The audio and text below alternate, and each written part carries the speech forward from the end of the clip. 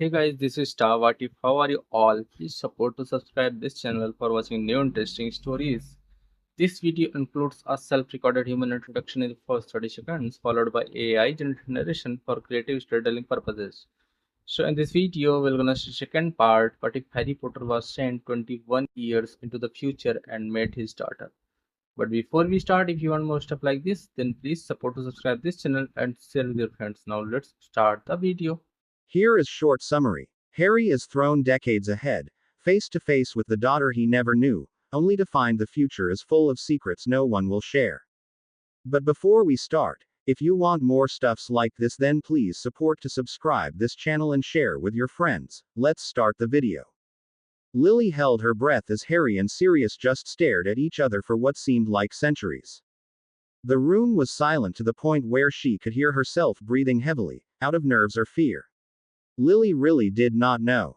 It was beyond unnerving to her, and she silently prayed that someone, one of them, would say something, anything. Unable to take it anymore as Harry took a step into the hospital wing, and staring at Sirius' impassive face, Lily could not do anything except look at her hands and fidget with her fingers.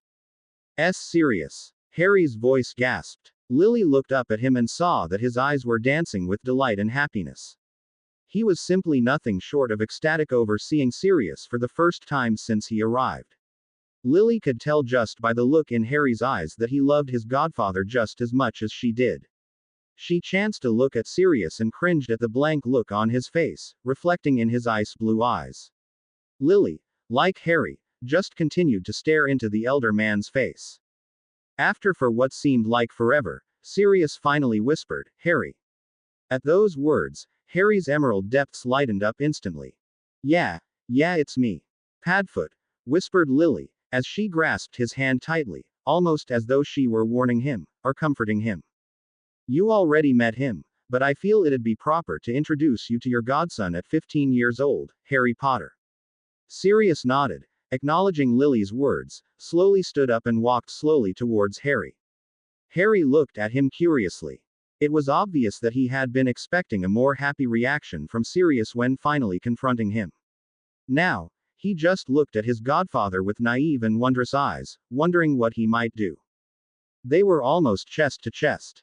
Harry's eyes started to turn from happy and excited to slightly nervous and confused. Sirius? He asked in a croaky voice. But, Sirius only responded with a snarl. Traitor, just like Pettigrew. Harry was taken back by this comment and stumbled backwards, blinking his eyes rapidly and confusedly. He was nearly knocked off of his feet as Sirius roughly brushed past him and down the corridor with his cloak swishing behind him. Harry had nothing to say. Nothing he could do. He just stared after Sirius retreating back down the corridor as tears welled up in his eyes and slid down his cheeks.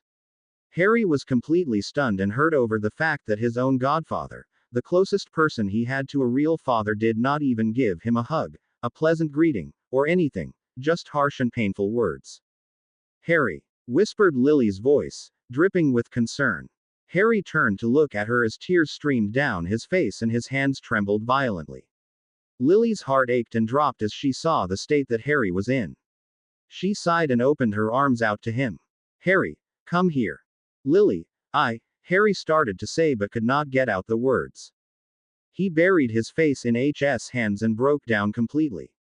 Lily's chest clenched with emotions that she could not describe and jumped out of the bed, her legs shaking, but it did not matter to her. She dashed toward Harry and pulled him into a tight embrace. Harry buried his face into the crook of her neck and hugged her back, clinging to her as though his life depended on it.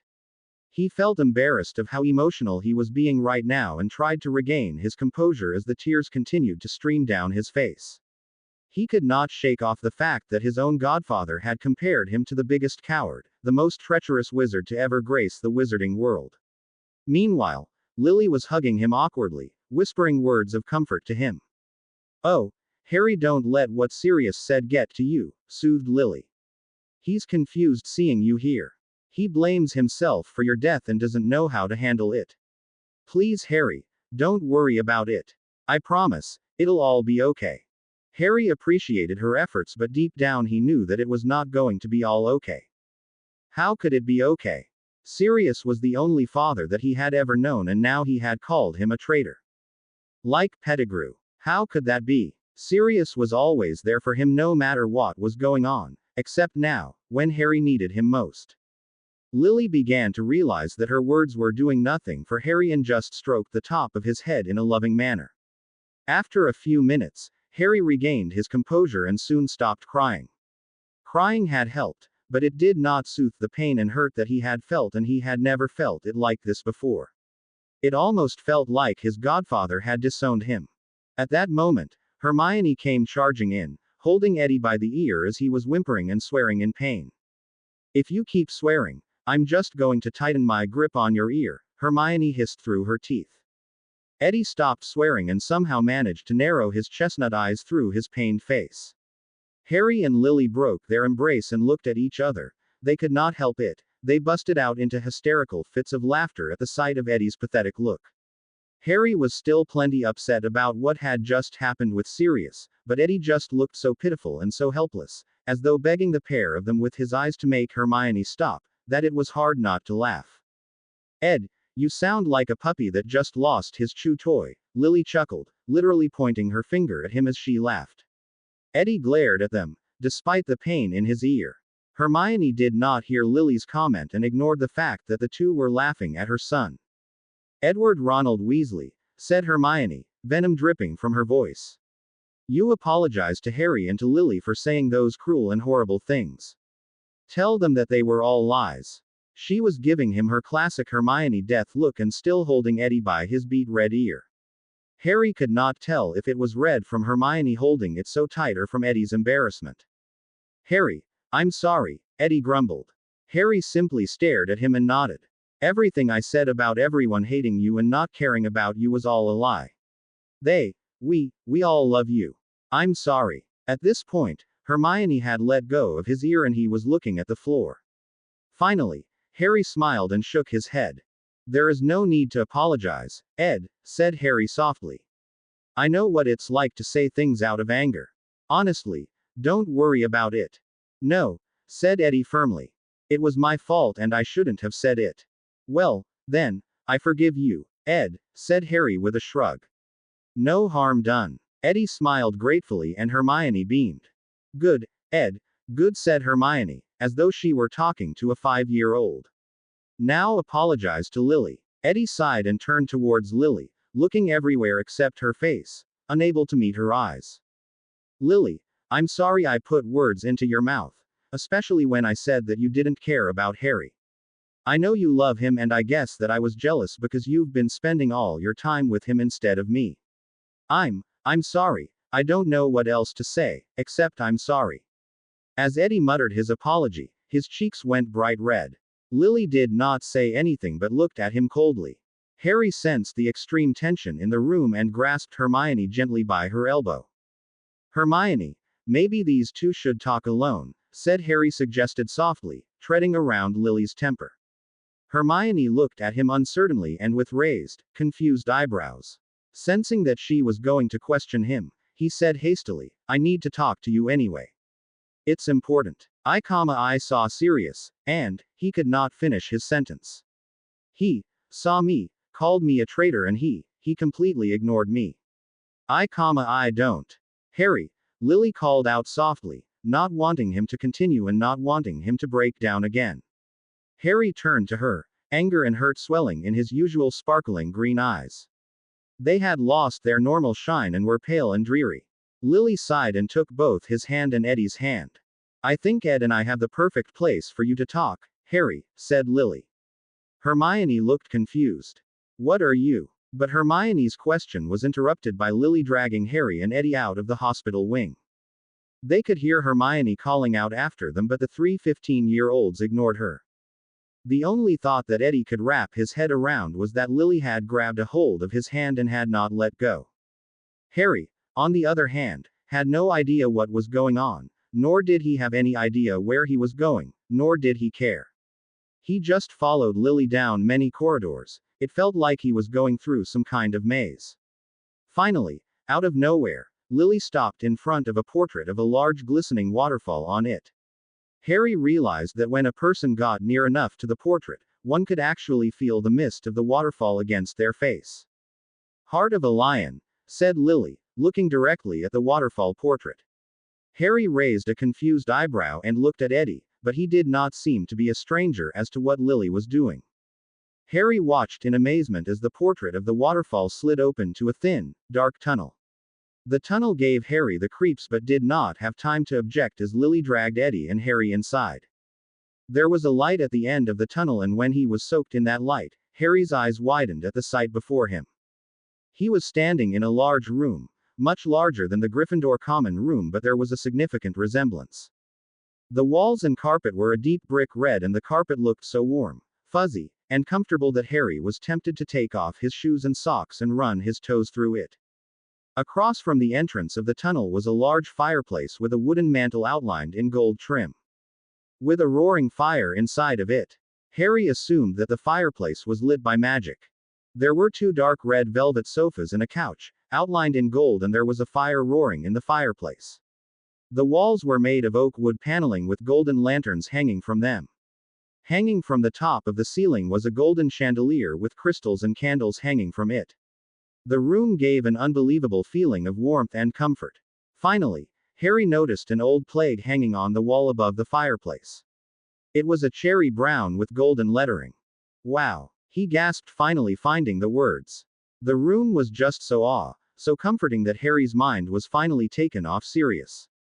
It was probably the main reason why Lily had taken him there in the first place. Wow, Lily, this is incredible. How do you find this place? I stumbled upon it, said Lily simply, her emerald eyes twinkling with mischief. Harry raised an eyebrow and Lily laughed. Fine. If you must know, I went sneaking out after hours. Filch was around, so I had to find a place to hide, and I suppose finding secret rooms is a special gift of mine. No one except Eddie and I seem to know about this place.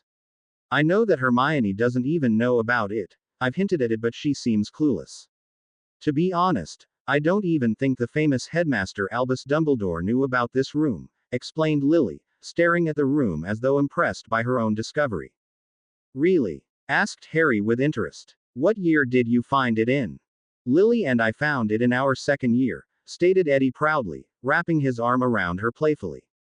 Lily narrowed her eyes at him, not forgetting about the argument they were in at the present time, and harshly shrugged his arm off of her shoulder. For your information, Weasley, snarled Lily, spitting out Eddie's last name as though it were something disgusting, I was the one who found this room in our second year, not you. I only told you about it and showed you where it was.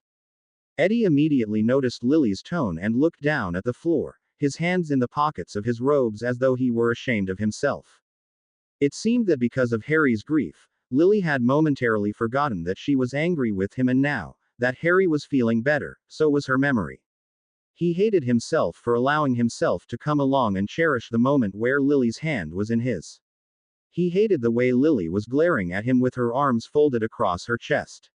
What he did not notice, however, was Harry rolling his eyes and pulling out his wand. Wingardium Leviosa, shouted Harry, pointing his at Lily. Lily instantly floated into the air, positively fuming. Harry, what in the bloody hell do you think you're doing? Bellowed Lily, her eyes blazing in a slight anger and panic. Put me down this instant. At this point, Harry was not listening to the rampages of his future teenage daughter, because he was now pointing his wand at Eddie and shouting, Wingardium Leviosa. Eddie also flew up into the air beside Lily. Harry could not help but notice that he looked a bit pleased about the situation and gave Harry a look of what looked like gratitude. Harry, also rather pleased with himself, smiled mischievously and put his wand back into the pockets of his robes. Lily, on the other hand, looked absolutely panic-stricken, and she continued to bellow demands at Harry. Harry, what are you doing? Lily roared, waving her arms frantically as though trying to swim in the air, away from Eddie. Harry grinned. I'm sick of this petty argument you two are having, said Harry. I feel like I'm responsible for this argument, and therefore, I'm going to fix it. You two are going to make up, even if I have to keep you two up there for the rest of the year. Good luck. With that, he nodded at them with respect and left the room, leaving Lily and Eddie completely alone. There were several minutes of awkward silence as Lily continued to try and float and fly as far away from Eddie as she possibly could. Unfortunately, she could tired and just floated there with her arms folded across her chest and staring determinedly anywhere but at Eddie. So, Eddie started awkwardly, breaking the silence and looking at the ceiling, still floating in the air. I guess it's safe to say that you're still mad at me. It was more of a question than an observation. Well done, said Lily sarcastically, glaring daggers at her friend. With observation skills like that, you could definitely become head of the OR department in no time. If I wasn't mad at you, Ed, we wouldn't be in this situation now, would we? Eddie sighed in defeat and ran his hand through his bushy red locks. Lily, I said I was sorry. What more do you want from me? Asked Eddie desperately, holding his arms out as though he were defeated. Honestly, this past month has been absolute hell without you. Lily did not say anything. She did not even look at him. She just stared blankly at the floor below her, as though trying not to hear what he was saying. Eddie sighed and there was a long silence. At that point, he did not think that Lily would ever listen to him and that their friendship could ever be repaired, until Lily finally broke the silence. Is it true? Asked Lily suddenly, out of nowhere. Eddie looked up at her startled, shocked that she even spoke to him. Is what true? Is it true that you managed to get Malfoy's blood for the Swainolian potion? Asked Lily quietly. Eddie blushed to the roots of his hair. He could almost feel the steam coming out of his own ears. Yeah, it's true, whispered Eddie, still blushing and not meeting her gaze. What happened that made Malfoy give away his blood? Asked Lily, trying to make her voice sound impassive, but Eddie heard the curiosity veiling it. Eddie went redder, if it was at all possible. We dueled, a bit, said Eddie. But, it ended the good old Muggle way, with me punching him in the nose and letting a few drops of blood drop out. Bit pathetic, Eddie asked half laughingly. Lily could not help but chuckle and finally looked at him. I do want to thank you for doing that, Ed, whispered Lily. You didn't have to do that, and I am lucky to have a friend like you. And I am sorry about getting so angry with you over what happened with Harry. I know I got a bit carried away. Lily Potter. Get a bit carried away. No way, said Eddie sarcastically, though he was wearing a big smile. Lily rolled her eyes, but a smile could not resist creeping on her face. Shut up, mumbled Lily, still smiling. But, I am sorry and I don't hate you. I could never hate you. You're my best friend and you don't deserve to be treated that way. I overreacted and I'm sorry. I don't know what got into me. I was being a brainless git. I'm so sorry. You're rambling, Lily. You know what I'm trying to say, Ed. I do. And I'm glad you finally saw reason, said Eddie with a smirk. Lily rolled her eyes and chuckled. You know, Lils, I'm sorry too. Ed, you already apologized, said Lily, wearily. You don't have to do it again. I've already forgiven you. Plus, I was the one who overreacted, not you. But I did overreact, Lily said Eddie, as though he were disappointed in himself. I was just so jealous, so upset that you were spending all your time with Harry instead of me. Lils, it's always been you and me and then all of a sudden it changed. I didn't know how to handle that. I didn't mean to make you feel left out, Ed, said Lily reasonably. Eddie nodded, showing her that he knew that. I just thought I should take the advice you gave me back at the Wyndham. You said it yourself. How many chances am I going to get to know my father like this? You don't need to explain yourself, Lils, said Eddie with a bright smile, pleased that she had listened to him and had taken his advice. It somehow lightened his heart. I understand completely. Friends. Always. Lily. Lily was now doing the opposite that she was doing before and tried floating towards Eddie instead of away from him. When she was in arm's reach, Eddie reached out and grabbed her forearms, dragging her towards him and pulling her into a warm embrace. Lily hugged him back with a small, pleased grin on her face. Eddie was happy that her face was rest on his shoulder because then she would have noticed the small tint of red that had appeared on his cheeks. All right of this mushy bullock, said Lily in a mocking exasperated tone. Eddie laughed as she pulled away from the hug and spit into her hand, holding it out for him. Eddie beamed and did the same, and they performed their infamous handshake that they had created when they were kids. Well, it's about bloody time, said a familiar voice from below. Lily and Eddie looked down startled and saw Harry grinning up at them, leaning against the entrance of the tunnel. I originally thought I was going to have to keep you guys up there all night. I'm glad it didn't though. Hermione would have had my neck. Harry pulled out his wand, Finite Incantatem. Lily and Eddie fell to the floor with a painful thud. Bloody hell, Harry, mumbled Eddie as he rubbed his backside. You could have put us down more gently. Then it wouldn't have been as amusing, said Harry with a mischievous shrug. Lily gave him an inappropriate finger gesture and got to her feet. Do that again, Lily, and I'll hex that finger off. So, what is this room anyway? Harry asked, looking around. No idea really, said Lily as she stood up and brushed some dust off her robes. I just kind of stumbled across it in my second year and have been using it to escape when I need to. I wish I had stumbled across it, said Harry. It would have come in handy in my second year, and my third year, and bloody hell, my fourth year. Anyone want to wager that I'll need it again in my fifth year? Both Eddie and Lily laughed as Harry walked over to the fireplace and looked at the plaque above it. What's this? Asked Harry, pointing at it. Lily and Eddie walked over behind him and looked at it over his shoulder. I have no idea, said Lily honestly. That's been there since I found the room. I've read it a few times, but I never understood what it meant. To be honest, I've never read it, said Eddie with a shrug. Lily rolled her eyes and playfully slapped him over the head. I think it's some kind of tale or fable, said Lily. You try reading it, Harry. You become a famous orator. You try and figure out what it means. All right, Harry started to read the fable out loud. Nothing is heard as silence roams the land. Until one day, a black crow appears and its singing voice makes appalling music in the air, destroying the peace of the world. The lifeless music of the crow is so strong that nothing is able to stop it, including the music of the other birds. It was as if peace was gone forever. A young mockingbird will appear. The mockingbird will have a powerful and peaceful singing voice that overcomes the crow's music. The crow fled and was not heard from for many years. The mockingbird's voice brought back peace and joy.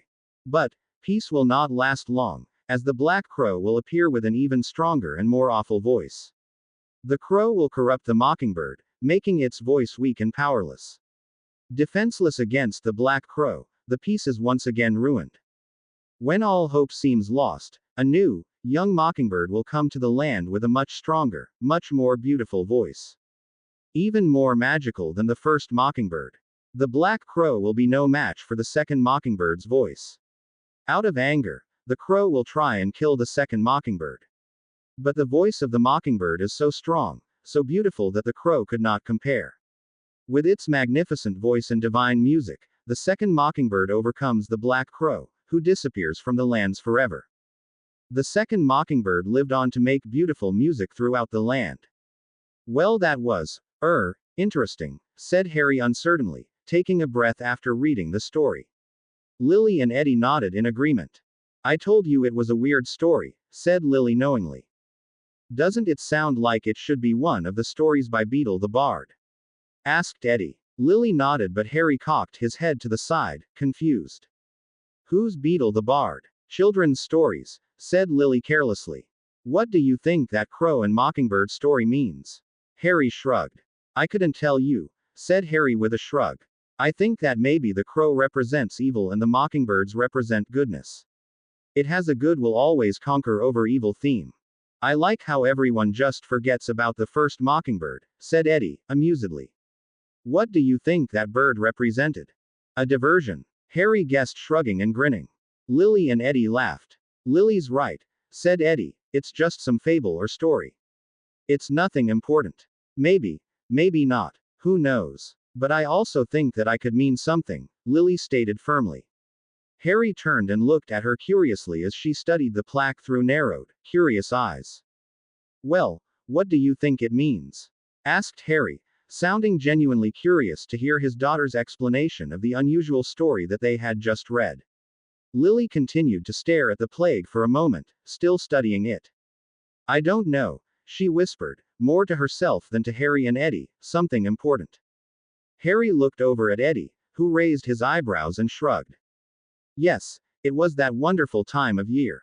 It was the time of year where the corridors and the great hall were filled with Christmas trees, holly, and mistletoe, the time of year where fluffy white snowflakes graced the grounds of the castle. It was at last Christmas time at Hogwarts School of Witchcraft and Wizardry. Alleluia! Gasped Lily as she plopped heavily down onto the couch in the Gryffindor common room. Eddie and Harry followed her into the room and raised an eyebrow at her. To Harry's amusement and confusion, Asher was playing chess by himself and Robbie was doing her nails the Muggle way, claiming that it always looked better than using her wand. "Why are celebrating Lily Billy?" asked Asher, not looking at her, watching the chess pieces move. "Well, duh," said Lily as though it were obvious. "It's finally Christmas vacation. No more schoolwork for a week. Woo-hoo. As much as I'm looking forward to the holidays, I'm not excited about the fact that everyone in 4th year and up are staying," muttered Eddie.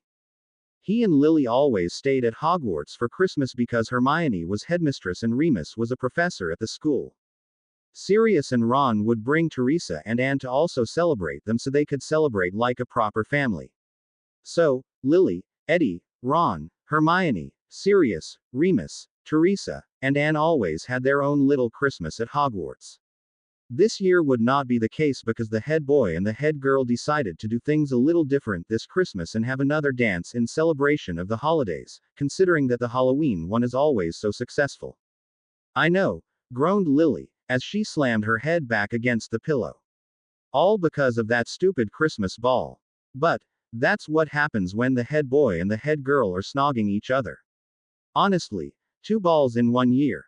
What is this world coming to?"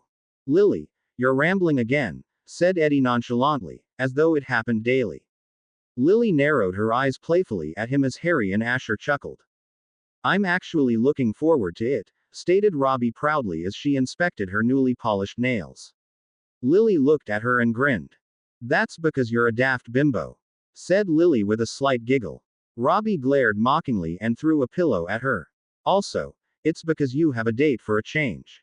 "Well gee, thanks, Lils," said Robbie sarcastically, though she was smiling.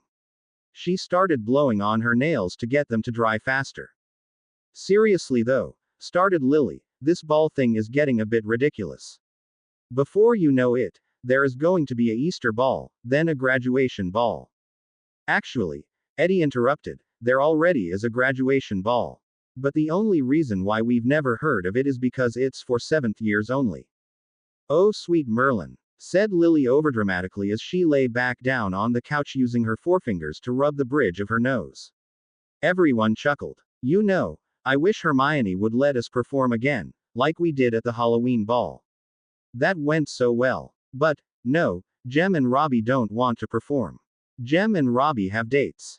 Lily was teasing them. She could not help it. "It's not my fault that Preston Gates finds me attractive," said Robbie with a flirtatious shrug, winking at Eddie. Lily rolled her eyes. "What about you, Ash? Who you going with?" asked Lily. She was always curious about Asher's dates because he was always dating A.B. owned Hufflepuff that Lily enjoyed making fun of. Asher grinned, knowing what Lily was up to. "I'm going with Alicia Madsen," he said casual. Lily raised an eyebrow. "Isn't that the Hufflepuff you asked to the Halloween ball as well?" "It is indeed. Are you really that desperate, Asher?" asked Eddie. Asher threw a pillow at him and everyone laughed. "I'm just shocked that he's going with the same girl to 2 balls in 1 year, teased Harry. "Lily told me that never happens." "Well, pray tell, Evans," said Asher coolly, "who are you taking?" "Harry has a date." Lily and Robbie squealed in unison. "Yes, Harry has a date," mumbled Harry, blushing slightly. "Madison Crosstones asked me. She seems not, so I thought, why not?" Asher considered Harry for a moment. "Madison Crosstones. She's pretty cute. Not a bad catch actually," said Asher brightly. Lily and Robbie rolled their eyes and Lily pretended to batter her eyelashes sarcastically. Robbie and Eddie laughed. "Of course she asked Harry," said Eddie. "She was all over Harry at the Halloween ball." Robbie and Asher began to make dotting noises in Harry's direction as Harry hit Eddie hard over the head with a pillow. Well, it's not your turn in the hot seat, Weasley, started Harry coolly, folding his arms across his chest. Who are you taking to the Christmas ball? Eddie began to blush, his ears going red. Oh, me, he asked, sounding like he was squeaking nervously. I'm probably going stag, again. Hey, don't feel embarrassed, Ed, said Lily smiling. I'm going stag too, especially after what happened with Ned Collins last year. Bloody hell, Asher, would you stop playing a game of chess by yourself? It's bloody annoying. She jumped off the couch and joined Asher for a game of chess. I wish you would stop swearing so much, Lil, said Robbie. That makes two of us, said Harry, nodding in agreement. Lily ignored them and continued her game of chess with Asher. As the night continued, Lily and Asher continued their chess tournament as Robbie and Harry got ahead on impossible and extremely difficult potions homework that Snape had assigned them early this morning. Eddie, much to the amusement of Asher and Robbie, sat on the couch with his hands fidgeting and watching Lily, as though working up some kind of courage to do something. Finally, Eddie opened his mouth for the first time in hours and looked right in Lily's direction. Lily, Eddie called out awkwardly. Lily looked up at him. Harry raised an eyebrow and gave Eddie a suspicious look. What's up, Ed? Well, I figured that since we're both going stag, do you think you might want to go to the Christmas ball with me? Eddie blushed furiously and Harry was not sure if it was because he was asking Lily or because he was stuttering so badly. Asher and Robbie exchanged knowing smiles. Fortunately, Lily did not notice either of their looks nor Eddie's embarrassment. She looked up at him curiously, with a soft smile. Actually, that sounds like a great idea, said Lily brightly as she continued to play chess with Asher. I'd love to go with you, Ed. Once again, fortunately for Eddie, she did not notice his face brighten immensely. Asher and Robbie winked at each other. The only one who looked disgruntled was Harry. His charming face did not look all pleased at all. In fact, he was glaring at Eddie. Well, that's great, Lils. He nearly shouted, a big goofy grin on his face. Ed, I need to talk to you.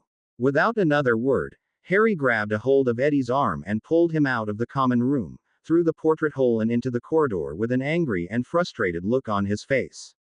Harry, Lily called out, but Harry ignored her. Harry, Eddie asked, confused when Harry finally got him alone in the corridor. Is there a problem? No problem. I just want to talk to you about something, said Harry, fingering his wand which sat in the pocket of his robes. Eddie nodded, encouraging him to continue.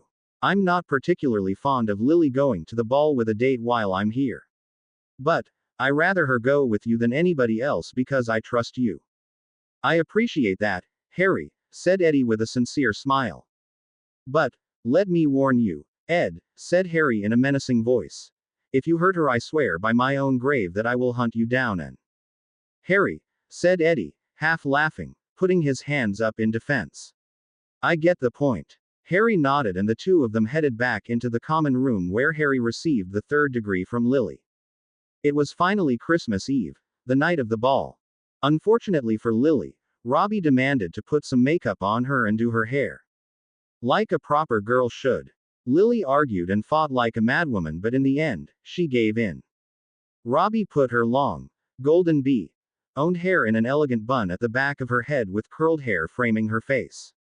Robbie, using her expertise, made Lily's eyes pop using the classic eyeliner, mascara, and silver and gray eyeshadows with dangling earrings that got lost in her gold curls.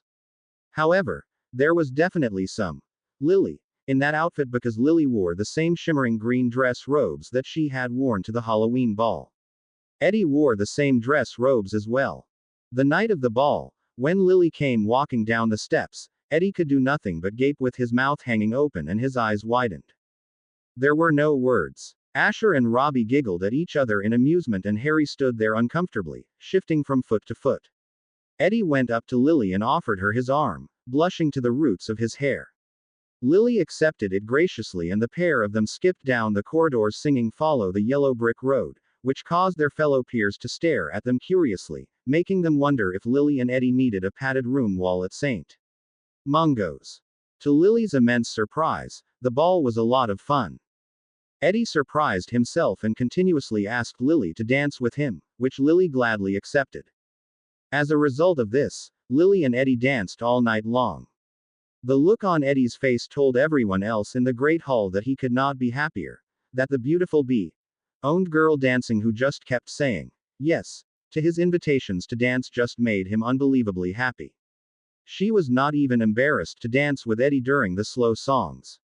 When they came on, Lily found herself casually putting his hands on his shoulders and Eddie wrapped his arms around her waist. During one of those slow songs, Eddie felt himself get brave and he pulled Lily close to him, close enough where Lily could rest her head against his shoulder. To his immense delight, Lily did just that. He enjoyed the sensation of Lily pressed against him and he began to savor it until a drawling, creepy voice interrupted them. "Well, isn't this cozy?" said the voice. Lily lifted her head and saw Darius Malfoy grinning evilly at the pair of them. "Oh, sod off Malfoy," grumbled Eddie, before Lily could respond. Malfoy ignored him and stared directly at Lily, leaning in slightly. "I would watch your back tonight, Potter," he whispered threateningly in her ear.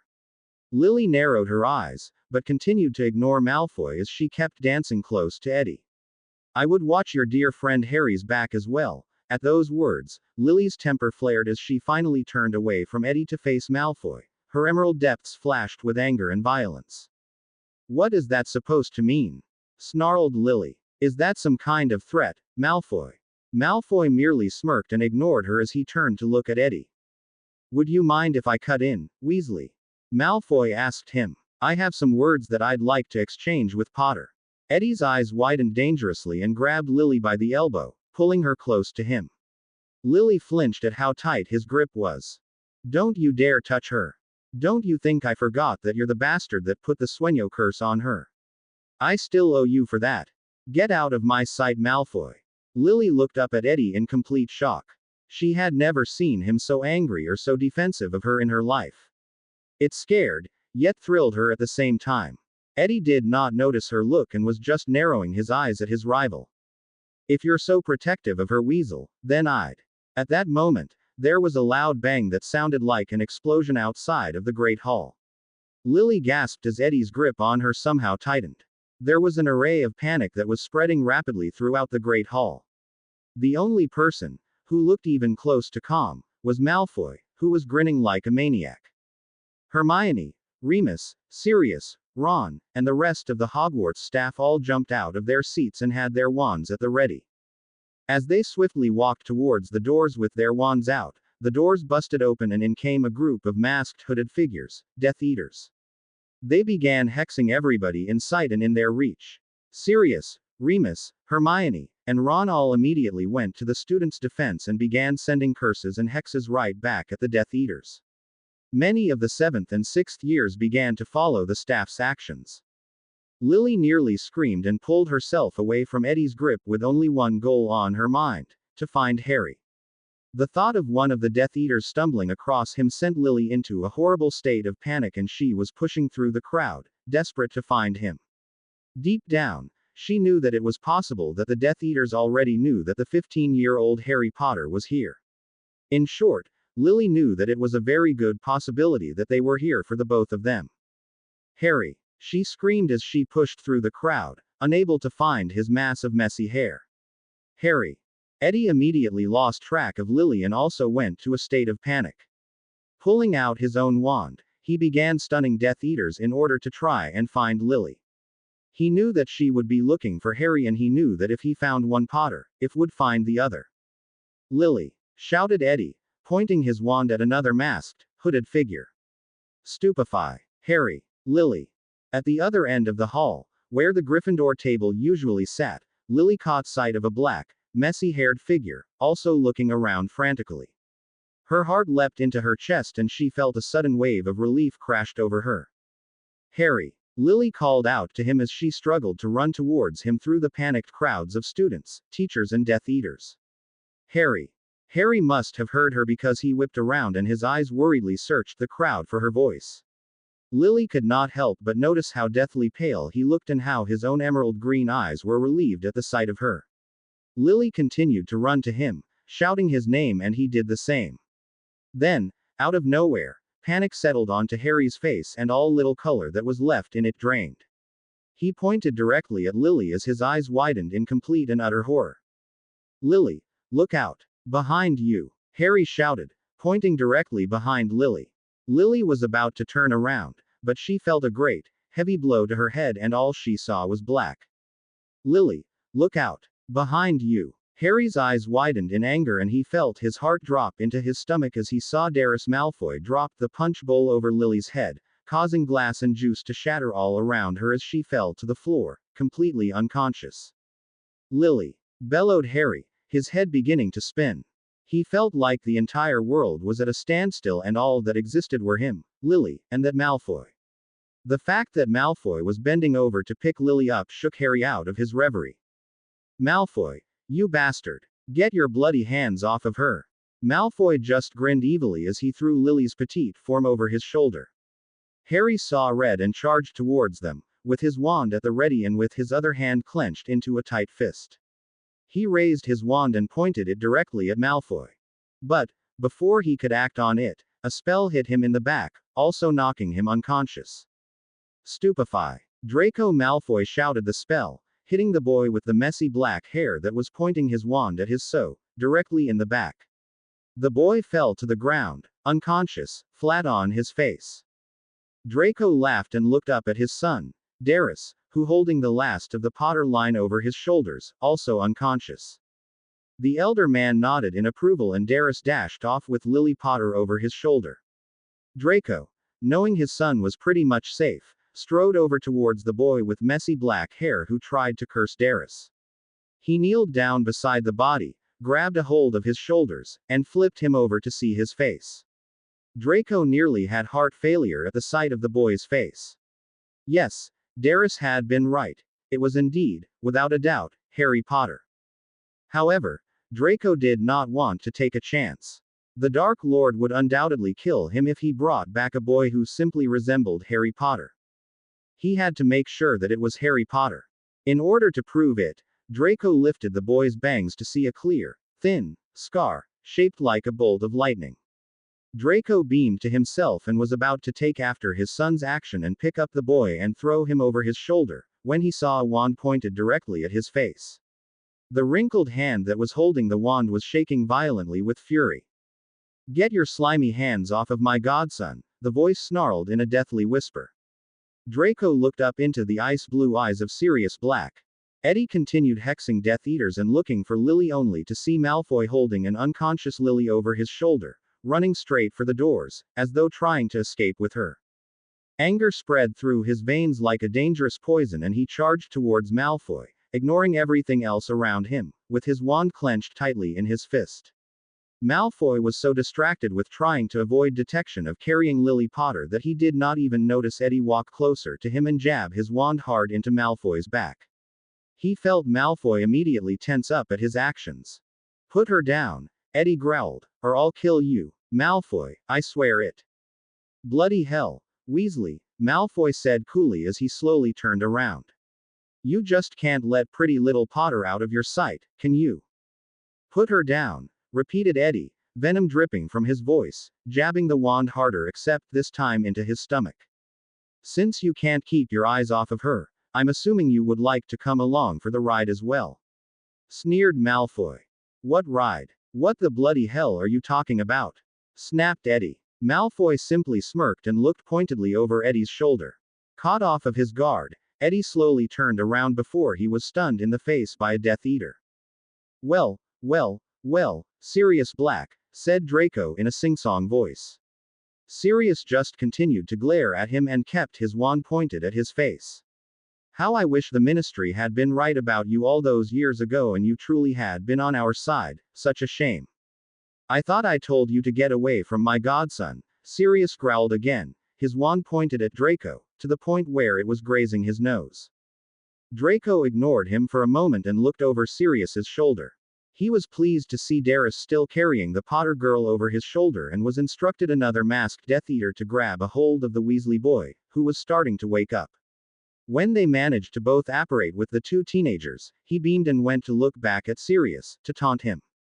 I'm surprised that you're even protecting the boy, sneered Malfoy coolly. I thought you would be mad at him. Sirius gave him a murderous look and his grip on his wand tightened. No comment to that, Black. At that moment, Malfoy took advantage of Sirius's distraction, grabbed the unconscious Harry, and started to apparate with him. Sirius realized what he was doing and completely panicked. He could not understand how Draco Malfoy and the rest of the Death Eaters were able to apparate and disapparate within the Hogwarts grounds. Since somehow they were able to, Sirius continued to panic and jumped on Malfoy just as he was disapparating with Harry, taking them away to who knows where. When they got to wherever Malfoy had apparated them to, Draco Malfoy dropped Harry and fiercely kicked Sirius off of him and got to his feet with his wand at the ready. Though Sirius was a powerful wizard, he was still an elder man and went flying backwards when Malfoy kicked him off. Sirius rolled over on the ground and groaned, looking up at the younger, blonde-haired man. Taking in his surroundings, Sirius noticed that they were surrounded by tombstones. Fear and terror gripped at Sirius when he realized that they were at the Riddle House, in the same graveyard where Voldemort had kidnapped Harry and had used his blood to regain a body. Despite how familiar it was, Sirius knew that it had changed over the years. Voldemort had completely destroyed and wiped out the village and transformed the Riddle House into a dungeon and a torture chamber. Sirius searched and reached for his wand, but Malfoy was too fast for him. Expelliarmus, said Malfoy, as Sirius's wand flew into the air and safely into Malfoy's fist. Realizing he was completely defenseless, before anyone could act, Sirius heard two more pops and saw two more Death Eaters enter the graveyard. One of them, undoubtedly Darius Malfoy, was carrying an unconscious Lily. The other Death Eater was fighting with a struggling Eddie. Sirius wanted to run to them, to protect them, but Malfoy had his wand and now had him at wand point. Draco Malfoy turned to the other Death Eaters that had stumbled upon the scene. Some were trying to assist with holding down Eddie. Not, take the Potters to where they're supposed to go, Draco Malfoy commanded. I'll take care of Black and the Weasley boy.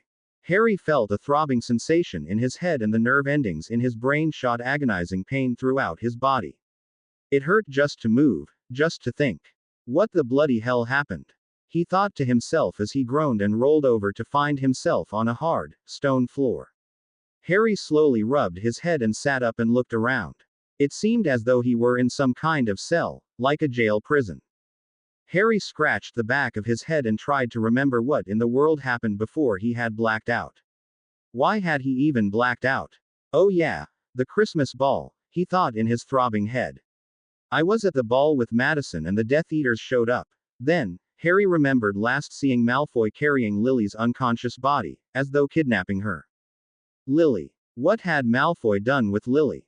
Harry's chest swelled with fear and he looked around frantically only to find a rather small figure wearing shimmering green robes lying on the floor of the same cell. Harry noticed the figure had golden blonde hair. Lily. Gasped Harry, his heart pounding painfully against his chest as he began crawling over to the spot where she laid unconscious. He gently tuned her over in his arms and pushed her dirty hair out of her sleeping face. Harry remembered that Malfoy had dropped a glass bowl over her head, so he did not want to shake her in case he did more damage to her head or neck. Instead, he gently tapped her cheek gentle and called out her name urgently. Lily. Lily, wake up. Harry. She groaned. It was evident that she felt just as terrible as he did. Harry continued to support her as she sat up. What happened? I really couldn't tell you, Lily, said Harry, honestly. I don't remember much. I just remember seeing Darius Malfoy drop the punch bowl over your head and then something hit me in the back and I was knocked out. Stupid git, said Lily, gingerly touching her head as Harry helped her get seated so that her back was resting against the wall. Lily leaned her head against the cold stones of the cell and looked around, taking in her surroundings. I think we've kidnapped by Death Eaters, Lily said sternly, as she continued to look around. That's a safe assumption, muttered Harry dryly, but Lily ignored his comment, suddenly looking grave. This looks like Voldemort's dungeon, she explained.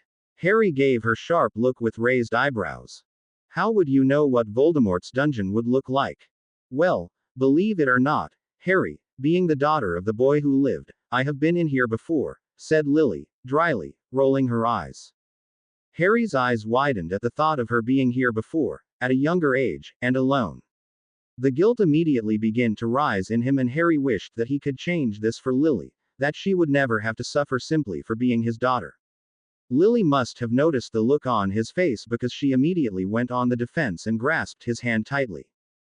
"Wipe that brooding look off your face, Harry Potter," whispered Lily fiercely. "Being your daughter has made me who I am, and quite frankly, I'm quite pleased with the result. Some people consider that arrogant, but I call it self-confidence." To his immense surprise, Harry let out a hearty laugh. "I'm pretty proud of the result too, Lily," said Harry, looking at his daughter affectionately. They looked at each other proudly for a moment before they heard a cold voice up ahead. "Well, well, well," came the cold, drawling voice from the other side of the bars of the cell. Harry and Lily gasped and whipped around to see three masked Death Eaters staring at them from behind the bars. One was tall, lanky, and skinny, while the other two were simply huge and buff, resembling that of gorillas. "The Potter family has awakened. The Dark Lord will be most pleased. Alohomora." The cell door unlocked and the two larger Death Eaters charged in, grabbed Harry and Lily roughly by the necks. "Get off of her!" shouted Harry, kicking, punching, and trying to fight off the Death Eater after seeing Lily's eyes roll back in pain. "Keep your trap shut, Harry," whispered Lily fiercely. "I would listen to the flower. The less trouble you give us, Potter," snarled the Death Eater as he pulled Harry's head back by his hair and hissed in his ear, "the less likely we'll hurt your lovely little daughter." Harry grunted in pain but did not say anything or fight anymore. The Death Eaters held the pair of them by their necks and literally dragged them out of the dungeon-like building and outside in the fresh air. Harry looked around and saw that they were heading towards a graveyard, and he shivered. He recognized the graveyard, for it was the same place that Voldemort killed Cedric Diggory, took Harry's blood, and regained his body to create absolute destruction. Harry closed his eyes, shutting them tightly as the Death Eater guided him towards the very place he dreaded going. He noted that Lily was just going with it and not trying to fight off the Death Eaters, so he followed her example. Like she stated earlier, she had been here before and she probably had an idea of what she was doing. Harry trusted her to take care of them both. Harry kept his eyes clenched shut, but the Death Eaters had stopped walking. He chanced a glance and opened his eyes and realized that they were now standing in front of what looked like a large throne with a large snack on the top and snake-like armrests. The Death Eaters took a step back and left Lily and Harry side by side in front of the snake-like throne. Out of nowhere, a sharp and exquisite burst of pain shot through his forehead and across his scar. Harry cried out and closed his eyes, his pain clutching on to his forehead. He knew what was coming. Lily grabbed a hold of his hand tightly, squeezing his hand so tight that it was painful. Harry knew that she was trying to alleviate the pain from his forehead by creating pain in his hand. He squeezed it back, hoping that it told Lily that he would protect her against what was going to happen no matter what he cost. "Lily Potter," came a cold, high voice that Harry immediately recognized Voldemort's voice. "How delightful. We're so happy that you're able to join us." Harry regained his composure and looked up to see that there was a man sitting on the throne. A man that he had noticed before due to the pain in his scar. The man slowly stood up and strode towards them, causing the pain in Harry's scar to intensify. Harry looked into his face, and if he had not seen that face before, he would have screamed. He looked just as he did 21 years earlier, more like a snake than a man, with slit-like nostrils, a snake-like nose, and red eyes that glowed evilly in the light. It was Voldemort. "Harry," whispered Lily at the corner of her mouth so that no one could hear her except Harry. Harry looked at her using his peripheral vision. He noticed that Lily was going pale. Almost sickly. "Before this happens, I just want you to know something that Ron, Hermione, and I should have told you all along." Lily was clearly inwardly panicking, knowing that Voldemort was going to tell Harry everything. Everything that Ron, Hermione, and Remus had been so desperately trying to keep him from him. Voldemort was going to reveal all the secrets of Harry's past, even the most painful parts, painful for her anyway. "Ah, and I see she brought a guest," said Voldemort in mock delight. Harry clenched onto Lily's hand tightly, but could not hear her words of Voldemort's taunts and the great number of Death Eaters that were beginning to circle the three of them, Voldemort, Lily, and Harry. Back off, growled Harry, ignoring the seething pain in his scar, taking a step back and trying to drag Lily behind him. Stay away from us. Can anyone tell me who this guest of honor is? Voldemort continued to mock them, completely ignoring Harry's warnings. Ah, why it's Harry Potter, sneered Voldemort, the man who started off as the boy who lived and who later became my most powerful Death Eater. Harry stared, letting the words slowly sink in. A Death Eater. The most powerful Death Eater. Voldemort's most powerful Death Eater. Harry felt the blood drain from his face and his heart dropped in his stomach. His stomach, on the other hand, seemed to have so many things squirming and shaking inside of it that it was making him sick to the very core of his bones. Harry felt like he had lost control over his bones and his limbs because his entire body began to shake and tremble uncontrollably. Desperate for answers, desperate for someone to tell him that Voldemort was lying, Harry looked around at Lily, pleading with his eyes for her to tell him otherwise. But Lily did no such thing. She was looking at her feet with her hands deep in her pockets, as though she were ashamed of something. Lily, Harry called out, barely above a whisper, but loud enough for Lily to hear him. However, she did not meet his gaze and her face had somehow gone paler when he had called out her name. There was no denying it. Her face told him everything. It was true. No, Harry cried out desperately. No, it can't be. Voldemort threw his head back and laughed evilly. Oh, yes, Harry, yes, Voldemort sneered coolly. You did indeed become a Death Eater. More than a Death Eater. You became my right-hand man, to be honest. It sounded like Voldemort was teasing him, mocking him, and Harry had never felt so sick in his life. It felt like a bundle of snakes were crawling in the pit of his stomach, ready to come out of his throat. And it did. Harry leaned over and began heaving. When he was finished, he stood up on trembling legs and looked at Voldemort, his scar burning fiercely and painfully on his forehead. How? Why? Harry whispered, almost falling to his knees, trying to regain his composure, to make sure he stayed on his face. How? Why? Voldemort repeated, mocking Harry as though considering the situation. He heard Lily gasp from beside him. Well, that's quite an interesting story. Shall I tell to you, Harry? Should I tell you everything that your so-called friends and family have been so desperate to keep from you? Harry did not say anything but chanced a glance at the bee-owned girl standing beside him. Once again, Lily refused to meet his eyes and she pointedly looking in the other direction, unable to see the look of horror, pain, and confusion written all of his boyish features. I'm sorry, was all she whispered. Harry looked back at Voldemort, his emerald green eyes wide and horror-struck. Voldemort, once again, threw his head back and laughed and it echoed horribly throughout the graveyard. You see, Harry. Voldemort scoffed, still mocking Harry. See what I have been trying to tell you all these years. How it is mere weakness for a wizard to rely on his so-called family and friends. There is only power, Harry, and those too weak to seek it. You, however, grew out of that weakness. Your weakness started to die within you when you, Potter, became a famous and powerful Auror, the best that the Ministry had, along with blood traitor, scum friend, Ronald Weasley. In between cases and assignments on the Ministry, you were constantly hunting me, hoping to finish me at last. There were rumors that I was going to try and invade France. You could not have been more than 20 years old when you followed that rumor and it took you right to France. While you were there, searching for me, you met a woman whom you thought you had fallen in love with. But, she was a mere distraction, a distraction that stopped you from seeking me, a distraction that rejected you, calling you and what you had a mistake. You were so distressed that you forgot about hunting for me, that you gave up on hunting for me, and returned to England angry, frustrated, and with a broken heart. Once again, Voldemort threw his head back and laughed at Harry's expense and pain.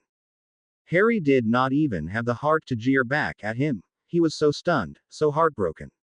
He could not believe what was happening here. Here was Voldemort, his enemy, the man who had murdered his parents and terrorized the wizarding world for over a decade, telling him everything. Here was the wizard who had tried to kill him on countless occasions, telling Harry all about what would become of him when Ron, Hermione, and Remus should have done that in the first place. Miraculously, Harry, you survived your heartbreak, But you remained a fool, you remained weak, hissed Voldemort, resembling a snake so much that it sent shivers down Harry's spine. You thought you could try another hand at that so-called love again. It was less than a year later when you found yourself in love and dating the lovely and fiery Ginny Weasley. Such a delight. I became rather acquainted with her during her first year at Hogwarts. Harry felt a fire rise in the pit of his stomach and he clenched his hands into tight, angry fists at the mention of Ginny. The thought of Voldemort mocking that horrible experience that she had endured during the Chamber of Secrets was enough to make his blood boil. You shut your mouth, snarled Harry, narrowing his eyes at Voldemort, and his scar began to burn ferociously. For the first time, Lily looked at Harry wide-eyed and Voldemort looked slightly startled at Harry's reaction at the mention of Ginny. Ah, Voldemort jeered. I see we have discovered when our young Mr. Potter started having feelings for the lovely Miss Weasley. At this, even the surrounding Death Eaters began to laugh. Harry wished that he had his wand so that he could hex them all into oblivion. When they had finished with their fun at Harry's expense, Voldemort continued. It was during this blissful time in your life that, one morning, you had a little gift lying on your doorstep. It was none other than a little newborn baby girl with a note from the woman in France. The note claimed that the baby was yours and that she wanted nothing to do with the girl, leaving her in your care, making her your responsibility. If I recall, the woman even suggested that you abandoned the baby, just as she had done, calling her a mistake. How ironic, isn't it? Considering that you were once left on a doorstep, right? Harry's chest swelled with anger. After all, Voldemort was the reason why he was left on that doorstep in the first place. Desperate for answers, desperate for someone to tell him that Voldemort was lying to him, Harry looked at Lily at the corner of his eye and noted how ashamed she looked. He could not believe Lily's mother had abandoned her and called her a mistake. Lily was a mistake that her mother had never wanted. Of course, since you were still weak and you believed in that horrible theory of love, you took your daughter in without question. You probably did not even question whether she was actually your daughter. There is no doubt that she is yours, isn't it, Harry? After all, look at those big, beautiful green eyes. Voldemort was mocking him again and Harry's nails were digging deeper into the flesh of his palms. If you thought your life was blissful when you were dating Miss Weasley, you were wrong. Now that you had a great job, a daughter, and Ginevra had become your fiancé, you were a man on top of the world. It was at this time that I realized that I finally had the tools I needed to get Harry to join me and to fulfill the prophecy. Prophecy? Lily and Harry asked in unison. What prophecy? Asked Lily, raising an annoyed and angry eyebrow. Harry looked at her for a moment before turning back to the dark wizard in front of him. It was the first time that she had spoken since Voldemort began revealing all of Harry's secrets. Voldemort stared at them and began to laugh disbelievingly. Oh my! Don't tell me that you two do not know, sneered Voldemort. Dumbledore always liked to keep you in the dark, didn't he, Potter? The prophecy made by Sybil Trelawney made several years ago called The Crow and the Mockingbirds. Harry and Lily's mouths dropped in utter and complete shock. Yes, it is a prophecy. After torturing Miss Trelawney to analyze it from me, she confirmed that I am the crow. Harry is the first mockingbird, and you, my lily flower, you are the second mockingbird. Sybil Trelawney has made several prophecies about me over the years. The first one she ever made was right before you were born, Harry Potter. That prophecy stated that Gryffindor heir with emerald green eyes will join me and help bring me to ultimate power, and that another Gryffindor heir with emerald green eyes will destroy me, explained Voldemort, hissing at Lily as though she were a dangerous poison. Harry's eyes widened. What? Harry gasped, disbelievingly. The Gryffindor heir. That old fool has not told you, Potter? Asked Voldemort, clearly astonished. Dumbledore is more of a fool than I thought. Surely he would have told you that you're the heir of Godric Gryffindor, and obviously so is young Lily here. How do you explain that remarkable power with your eyes? Only a Gryffindor heir can do that. Each heir of the founders of Hogwarts had inherited a special, magical gift. I, the heir of Slytherin, had inherited the gift of Parseltongue. The heir of Hufflepuff will inherit the power Odiosus, the power to hear the dead. The heir of Ravenclaw will inherit Hypnocris, the power to hypnotize others through their singing talents. And, of course, the heir of Gryffindor inherits Iluda, the power to attack others with their bright, green eyes. I am the heir of Gryffindor. Harry gasped, his breath hitching in his throat.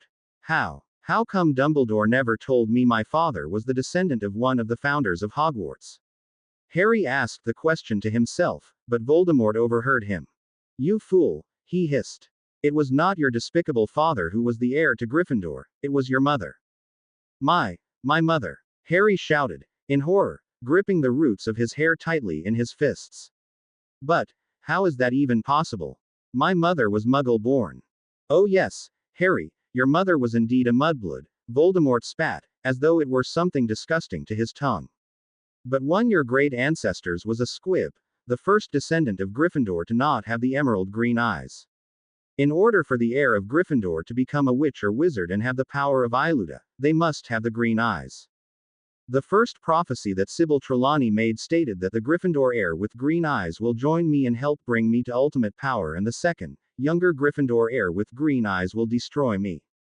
So, naturally, your mudblood mother was an heir, had green eyes, was a powerful witch, and could subtly perform the power of Iluta. And best of all, she was pregnant. At that time, I could have sworn she would have been the heir to help bring me to power. But, in order to get to her, I had to dispose of your father, so I did. I told you in your first year, Harry, your mother did not have to die.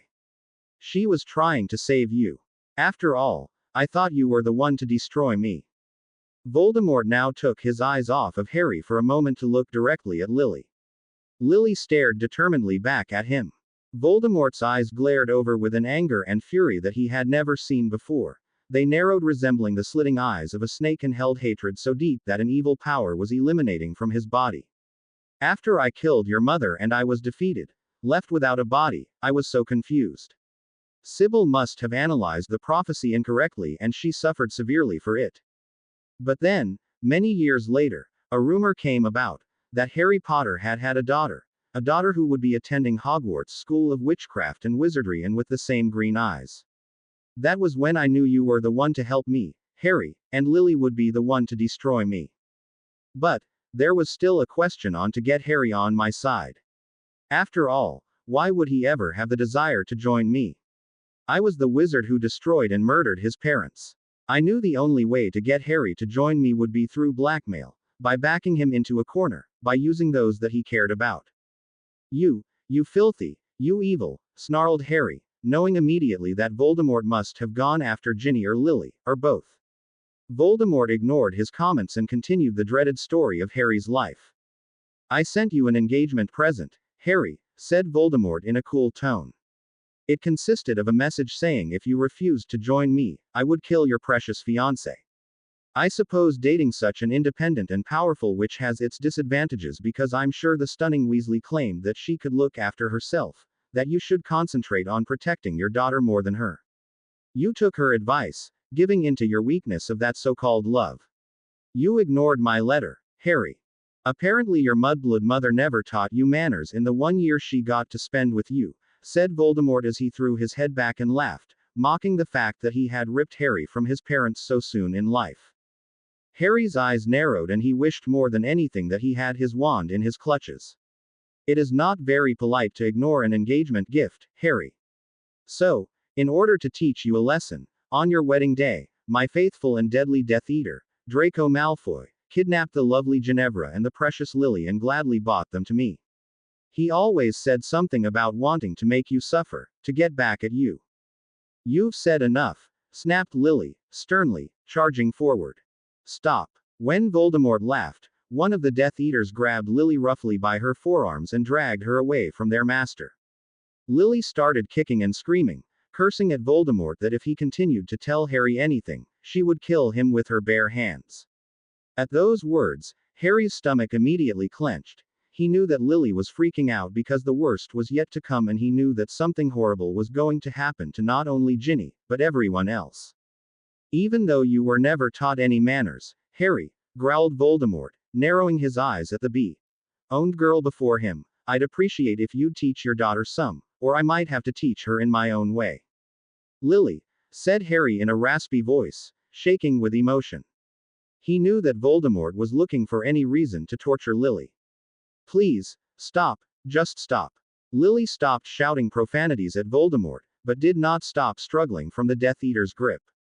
The Dark Lord hissed at Lily but turned back to Harry with an evil glint in his eyes. Harry felt sick again. He knew that his enemy was going to enjoy doing this, saying what was coming next. I led you on a merry chase, Harry, a chase to find your daughter and your fiancé. You followed my instructions and you came alone to fight for them. When you arrived and we dueled, I overpowered you briefly and gave you a choice to join me or I would torture and kill your daughter, right before your eyes. You hesitated, you fought, but eventually you gave in to your weakness again. Out of that so-called love for your daughter, you joined my ranks and became a Death Eater. But, we came across a dilemma, my dear Harry. You see, in order to become a Death Eater, you have to make a sacrifice. I insisted that Ginevra Weasley's life be your sacrifice. I threatened precious Lily's life again and you had absolutely no choice. You were forced to choose between your fiancé and your daughter. In the end, Potter, you chose your daughter and murdered the love of your life and the youngest child, the only daughter of your surrogate family. Voldemort was now laughing like a maniac. Harry's stomach and heart clenched and his insides began to squirm, and he began heaving again.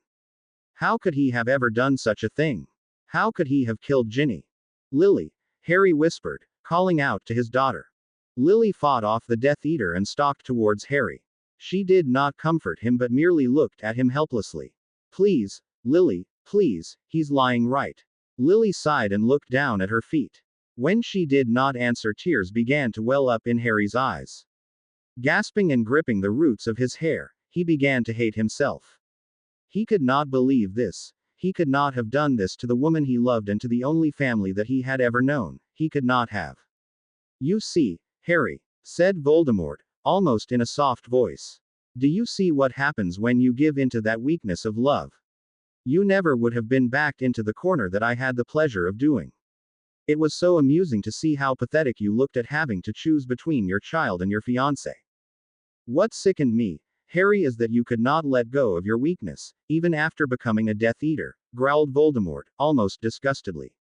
When I returned your daughter to the Blood Traitor family, you made me make a wizard's oath, saying that you would only stay loyal to me if I never harmed or touched Lily Potter, Sirius Black, Remus Lupin, or anyone with the last name Weasley and their families. I needed you to stay loyal to me, so I agreed and made the oath. Shut up. Just shut up, Harry yelled, still gripping his hair, and hot, wet, tears continued to sting his eyes. He looked as though he was going insane and Lily just stood there helplessly, wanting to comfort him, but she was not sure how to go about doing it. Voldemort, on the other hand, took pleasure in Harry's pain and continued. Your friendship with the Blood Traitor, Ronald Weasley, was completely severed when he found out how you murdered his only sister. His mudblood wife tried to defend what you had done, telling him that you had no choice, that you had done it to save Lily's life. But, he could never forgive you. The whole Weasley family turned their back on you. You knew your life was completely falling apart. It seemed that the only one still on your side was your fugitive godfather. Black tried to stop you from joining me. If my memory serves me right, he kept saying things like, you parents didn't give their lives for you so you can become a Death Eater. Became so anxious, so angry, so frustrated with him that you snapped. You knew that you could not break the unbreakable vow, so you told him that Lily Evans Potter and James Potter were not your parents, that he, Sirius Black, was not your godfather, that Lily was not your daughter, that the Weasleys and Lupin were not your best friends. To my ultimate pleasure, you told him that your only friend and family was Voldemort, me. Voldemort was your father, you said. Voldemort was your godfather. You disowned them. You denied being the son of Lily and James Potter. You denied everything that you were. Of course, Black nearly fell apart. You were the only thing he had to live for and you disowned him. I'd imagine that if little Lily was not around, the old fool would have killed himself. But can you imagine how little Lily must have felt? First, her mother abandoned her, and then her father disowned her. Voldemort took his eyes off of Harry for the first time in a long time to turn his gaze onto Lily. How does that make you feel, Flower? He laughed evilly. Harry nearly choked on his tears and glanced nervously at Lily. What he saw made his heart crumple. She was looking at the floor, her eyes glassy, though no tears fell, and her hands were deep in her pockets. She looked completely heartbroken and ashamed. The fact that she was not contradicting Voldemort told Harry that this all was the truth. Harry's heart went out to her and he wanted to comfort her, but he knew she would never accept it. Not now that Harry knew the truth. At first, Black refused to believe that you had disowned them all. But you could not break the oath, and in order to prove it, in order to protect them, you convinced them of your evil and your loyalty to me. You placed them all under the Cruciatus curse, even little Lily Flower. As you tortured them, you shouted at them. You told Sirius that he was never a good godfather because he was stupid enough to go after Peter and that he was never there for you and it was his fault that you turned out this way.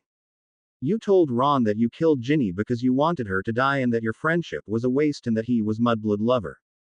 You told Remus that he was just a werewolf that would kill him in the end anyway. You told Hermione that she was filthy little Mudblood who would not know a Quidditch game from a football game. And, Lily. Harry cringed, waiting for the blow. You told your precious Lily that she was a mistake and that you never wanted her in the first place. Funny thing, Harry, many assumed that I had you under the Imperius curse, but after this, they knew better. This was all under your own free will and everyone that you once loved knew it. Years went by and you became my most powerful Death Eater, especially when you performed the Iluda. That gift was precious to me. Without it, I never would have gotten as powerful as I am now. You became my right-hand man, Harry. I relied on you. I needed you, so I treated you well. I was at my ultimate power, and with your power of Iluda, nothing could stop me. Well, maybe except young Lily here. I knew that one day the prophecy would try and fulfill itself. Lily had just started her first year at Hogwarts and I could not harm the child. Why? Because of my oath with her father, you, Harry. It was the oath that would not allow me to ever to harm her as long as you were on my side. The only way to lay hands on the girl was to get rid of you, Harry, said Voldemort, now glaring at him. Though you brought me so much power, killing you was the only way to get to her. But, I could not just kill you. You were such a powerful Death Eater. I don't even think you knew just how powerful you were. I had to make sure you betrayed me, and then I could kill you. But, you were so loyal to me. How could I get you to betray me? Why? By provoking you, of course. But, how? How could I provoke you? I could not touch anyone you cared about, since I made an oath not to touch any of them. But, then I realized that you still carried that weakness, of love and nobility. You see, there was someone you cared about that you forgot to mention in our little oath. It was someone you never actually loved, but because of your nobility, you still cared of her, and that would of course be Lily's mother. For years, I persuaded my Death Eaters to try and pry the information out of you concerning the woman's identity. But, you never told anyone. Sometimes I think you didn't want to admit it to yourself. So, I used Legilimency to invade your mind. I discovered her identity and kidnapped her. I tortured her severely. It nearly drove you insane to see her suffer, and after losing the lovely Ginevra, you knew you could not make the same mistake and let me kill her too. You went against me and fought for her life. You fell right into my trap, Harry, because of your continued weakness. We dueled, Harry, said Voldemort, clearly reflecting on the memory. I had become more powerful than any other wizard in existence because of the assistance of your gift of Iluda. But, you were more powerful than you give yourself credit for, and you used the power that once helped me against me. I could not defeat you, so I fled, threatening your life and the life of those you loved, as the oath was now broken. My plan had worked, Harry. I had gotten you to betray me. My Death Eaters followed me lead, as you were the only one who knew not of the plan. You were left alone with Lily's mother and escorting her back to France, and you or Lily never heard from her again. You were alone, Harry, sneered Voldemort, completely and utterly alone, all because of your weakness. You had betrayed everyone you had ever loved. But, that did not stop you from seeking their forgiveness, and that did not stop you from so desperately wanting to see your daughter. You had missed several years of her life and you did not wish to miss any more. It was Christmas Eve of Lily's first year when you returned to Hogwarts. The Mudblood and her blood traitor husband were so shocked to see you, shocked, but angry and distressed. You explained yourself. Gave into your weakness and opened up and told them everything. How I, Lord Voldemort, had blackmailed you, that you never meant any of it and you were sorry. The mudblood and the werewolf immediately forgave you and welcomed you back with open arms. But, Ronald, Sirius, and Lily, they were a different story. Sirius hated you with an utter passion. He claimed that you were nothing more than a cowardly traitor, just like my servant, Wormtail. Ronald called you a murderer having killed his only sister, the same woman whom you claimed to love and swore to protect. Then, there was Lily. Oh, Lily resented you, struggled with her emotions. After all, you were the father who claimed to love her and then disowned her. She was not about to just flat out forgive you. It was not until Lily's second you that you had earned their forgiveness.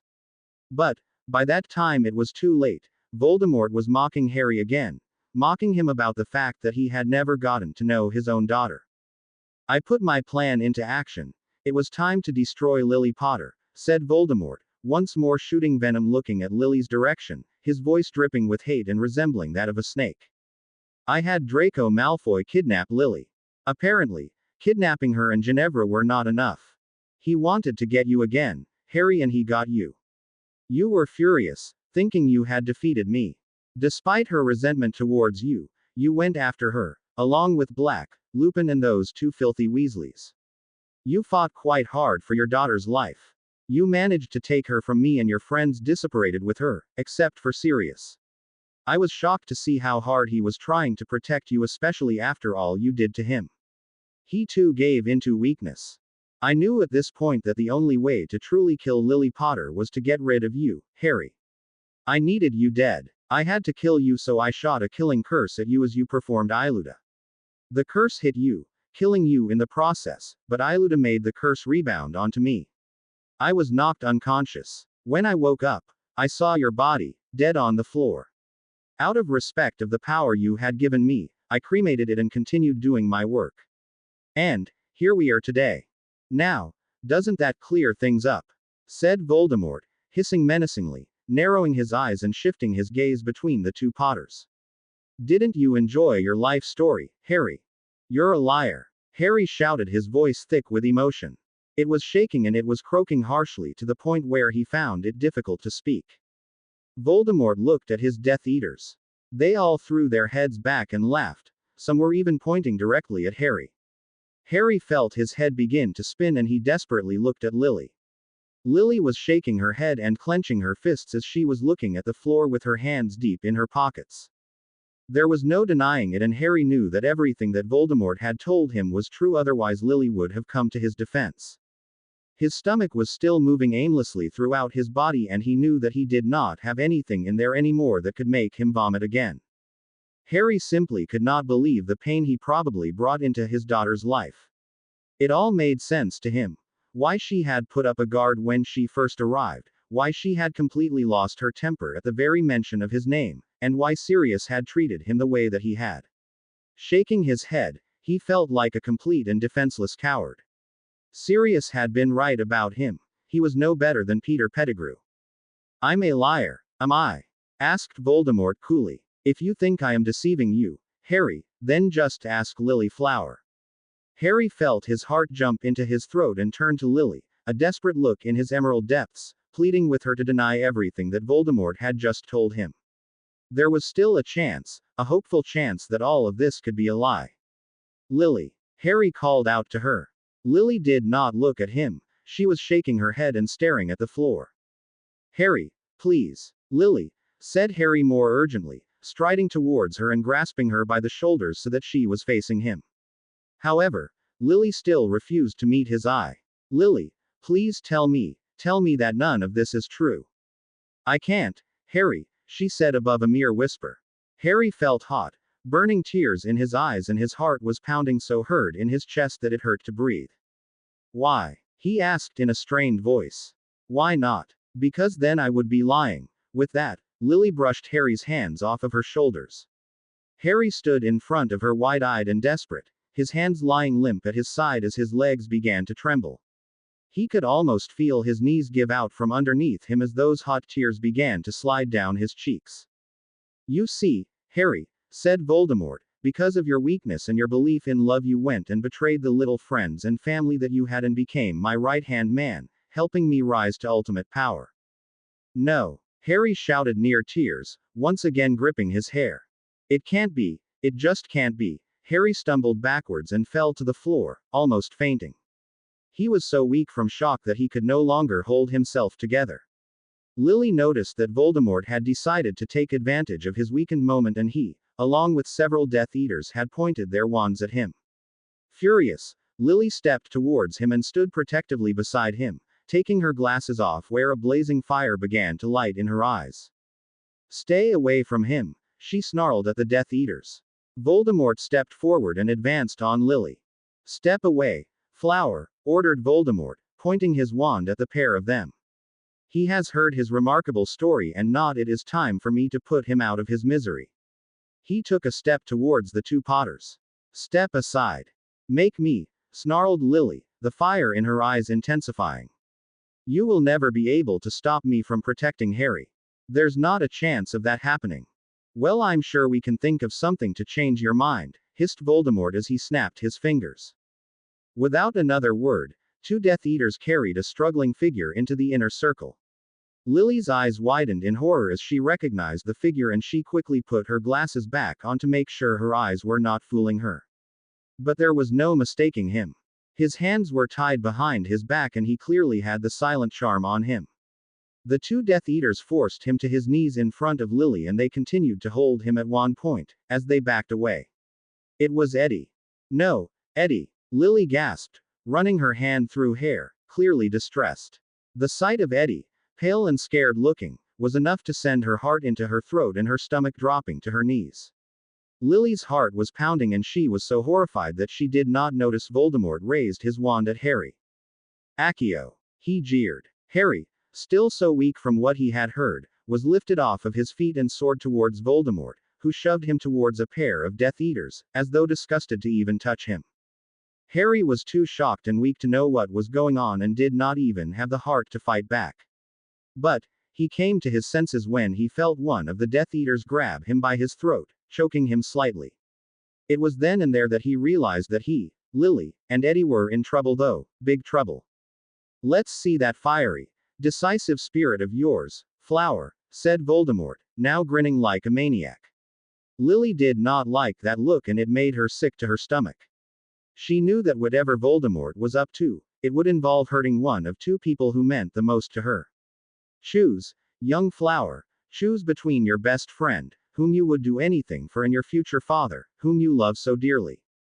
Why do you want me to choose? Snapped Lily, narrowing her eyes and folding her arms across chest. You make no sense, Tom. Both of these boys are valuable in their futures, Voldemort snapped. And both of these boys are valuable to you. It does not matter to me who dies, but one of these boys will die tonight. Now choose who I will kill, Flower. Choose. Lily stared at Voldemort with an impassive look on her face. Harry knew that she was trying not to give away any of her emotions, closing herself, thoughts, and emotions from Voldemort. Without a word, without even a breath, Lily turned her gaze towards Eddie, then back to Harry. Harry could tell she was having an internal struggle with herself, clearly thinking through with her decision. It was then that Harry realized she was actually going to make a decision, and he immediately felt his face drain, probably void of all color, and began breathing heavily. After hearing that story, it would be a miracle for her to pick him over Eddie. Harry chanced a glance at Eddie and saw that he had closed his eyes and was also breathing heavily. Harry wanted to reach out to him, to tell him that he knew Lily would pick him, but it was no use. Finally, he looked back at his daughter when he heard Lily sigh. I've made my decision, said Lily, her voice completely void of any emotion. Voldemort grinned with his red eyes glinting in such a way that it sent shivers down Harry's spine. So tell me, Flower, who will I kill tonight? Who did you choose to die right before your precious eyes? I choose Harry. Harry, Eddie, Voldemort, and the Death Eaters, everyone just stared at wide-eyed, completely in awe at Lily. She had chosen Harry. She wanted Voldemort to kill Harry, her future father. Harry's eyes widened and he felt his eyes sting with hot tears. Lily could hear his breath hitch in his throat in confusion and pain. Harry took shaking breaths and closed his eyes, bracing himself for the inevitable. He simply did not understand. Why did Lily want him to die? What a stupid question, Harry thought bitterly to himself. Why would she ever choose you over Eddie? After all, you did disown her. He felt as though his heart was being ripped out of his chest and then stomped on several times, and he knew that he had no one to blame but himself for it. Eddie, on the other hand, could not help but feel completely relieved and thrilled over the fact that Lily had chosen him over Harry to live. It was him who had been completely jealous over the fact that Lily had preferred Harry over him in the past couple of months. Now, Lily was choosing him to die, instead of Eddie. At the same time, Eddie could not help but feel terrified, and he inwardly panicked at the thought of Voldemort killing Harry, because if Harry was killed now, then Lily will never be born. The thought of Lily not existing in his life made him feel numb and cold all over, as though someone had dropped in a frozen lake. His heart was pounding so hard that his ears became numb. What was Lily thinking? He thought inwardly. Is she crazy, or is she just stupid? Before he could contemplate any more, he heard Voldemort's icy cold voice. Fine, cackled Voldemort, without thinking and twirling his wand between his long, white, bony fingers. The Death Eaters all chuckled amongst themselves, clearly knowing what Voldemort was going to do and what he was up to. They took the silent charm off of Eddie and shoved him towards Lily, who was caught by surprise, and Eddie stumbled on top of her. They both fell to the ground, with Eddie on top and his arms still tied around his back. Lily, he gasped in a choked, hoarse whisper. What were you thinking? Are you bloody crazy? If Voldemort kills Harry, you won't ever be born. You should have chosen me. You need to learn to trust me, Ed, said Lily with a sly grin. She quickly shoved Eddie off of her and skillfully untied him. Their legs shaking, they both stumbled to their feet, standing side by side, desperately clutching onto one another. Lily did not have her wand, but she stood at the ready, looking as though she was ready to fight. As she stood around and looked at Harry, her heart broke at the sight of him. Harry was pale and tears were leaking from his eyes and were streaming down his face. The Death Eaters shoved Harry towards Voldemort. He stood in front of Voldemort's wand with an impassive face, though the tears continued to fall. At the sight of his enemy so crestfallen and weak, Voldemort turned to sneer and taunt Lily and was surprised to see that she was grinning at him. What are you smirking at, Potter? Snapped Voldemort. Lily's grin simply widened. You can't kill Harry, she said, in an amused whisper, almost in a sing-song voice. There was a deadly silence as Voldemort stared at the tiny, owned girl before him, who was looking up at him without a trace of fear in her eyes. Say again, Flower, if you dare. Oh, I do dare. You can't kill Harry, said Lily, her voice louder and firmer than before. Everyone's eyes were now on her. You know, for the darkest wizard of all time, you're quite stupid. Lily was now half laughing, trying to get the words out through her astonishment. Harry looked at her wide-eyed. The tears had ceased. Eddie just stared at her, his jaw almost on the floor. Had she really just called Voldemort stupid? What did you say to me? Voldemort hissed in a mere whisper, so low and so deadly that it sent shivers down Harry and Eddie's spine. Lily was not fazed by it. She folded her arms across her chest and raised an eyebrow. You can't kill Harry, and you were stupid to ever make me choose, explained Lily, grinning like an insane maniac. If you kill him now, you will never become the powerful wizard that you are today. You need Harry to become as powerful as you are now. Without him, without his future, you can and will be defeated by any witch or wizard. So, it won't matter whether I'm born or not. Everyone continued to stare at Lily as she continued her speech. You need the power of Iluta to be at the point you are today, and unfortunately for you, there have been only 3 people born with that power in the last 500 years. Lily Evans Potter, Harry Potter, and me. Lily Evans Potter is dead, and if you kill Harry now, I will never be born and the line of Gryffindor will end and the power of Iluta will disappear forever, Lily continued to explain, crossing her arms over her chest and narrowing her eyes at the Dark Lord. You can't have Iluta disappearing now, can you? You need it. Without it, you are weak, nothing but a common wizard. Harry was inspired by Lily's speech, but he was also confused by it. In some ways, it did not make sense. If Voldemort was just another common wizard, According to Lily, without Iluta, how come no one just threw a killing curse at him? Was it a result of fear? Or maybe Voldemort really was that powerful and Lily was just digging herself into a deeper situation and trying to damage Voldemort's ego? Yeah, that was it, Harry thought to himself dryly. That's something Lily Julia Potter would do, insult the most powerful, darkest wizard of all time. He could hear himself groan out loud at the thought. Harry's thoughts were broken when he heard several of the Death Eaters gasp and turn their heads anxiously at Voldemort. Eddie's heart was beating too fast that his breathing grew heavy, as though he were running some kind of marathon. He was staring at Lily completely astonished and impressed all at once. While both Harry and Eddie were feeling a certain kind of proud of Lily for taking the matters into her own hands and outsmarting Voldemort, they knew the Dark Lord would be furious and Lily will, undoubtedly, suffer the consequences. Lily, on the other hand, seemed calm and collected. In fact, she looked blood proud of the fact that she had outsmarted and tricked the darkest wizard of all time. "You're very clever, Potter," snarled Voldemort, still twirling his wand in his long, pale fingers. Lily raised an eyebrow at him and grinned, her arms still folded. "I appreciate the compliment, but honestly it wasn't that hard," she said casually, almost laughing. "Anyone can outsmart an old, stupid, idiotic fool." The night became so quiet that they could hear the crickets singing in the night. Everyone was deathly silent, staring at Lily in complete surprise and bewilderment. There were even a few Death Eaters who looked as though they admired her. After all, no one ever dared to insult Lord Voldemort before, not even behind his back, and this 15-year-old girl was insulting him, calling him a fool, right to his face. "What did you call me?" asked Voldemort slowly, advancing on her threateningly. Lily hitched her breath in fear and stood her ground. She was about to say something to defend herself when she saw a tall body step protectively in front of her, placing himself between her and Voldemort. Lily's heart seemed to fail when she realized that it was Eddie. "Don't you come near her," Eddie's voice snapped defensively.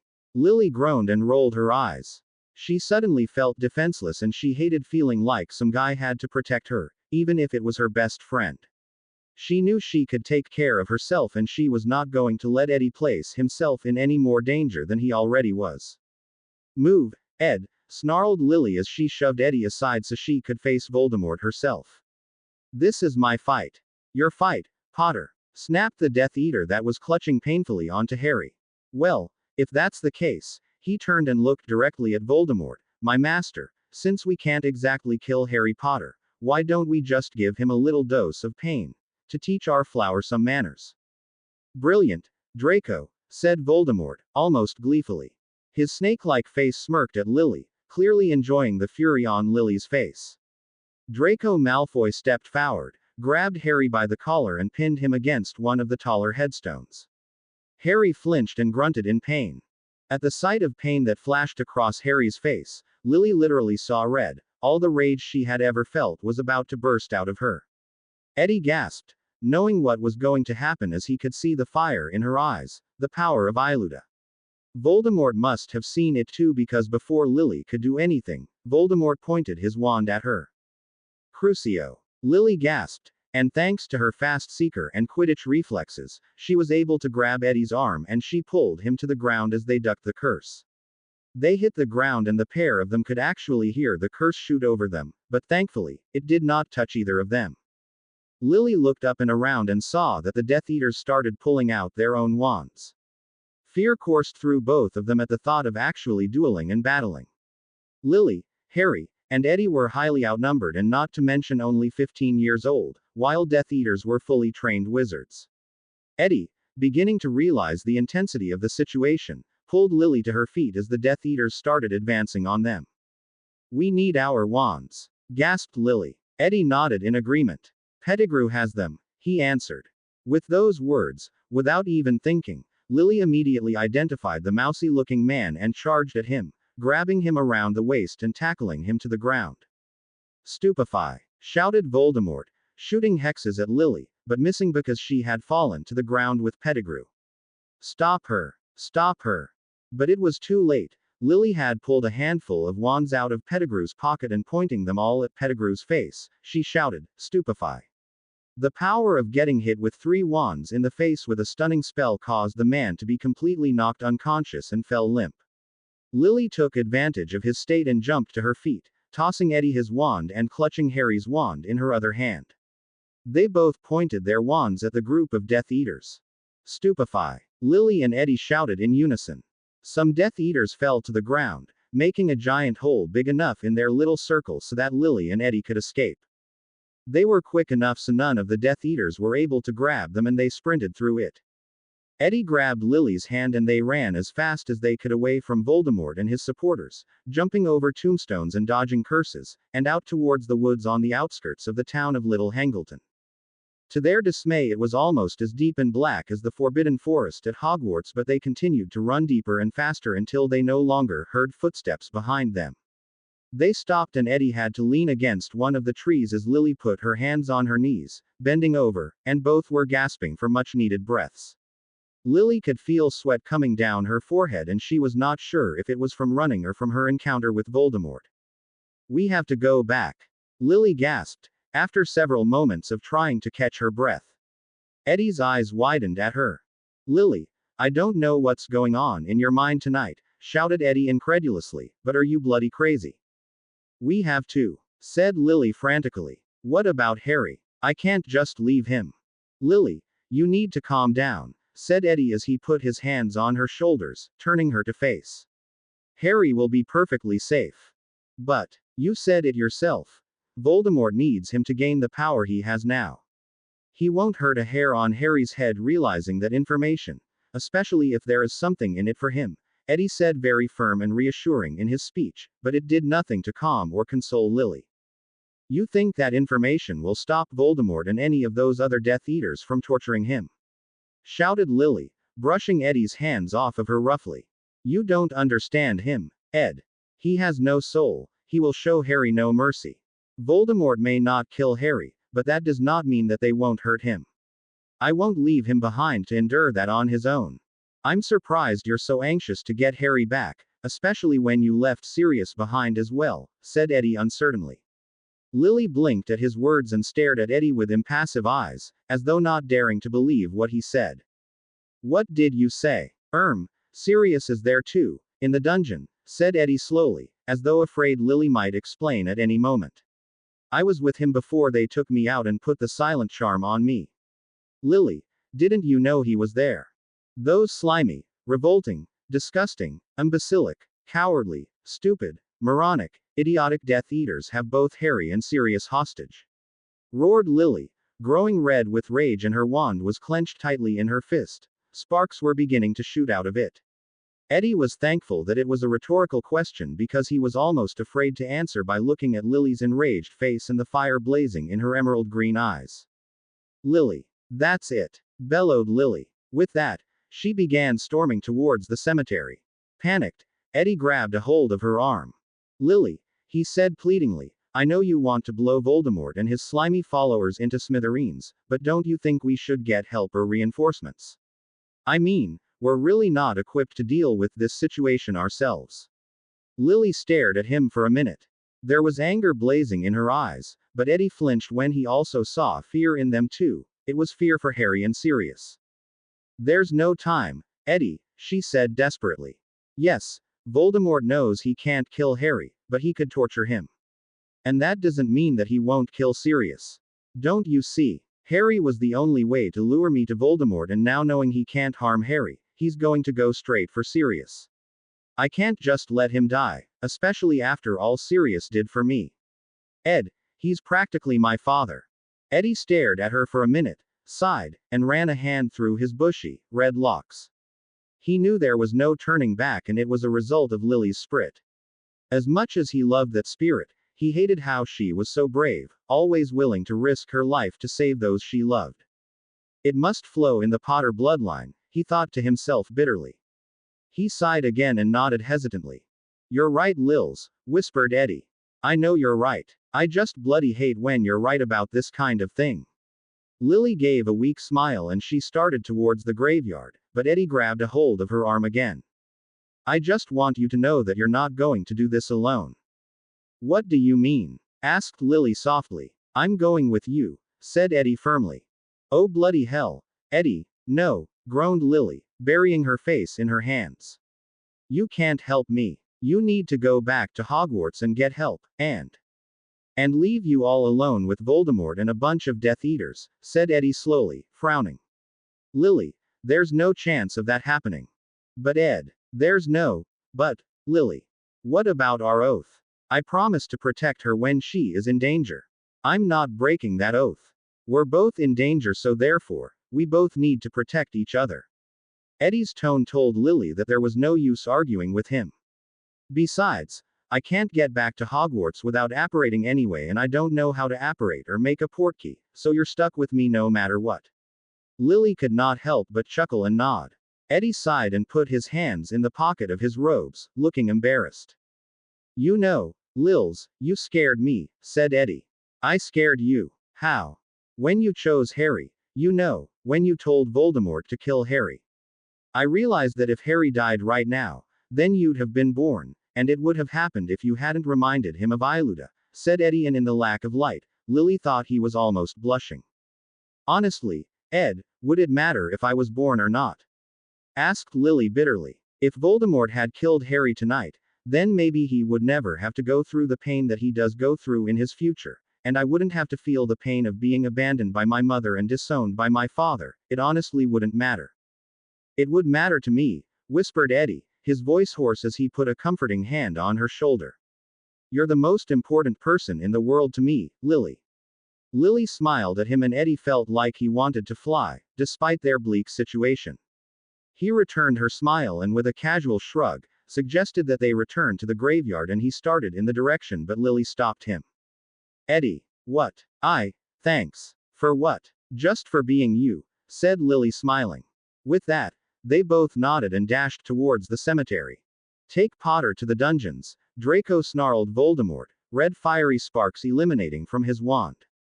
I'll find those two Gryffindor brats. They couldn't have gone far. Yes, my master, said Draco as he grabbed Harry by the scruff of the neck and roughly dragged him to the basement of the old Riddle house. When they reached one of the cell doors, Malfoy opened the door, grabbed Harry by his hair and threw him in, causing him to roughly hit against the wall, banging his head and stumbling to the ground. Draco laughed evilly as he closed the cell door. Harry let out another grunt of pain as he hit the floor and the room began to spin. He was in so much pain that he almost did not hear Draco's cold laugh stop abruptly. Harry looked up wide-eyed and saw a tall figure, also within the cell, holding Draco by his collar through the bars. Don't you ever touch him like that again, the tall figure snarled. It was the voice of a man that sounded remarkably familiar to Harry. But, all he could make out was Draco's whimpering. Harry saw him give weak nod and the man let go of him and Draco dashed off in a hurry. Are you okay, Harry? Asked the man. Harry looked up into the eyes of his godfather. Sirius. Yeah, Harry, he whispered, kneeling down beside Harry and stroking his hair. Yeah, it's me. Are you okay? No, I'm not okay, whispered Harry as he felt his eyes begin to well up in tears. Sirius, Voldemort just told me everything that happened. Everything? Asked Sirius as he suddenly stopped stroking his hair in a comforting manner. Harry nodded, tears now streaming down his face. You were right, Sirius, cried Harry, almost angrily, as though angry and frustrated with himself. I am a traitor. I turn out to be nothing but a bloody traitor. I betrayed all of you. I'm so sorry, Sirius, I'm so sorry. Harry stood up onto his feet and felt his legs begin to shake. But, he had to get away from Sirius and the shame that he had brought everyone, especially Sirius, Lily, Ron, and Hermione. In order to support his wobbling and shaking form, Harry leaned against the wall and sobbed angrily to himself. Sirius looked at his best friend's son, his godson, and his heart went out to him. Despite everything, Sirius knew that he loved Harry and always would. So, without even thinking, he strode towards the sobbing boy and pulled him into a tight and fierce embrace. Harry leaned into the embrace and sobbed into Sirius's robes as his godfather hugged him and rocked him as though he were a baby. I'm sorry, Sirius, Harry choked through his sobs. I hate myself. How could I? Harry, don't you dare say something like that, whispered Sirius fiercely, pulling his godson out of the embrace and holding him by his shoulders, looking him straight in the eye. And don't you dare apologize. You're still 15 years old and you didn't do any of that yet. In fact, if anyone should be apologizing, it's me. Why? I shouldn't have called you a traitor in the hospital wing, because you aren't one. You haven't made any of those decisions yet and I should never have blamed you for something that you had not done, Sirius whispered reassuringly. After a moment's silence, Sirius looked around and remembered that Lily and Eddie had also been captured but he had yet to see them and he could not help but wonder of where they were.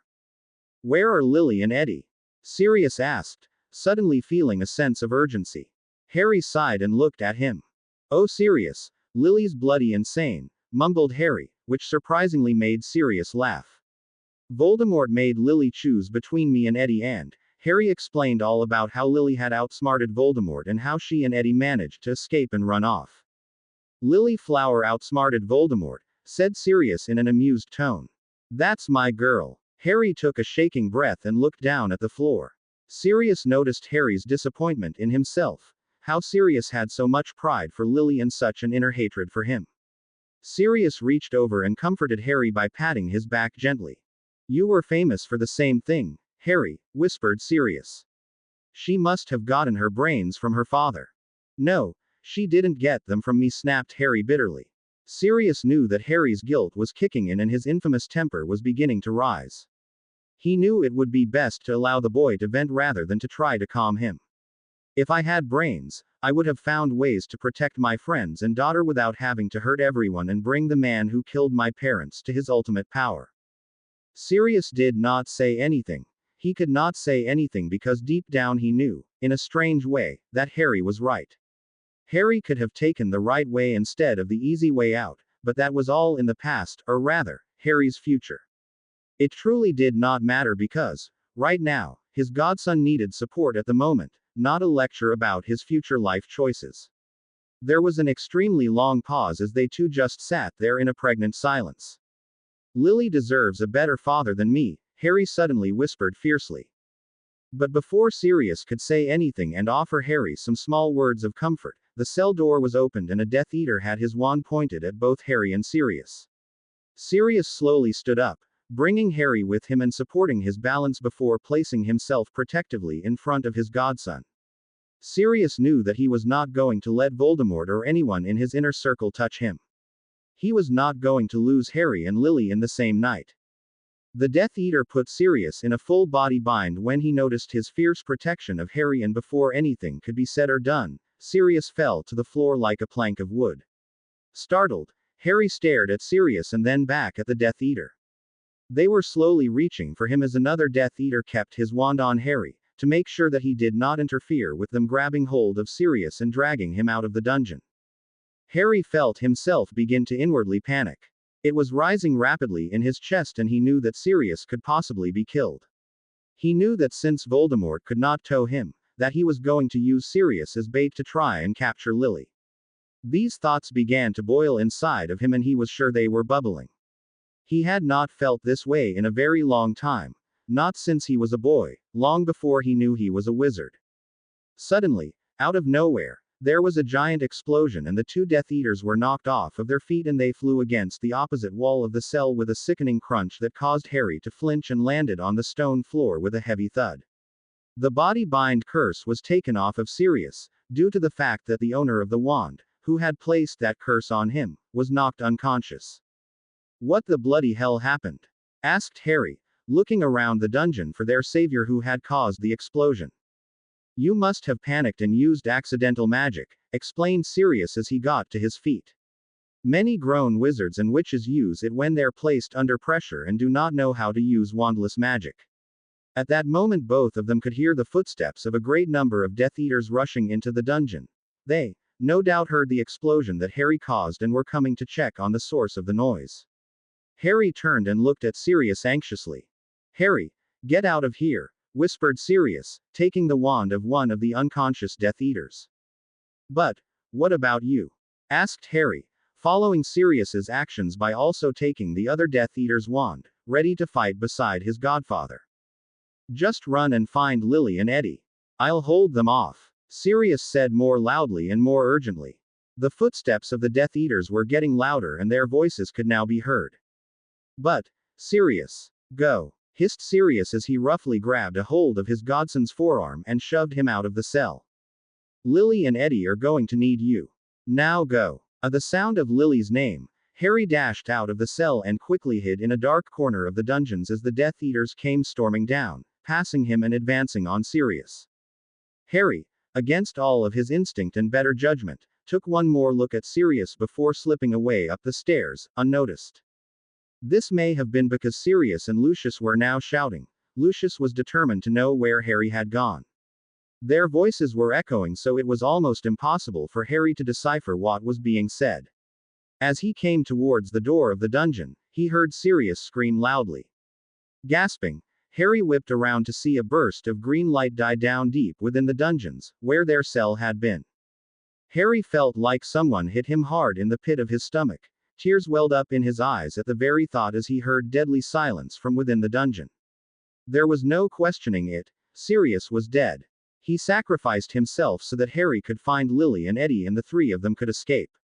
Sirius Black died strong-backed and proud, just like James Potter, his best friend, just like he wanted to.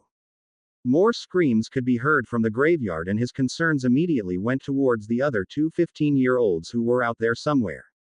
Harry gave one last silent sob and on shaking legs, knees, and feet, he ran out of the dungeon to find Lily and Eddie and get the bloody hell out of there. That is when Harry saw him. It was the exact person, the only person that he did not want to see at the precise moment. It was the same person who helped cause to lose his parents at such a young age, one of the reasons why he never knew them. It was the person that betrayed everyone he loved, including Sirius. As a result of this man's actions, Sirius would spend a large portion of his life in the cells of Azkaban, a place he did not deserve to be. And to make the situation even worse and Harry even angrier, this man had Lily and Eddie cornered at one point. They were defenseless. This man was Peter Wormtail Pettigrew. Lily and Eddie were crouched down behind one of the larger tombstones, looking at Voldemort and a good number of Death Eaters. They were standing in the same place where Voldemort had resurrected many years before. They were silent and were looking as though they were waiting for something. This made Lily very curious and slightly concerned. Why would a group of Death Eaters and Voldemort be standing around doing nothing when the youngest heir of Gryffindor was running amok unprotected? Lily thought smartly to herself. Then, it hit her. They were waiting for her to return when she found out they had Sirius captured too. Why are they just standing there? Whispered Eddie, voicing her concerns. They're waiting for me, answered Lily automatically, not taking her eyes off of the scene before her. Why? Asked Eddie, raising an eyebrow. Shouldn't they be looking for us? Well, think about it, Einstein, said Lily impatiently. They know that I'm going to find out they have Sirius and they know that I'll come after him when I do find out. I mean, her voice softened immensely, they were right, weren't they? I suppose. Come on, whispered Lily fiercely, clutching both her wand and Harry's wand. Let's get Sirius and Harry and get the hell out of here. Eddie was just about to nod in agreement when. That's not likely, Potter, came a squeaky-like voice from behind the two of them. Lily and Eddie both gasped and whipped around and saw a man standing behind them, his wand pointed directly at them. The man was shorter than Eddie by about a foot, and he was bald and overweight with small watery eyes. He strongly resembled a mouse. There was no mistaking it. It was the coward who had betrayed Lily's grandparents, Peter Pettigrew. Well, hello little Lily, said Peter, grinning evilly. His wand was pointed at Lily's face and was trembling uncontrollably, and she could not tell if the shaking was from excitement or fear. Weasley, hand me your wand or I'll kill her, Pettigrew said in a sing-song voice, inching the wand closer to Lily's face.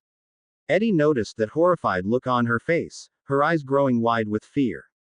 He gulped and reluctantly gave Pettigrew his wand. Good boy, Pettigrew exclaimed proudly, taking it and pocketing it. He slowly moved the wand from Lily's face and pointed it at Eddie. Now, give me both of those wands, Potter, or I'll kill him. Lily knew this was coming and did not need to be told twice as she handed Wormtail the wands. Good girl. You two are such obedient children, he said condescendingly as he clutched Lily's wand in one hand and his own wand in the other. Both wands were pointing at one of the teenagers. Now, I think we'll take care of little Miss Potter first, Pettigrew sneered evilly. My master will be most pleased when he finds out that I brought him the one prophesied to destroy him. But first, let's have a little fun, yeah. Cruck. Lily panicked and had already moved her hands up to take off her glasses so she could perform Iluta in order to protect herself and Eddie, but Wingardium Leviosa. Wormtail soared into the air, screaming for help from Voldemort and his fellow Death Eaters. Lily in her confusion looked ahead and saw Harry standing in the distance with his wand pointed at Pettigrew. There was a fire blazing in his emerald eyes as he had his wand pointed at treacherous bastard. Harry, the fire still swarming in his eyes, pulled his wand away and Pettigrew fell to the floor with a sickening crack, making both Lily and Eddie flinch. He was unconscious and did not even groan or stir. Lily and Eddie stared at him for a moment before Harry spoke to them. Are you two all right? Asked Harry, his voice sounding incredibly shaky and croaky. Eddie just nodded as he went towards Pettigrew to retrieve their wands. But Lily knew something was wrong with Harry and she did not move, but just stared at him with inquisitive eyes. Harry's face was tear-streaked and his eyes were red and puffy, and he looked completely shaken from head to toe. Harry, what's wrong? Asked Lily, not taking his eyes off her future father. It was more of a statement than a question. A lump had quickly grown in his throat and his eyes began to burn again. Sirius, it was the only word Harry could manage without allowing the lump in his throat to take over and the tears to fall. Lily's eyes widened at the mention of Sirius's name but she kept her composure. What's wrong with him, Harry?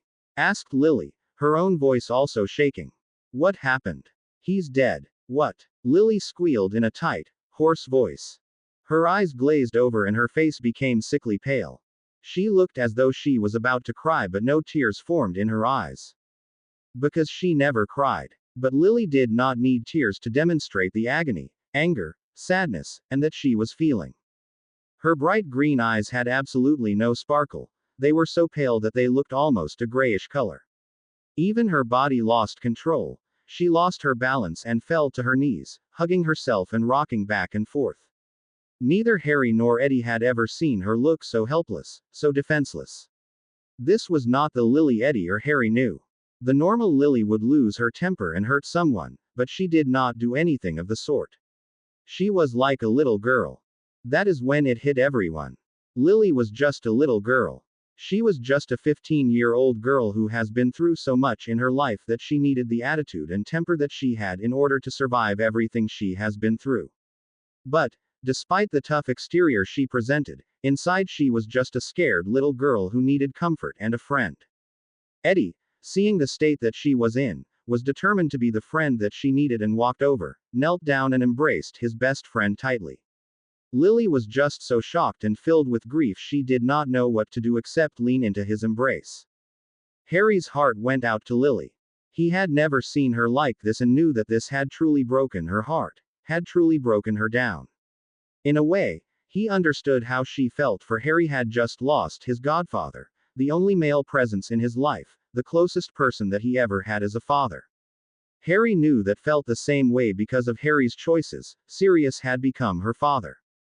They both needed each other's presence.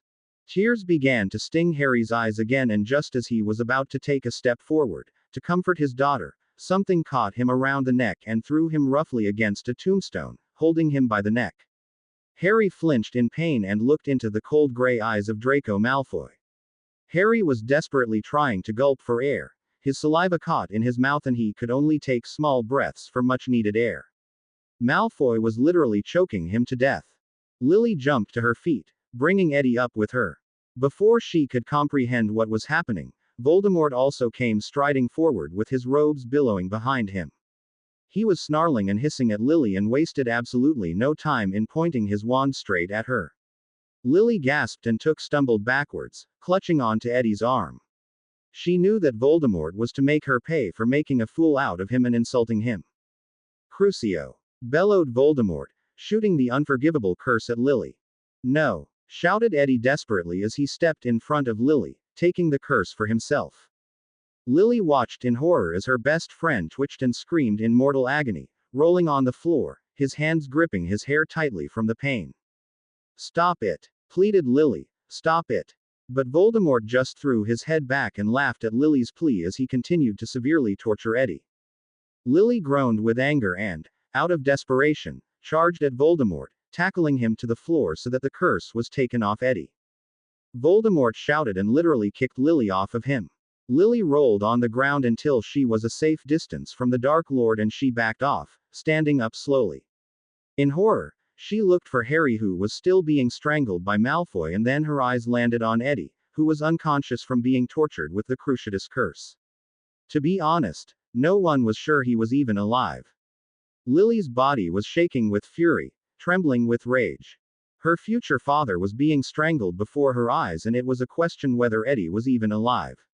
She slowly walked forward towards Voldemort with her fists clenched. It was obvious that she could not take it anymore. She lost so many people in her life. Her mother, her father, her second father, her future stepmother, and now if she did not do something now, she was going to lose her best friend. There was even a chance that Malfoy would ignore Voldemort's orders and strangle Harry to death. Lily was not going to let that happen if she could prevent it. There just had to be a way to save herself, Harry, and Eddie. She turned towards Malfoy and narrowed her eyes. You let Harry go, she snarled at Malfoy, almost deathly as she pointed her wand at him. Malfoy was not in the least bit intimidated by Lily's demand because his grip on Harry's throat only tightened. Make me, Potter, Malfoy retorted. Harry glanced pleadingly at Lily, and to his immense surprise, she was grinning. Lily was grinning at Draco Malfoy, and Harry's eyes could not help but widened at her. She looked so calm, even though she was facing Voldemort, Death Eaters, and their lives were on the line. Lily, who was still grinning, simply put her wand in her pocket and quietly pulled her glasses off of her face, placing them in her pocket along with her wand. The grin never really leaving her face, Lily raised her arms and closed her eyes as she looked up at the sky. Harry had no idea what was going on, but apparently, the Death Eaters did, because they started panicking. She isn't. I think she is. Run. It was too late. Lily had now opened her eyes, still looking at the sky, and Harry nearly gasped at the sight of her. A green light was shining in her eyes and she lowered her head. Harry almost screamed at the look in her eyes. Her eyes were brightly glowing, like a green fire, a fire of anger. She had a gentle wind blowing around her, whipping her hair and robes about as though she was some kind of ghost or angel. Lily looked directly at Draco Malfoy and muttered something under her breath. When she did, a bright green light busted out of her eyes and aimed straight at Malfoy. The light hit Malfoy directly in the chest, as though he were hit with some kind of club, and he fell to the ground unconscious, letting go of Harry in the process. Harry fell to the ground and gulped down much needed air, as he clutched his throat, which he knew was now swollen and red. When he looked up at Lily, he knew that she had performed the Gryffindor power of Iluta. Harry knew that it would be powerful, but he had not imagined it to be frightening, almost exotic. He could almost see the magic and the power soaring through her veins and skin. It was truly magical. Harry looked at Lily in amazement and horror as she strode forward and stood in between Eddie's unconscious body and Voldemort, as though protecting him. Her eyes were still glowing with that green light, that fire. Harry got to his feet and wobbled over to Lily and stood beside her. He could feel the wind blowing around them and he found it to be warm and comforting. Impressive, Potter, said Voldemort, narrowing his eyes at her. Lily continued to stare at Voldemort and the fire just increased in her eyes. I think you should continue your skills and finish this off with a duel. A duel? Yes, Lily Potter, a duel, snarled Voldemort. If you kill me, my Death Eaters will let everyone go. If kill you, but I send Harry back to the future, only under the influence of Voldemort, and I will allow Weasley to live as long as he joins my ranks. Harry was appalled at Voldemort's request, but looked nervously at Lily. Lily looked at the Dark Lord with narrowed eyes and thought for a minute before looking at Voldemort and shaking her head vigorously. Absolutely not. No, no, Potter. I would never put Eddie or Harry under the influence of a piece of scum like you. Snapped Lily, clenching her wand tightly in her fist. Harry put a hand on her shoulder to prevent her from doing or saying anything stupid. But it was too late because Lily had already raised her wand in defense. Stupefy! She shouted. Voldemort lazily blocked her curse and then raised his own wand at Lily. Killito. The spell hit Lily straight in the chest and was thrown backwards into a tombstone, her arm cracking loudly and obviously broken in more than one spot. Stupefy! Shouted Harry, pointing his wand at Voldemort. Voldemort also easily blocked his spell and put Harry under the body bind curse before slowly walking towards Lily. For once, Lily did not have the energy to fight back. She was too busy moaning at the agonizing pains in her arm. Looking up into Voldemort's fierce, fiery blood-red eyes, she knew that she was too weak to perform Iluta and her wand had gotten away from her when she was thrown into the tombstone. Suddenly, knowing that Harry was in a body-bind cure, Eddie was unconscious, and Sirius was dead, she felt totally defenseless and unprotected. Lily also knew that Voldemort would take advantage of that. In what world could someone like you destroy me? Voldemort asked, grinning evilly. It is time to meet your end, Lily Potter. You will be defeated, Tom Riddle, whispered Lily, looking up at him defiantly in the eyes. Maybe not by me, but good will always prevail over evil. That is where you're wrong, Flower. Goodbye, Lily Potter. Lily closed her eyes as though in pain, clutching on to her arm, waiting for the sirens of death to come soaring at her. Avada Ked.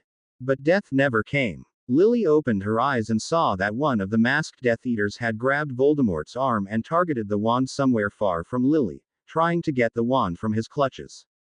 The other Death Eaters just looked on at the scene astonished. Lily did not know why nor did she understand, but that Death Eater had just saved her life. The Death Eater who had saved Lily's life was still trying to take the wand from Voldemort's grasp and tackling him to the ground. Lily took advantage of the situation and crawled over to get her wand before crawling over Harry, her arm just hanging limply and painfully by her side. Finite, whispered Lily, pointing her wand at Harry, taking the body bind curse off of him. Harry immediately jumped to his feet and hugged her tightly. She was almost whimpering with the pains in her arm, but of course, she was not crying. I'm sorry, whispered Harry as he ripped off the sleeve of his robe and wrapped it gently around Lily's arm. Lily rolled her eyes, but did not say anything. They both knew that the feeble piece of cloth was not going to do anything to help a multiple break in the bones of her arm, but she knew it was the thought that counted. Once Lily's arm was secure, Harry pulled her to her feet with her good arm and they looked up to see the Death Eaters attacking the one Death Eater whom had saved Lily's life. Harry dashed over to Eddie and tried to revive him as Lily slowly and curiously watched what was going on before her. She fully did not understand what exactly was going on. Lily simply watched in awe as the Death Eaters managed to pull that one Death Eater off of Voldemort and had him facing his master. Lucius. Voldemort hissed at the Death Eater who had saved her life. He continued to try fighting off of the Death Eaters. What are you doing? Saving that girl. You're betraying me, and if anyone hates the Potters, it is you and your family. Lily's jaw dropped and her eyes widened. Malfoy. Lucius Malfoy. The head of the Malfoy family. He had saved her. This did not make any sense at all. Harry was so shocked at the thought that he momentarily forgot to continue waking Eddie. Neither one of the Potters could understand why Lucius Malfoy would save Lily Potter, or any Potter for that matter. It just did not make sense. Lucius, who was still wearing his mask, did not say anything but finally lost his energy and stopped fighting off his fellow Death Eaters and just continued to stare at Voldemort. That was when Harry remembered that Lucius was the Death Eater who had killed Sirius. The only reason that Harry was not raising his wand to kill Lucius was because the man had just saved Lily's life and betrayed Voldemort. Lucius. Voldemort hissed warningly, and he sounded strangely like a snake, sending chills down Lily's spine. Answer me. Lucius Malfoy did not say anything, but stood staring at Voldemort in complete and utter silence. Voldemort, clearly infuriated with his follower, strode forward and tore the mask off of Lucius's face. To everyone's astonishment, the face underneath the mask did not belong to Lucius Malfoy, but was revealed to be a man with dark black hair which was graying severely, ice blue eyes, and a permanent haunted look on his face. It was the face of Sirius Black. Harry wanted to scream with joy. fear, and amazement, but his throat seemed to be jammed and he could only sputter and cough. Lily actually did scream, covering her mouth with her hands as her eyes looked as though they were going to pop out of her head. She whipped around, painfully straining her neck as she shot Harry a look that said, "You told me he was dead." Harry stopped trying to revive Eddie and carefully scooted over to Lily's side. "Iluta," he whispered urgently in her ear. "Perform Iluta. It will help take the distraction away from Sirius. It might save us." "Perform it with me," whispered Lily. "I would, but I don't know how," said Harry honestly. Lily nodded and closed her eyes. Harry could feel the wind around them begin to pick up, blowing their hair roughly through the wind. Harry watched in amazement as Lily's power began to pick up. Finally, Lily opened her eyes and screamed out valor. The light was as bright as Harry had ever seen it, and it was blinding emerald green. It was so blinding that Harry actually had to cover his eyes with his arm to block them from the light. From behind closed eyes, Harry heard grunts of pain, stumbles, sighs, and people falling to the ground.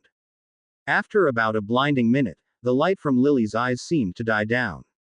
Harry uncovered his eyes as both he and Lily surveyed the scene before them. Everyone, except Sirius, was on the ground unconscious, even Voldemort. Harry could not believe how strong her Iluta had been, and Harry looked at her in concern. Lily ignored Harry and turned to look at Sirius for a minute. "You're alive," she whispered, but her eyes rolled into the back of her head, her legs giving out from underneath her, and she fainted. Harry jumped forward and caught her before she hit the ground. "Lily?" Harry asked urgently as he gently lowered her to the ground. Sirius dashed over to them and took Lily from Harry's arms and began cradling her head. Harry was still bent over her face, looking at it anxiously. "Lily. Sirius, what's wrong with her? She used up all her energy by performing that strong of an Iluta," explained Sirius softly, not taking his eyes off of Lily's sleeping face. "The more powerful it is, the more energy it takes out of you. That's why you died when you tried performing it on Voldemort. You made it so powerful that you were weak against the killing curse." "I performed that Iluta to save you, didn't I?" Harry asked quietly, though one could not be sure if he was speaking to Sirius or himself. Sirius closed his eyes, as though he were suddenly in pain, and nodded slowly. "You did," said Sirius, nodding. "Though I don't understand why you did. You probably would have survived if you hadn't." "I know. I understand," stated Harry confidently. Sirius looked up at him curiously, and Harry took a shaky breath before continuing. "Sirius, I never had a father. Sure, James Potter was my biological father, and I know that he loved me. I mean, he sacrificed himself for me and my mum, and I love him with all my heart. But, Sirius, you were my father. You looked after me, you cared about me. You were the father I never had, even if you couldn't be there for me all the time. I'm starting to get the idea that you provide that same love and comfort for Lily, and you can't imagine how much that means to me. I must have done it because I love you, Padfoot. When I thought you died tonight, I felt like something was ripped from me. Like a part of me died. You're a part of me, Sirius, and if you die, a part of me dies," explained Harry as he chanced to look at his godfather. His stomach squirmed when he saw that Sirius had tears in his eyes. He gently rested Lily's head on the ground and pulled Harry into the tightest hug he had ever felt in his life. It was even more comforting than the one Mrs. Weasley had given him at the end of his 4th year, at the end of the Triwizard Tournament. Harry took the emotions in for a moment before giving in and hugging his godfather back. "You thought I died tonight?" inquired Sirius when they broke apart. "Yeah, I heard you scream," said Harry, the memory making him shiver in fear. "Then I saw the green light of the killing curse. I told you, Harry, I could take care of myself," said Sirius, grinning at his godson. "Well, what happened? When I saw you leave the dungeon, I knew it was safe to take action. But, before I could do anything, Lucius Malfoy came in and put the Cruciatus curse on me. That must have been the scream that you heard. In defense, I took out my wand and muttered the killing curse. It killed Lucius Malfoy and a few other Death Eaters. I stunned the others, despite my weakness, before they could escape and tell Voldemort, or worse, find you three. I switched clothes with Malfoy and took out his mask. I tried to keep my cover in order to protect you three, but when Voldemort was about to kill Lily, I lost it. You killed Lucius Malfoy? Asked Harry, sounding panicked. Sirius, you could go back to Azkaban.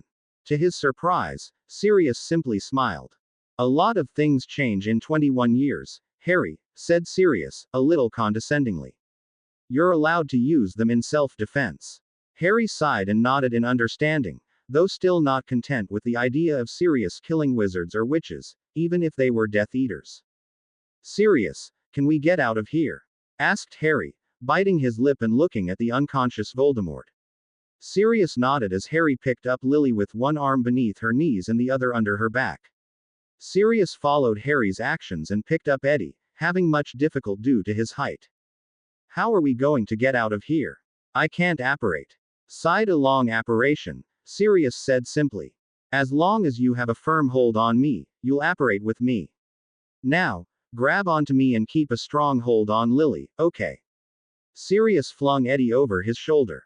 Of course. Sirius walked over to Harry and placed his free hand on Harry's shoulder. The next thing Harry felt was his feet being pulled off the ground and felt tons of pressure against his body, as though he were being beeped through a rubber tube. He kept his eyes shut tight as he landed with a thud in the village of Hogsmeade. Meanwhile, at Hogwarts School of Witchcraft and Wizardry, Ron Weasley was pacing his wife's office anxiously. His red hair was in disarray and all color had since drained from his face with the exception of his freckles. Remus and Hermione were also in the office, but were trying to be useful instead of just pacing the office. The two members of the Hogwarts staff were sending frantic owls to the Ministry, telling them of the attack and the disappearances of Lily, Harry, Eddie, and Sirius. The only other person who was in the office was Severus Snape, who stood by the window, looking out onto the grounds as he leaned against his cane and frowning. Would you stop pacing, Weasley? Snape snapped angrily, finally tearing his eyes off of the grounds. It's infuriating and it is not helping the situation at all. It will not help you find your son. At those words, Hermione just busted out into hysterical tears. Remus shot Snape a dirty look and immediately put a comforting arm around her as tears formed in his own eyes. Ron, on the other hand, was too busy angrily rounding on Snape to notice. Shove it, Snape. I will find my son. His voice broke off as he turned away, facing the entrance to the office and let silent tears fall. They've been gone for over 2 days, said Hermione through her sobs. Ron walked over to her, pulled her out of her office chair, and hugged her tightly while patting her curly brown hair. She sobbed into his shoulder as she clutched on to his robes as he keyed at the top of her head. I'll be okay, Hermione, whispered Ron soothingly. I'm sure they're just fine. Sirius would die before he ever let anything happen to them. Eddie and Lily have always looked out for each other. And there is nothing that would stop Harry from protecting them. They'll protect each other without question, Hermione. Please try not to worry. Ron was not sure if he was saying all of this to comfort himself or Hermione more, but deep down, he knew that these words were true. Ron knew that all of them would try all that they could to take care of each other. So instead of saying anything else, he settled for hugging his wife tighter as she sobbed harder into his robes. Remus, on the other hand, was in complete distress. Unlike Hermione, he did not take comfort in Ron's words. He knew that they would all take care of each other facing Voldemort, but he was still not a fool. He was not an idiot. Remus fully understood how powerful and evil Voldemort was and would not hesitate to kill of them with a single killing curse. He sighed and placed his elbows on the desk, gripping his graying hair. The elder werewolf was getting too old for all of this. First, Lily was hit with the Sueño curse, and he was out for almost 2 weeks from shock at the thought of her dying in such a horrible manner. Every single day he thanked the heavens that she was alive and well when he had woken up. Now, she, Harry, Eddie, and Sirius were kidnapped by Death Eaters and none of them knew where they had been taken or what would become of them. It was also common knowledge to Remus that it was not planned for Sirius to be kidnapped. Sirius most likely attacked a Death Eater as he apparated while trying to keep Lily safe. Remus knew that it was something that Sirius would do, step in the pit of danger. Remus figured that he probably wanted to be taken along so that he could protect Lily and Eddie, and even Harry, though he knew Sirius would never admit to that. Finally, Ron broke his thoughts. Come on, Sweetheart, let's go to the ministry ourselves, explain the situation, and see if they found anything, whispered Ron into Hermione's ear. There's no need for that, Weasley, Snape stated as he turned to face the window and stare at the grounds. Ron, Hermione, and Remus all looked at him confused. Ron was just so frustrated and infuriated with this man that he almost blew up at him, but they're already here, Snape stated again, almost in a sigh. He pointed to the window with his cane, looking weary. Ron, Hermione, and Remus looked at each other and then dashed to the window, gently pushing Snape out of the way, looking out of it frantically for any signs of Harry, Lily, Eddie, or Sirius. Hermione gasped with joy when she saw Sirius carrying Eddie over his shoulder and Harry cradling Lily as they came out of the village of Hogsmeade and towards the castle. Hermione ran as fast as she could out of her office, Ron and Remus hot on her heels, through the corridors, entrance hall, and out of the castle doors. Students were watching them curiously, never seeing any of the staff or professors run like that before. When the three of them reached the stairs, they saw Harry, Lily, Eddie, and Sirius passing the Great Lake. Ron reached the four of them first and immediately took Eddie from Sirius and gathered his eldest child into his own arms. What happened to my son? Ron demanded to know, almost furiously. Harry sighed and adjusted Lily's weight so she was situated better in his arms. For some reason, he did not want to see or speak to any of them right now. He was too furious over the fact that everything had been kept a secret from them, that he should have heard the information that he had just learned about from them rather than his enemy. But Harry held his ground and complied with Ron's request on what happened to Eddie. Voldemort tried to torture Lily with the Cruciatus curse, but Eddie stepped in front of her, took the curse, Harry explained tonelessly, almost automatically. He just wanted to get as far away from them as he could. Oh, Merlin, whispered Hermione, as she stroked her son's hair and pressing her lips tenderly to his forehead. Why would he do that? Ron stopped and stared aimlessly into the air at Hermione's question. There was a long pause before he answered. The same reason why I would have taken the curse for you, whispered Ron, looking directly at his wife. Eddie is falling in love with Lily, Hermione, and he promised me he would take care of Lily no matter what. What are you saying, Ron? Whispered Hermione breathlessly. My baby is falling in love with Lily. After she got hit with the Sueño curse, I asked Ed to tell me who put the curse on her, so I could keep an eye on her, Ron continued, ignoring Hermione's question. He said that it wasn't necessary because he wanted to be the one to take care of her. Harry looked at his feet, feeling completely ashamed, angry, and frustrated. He was ashamed and angry because he knew that his older and future self should have been the one taking care of Lily, but now he knew why it was not. He now fully understood why he was never part of Lily's life or not in the pictures at the Wyndham.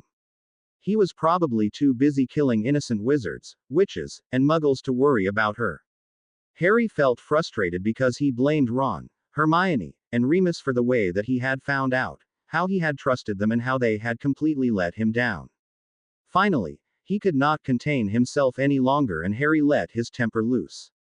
Yeah, Harry said coldly. Everyone turned to look at him. Ron, Hermione, and Remus looked startled at his icy tone. Ron and Eddie both want to be the ones to look after my daughter because her father couldn't look after her, because he turned out to a good-for-nothing Death Eater, right? Ron's blue eyes widened in horror and looked as though they were going to pop out of his head. The little color that was left in his face had completely drained. Even his freckles looked pale as he looked straight into Harry's eyes. It was at that moment that Ron knew that Harry had been told everything. Everything that they should have told him from the beginning. Hermione let out a soft, dry sob, but made no other sound. She seemed to be holding her breath as she stared at Harry, immediately pleading with her eyes for him to forgive them. Remus sighed and just looked at the floor in shame, running his hand through his graying hair and pinching his nose with his forefingers. He knew perfectly well that Harry was not going to be all pleased with them, having to hear all of it from his enemy rather than his friends. Voldemort told you everything, didn't he? Remus asked quietly, still pinching his nose and rubbing the bridge of. Harry did not say anything. He simply clutched Lily closer to him, as though she would disappear if he let go, and nodded. Yes, he answered stiffly. He told me everything. And as much as I hate the wizard, I have to give him credit for being honest, which is something that my friends were unwilling to do. Harry, please. Why didn't you tell me? Shouted Harry, his voice shaking. How could you not tell me something like that? How could you lie to me all this time? How could you keep a secret that horrible and big from me? How could you do that to me? How could you let Voldemort tell me? Why didn't you tell me? Harry, please, we didn't want to hurt you, said Hermione pleadingly with tears streaming down her face. Harry shook his head, feeling no sympathy from his friend, and rolled his eyes. Well, you didn't do a good job of that, Hermione, Harry spat bitterly, looking down at Lily, who he was still carrying, still holding on tightly. Ron merely sighed. You're right, Harry, whispered Ron. Harry quickly looked up at him with narrowed eyes. There is no excuse for what we did. Ron, what are you saying? Said Hermione sternly. We did it to protect him. But we didn't protect him, Hermione, snapped Ron impatiently. Harry is absolutely right. Ron turned to look back at Harry. You're right, Harry. We should have told you everything without question. To Harry's immense surprise, Ron was looking at him square in the eyes as he said these words. Ron's eyes were filled with so much regret, honesty, and concern, and he felt himself holding his breath. I don't know why we kept it a secret from you, said Ron, almost amusedly as he ran a hand through his, clearly stressed. I mean, you were probably going to find out anyway. You never want to give up on a mystery, especially when it concerned you or someone you cared about. For Merlin's sake, you wouldn't stop trying to find out about the Sorcerer's Stone even though you were threatened to be expelled. We should have told you, Harry. We should have known that you would have wanted to hear it from Hermione and me rather than some murdering, soulless psychopath. But, we didn't want to hurt him, repeated Hermione quietly, more to herself than to anyone else as she continued to cry silently. We should have known better, said Remus, shaking his head. We should have thought it through. I mean, what would hurt him more, hearing the truth from us, his friends and family? Or hearing it from Voldemort, the man who caused all of this in the first place? His enemy. Nobody said anything. There was nothing to say. It had all been said and everything was out in the open. Harry stood there clutching Lily as the rest of them stood there staring at their feet ashamed. All that could be heard was the gentle moving waves and the sounds of the water of the Great Lake, which was moving from the cold winter wind. The wind was howling quietly, but due to the silence, it seemed louder than normal. Finally, Harry could not take the pregnant and awkward silence anymore. I'm heading inside, he said bluntly, and clearly annoyed. It's too cold to deal with this right now. And I'm taking Lily with me. Harry started towards the castle, but Remus placed a hand on his shoulder. Harry, we definitely need to talk about this, said Remus firmly. Harry brushed his arm off of him and stumbled under Lily's weight. I don't want to talk about this, snapped Harry. I don't want to talk about any of this. You all lied to me. How do I know you won't keep more secrets from me? Not that I think there is more to keep, because Voldemort was all too delighted to tell me just about everything there was to tell. Harry, we know you're angry, but angry, disappointed, listed Harry, glaring at his friends. Just stay away from me until I'm sent back to me own time. I think that would be best for everyone. He started towards the castle, turning his back on his friends. Harry James Potter, shouted Sirius firmly. Harry stopped dead in his tracks and turned around, staring wide-eyed at Sirius. He had never yelled at him like that before. Don't you dare turn your back on your friends now, do you understand me? Nothing was said as the two of them stared at each other for the longest time and no one said anything. Now, this is what you'll do, started Sirius, advancing slightly on Harry, similar to how a father advances on his son when angered, but not threateningly. You'll take Lily to the hospital wing, make sure she is all right. Then, you'll return immediately to Hermione's office where we will discuss what happened. Is that understood, Harry? Sirius. Do you understand, Harry? Harry gave a defeated sigh and shrugged his shoulders as he hoisted Lily's weight in his arms. Yeah, fine. Let me take Lily to the hospital wing, all right. We'll see you in a bit, Harry, said Sirius firmly as Ron lifted his own son in his arms. Fine, whatever, said Harry bitterly as he turned around and carried his daughter safely to the hospital wing. Madam Parks placed Lily in one of the beds and Harry did not leave her beside until the school nurse confirmed that she was going to be just fine. Ron did the same for Eddie and did not say a word to Harry during their visit in the hospital wing, honoring their agreement. They would not exchange a word with Harry until they reached Hermione's office. After Madam Parks assured Harry and Ron that the two teenagers were just weak and needed some much-needed rest, the two of them strolled out of the hospital wing, down the corridors, and towards Hermione's office without a single word to each other. When they reached the doors to Hermione's office and entered, they saw Hermione sitting at her desk, nursing her head with a cup of tea rested at her other hand as she fingered the handle of the cup. Sirius was pacing around the room, talking in hushed whispers as Remus took Snape's previous place and was staring out the window, looking at the grounds. They all turned when they saw Harry and Ron enter. "Harry!" gasped Hermione as she stood from her desk. Harry noticed that her eyes were red and puffy and her face was blotchy. She had clearly been distressed over the whole ordeal, but Harry could not bring himself to care at the moment. "I'm here," he said quietly. "What did you want to talk about?" "Harry, I know you all are sorry for not telling me," interrupted Harry, holding his hand up to silence the four adults. "And I will be able to forgive you with time. I love you all, I can't stay mad at you for long. And I know that deep down you were doing it to protect me. I just need some time to take this all in. After all, how can I not forgive you? You all forgave me, and if you can forgive me after what I did." "Stop," said Ron firmly, looking directly at Harry. "Harry, don't you dare blame yourself and don't you dare apologize for anything."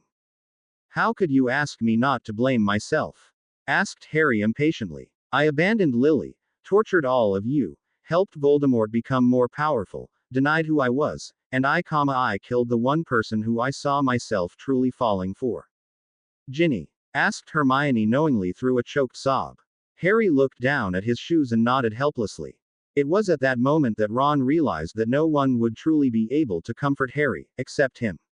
He strode forward with the robes billowing around him and he bent down slightly so that he was eye level with Harry. Emerald green met royal blue and neither set of eyes wavered.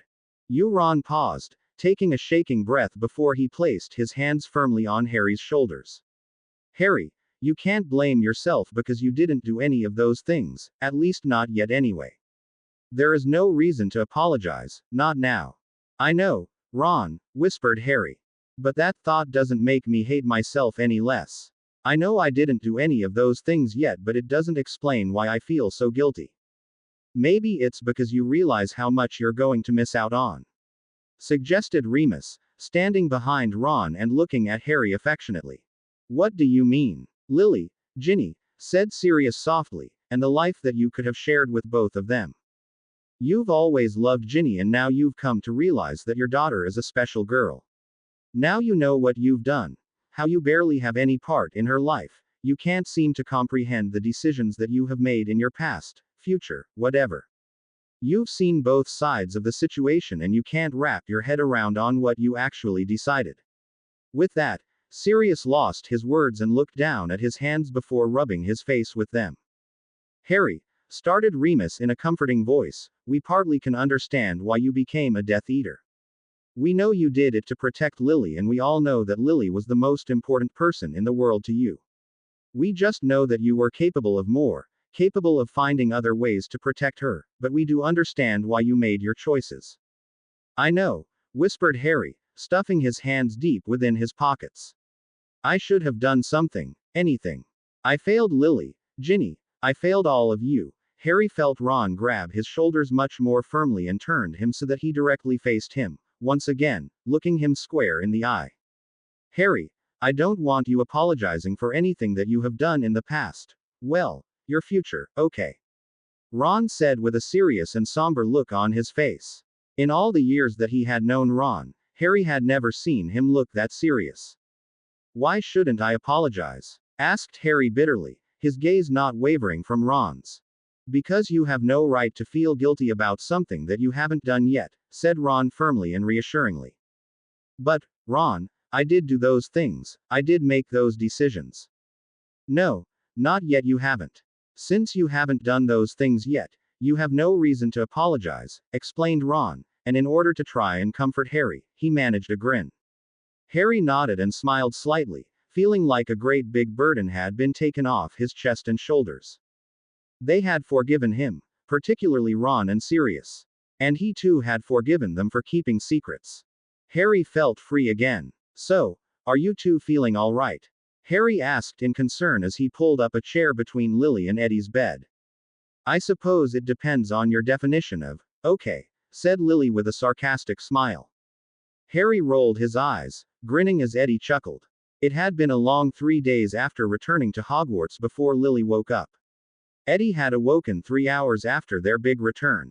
Madam Parks insisted on keeping the two and having no visitors until they had both recovered all of their strength back. This was the first time that Harry was given the chance to visit them, and that was on the insistence of Hermione, Madam Parks, boss. Seriously though, how are you two? Asked Harry again. Lily sighed and rolled her eyes at Harry's persistence.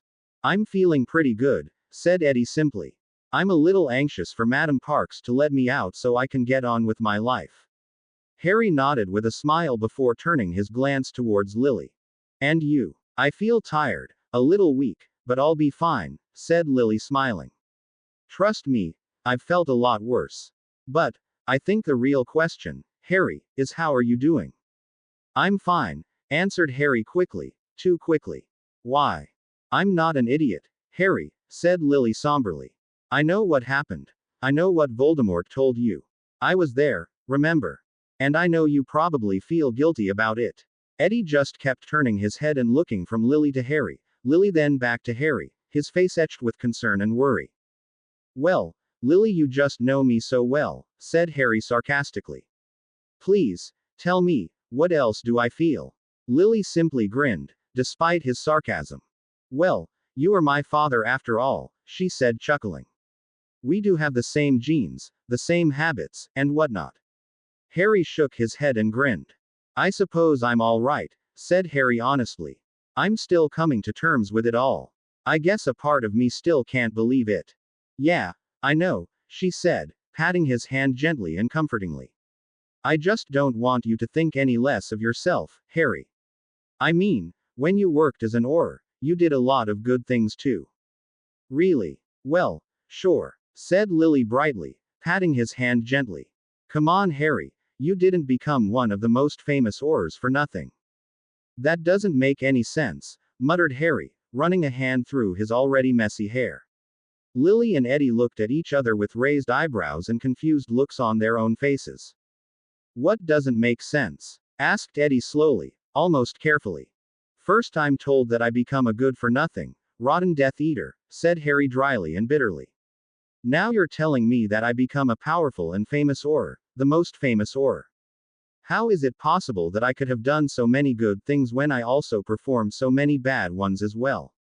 Come on, Lily, I was either bad or good. I become one or the other, take your pick. Harry, you listen to me and you listen to me good, said Lily firmly, tightly grasping his hand in her own.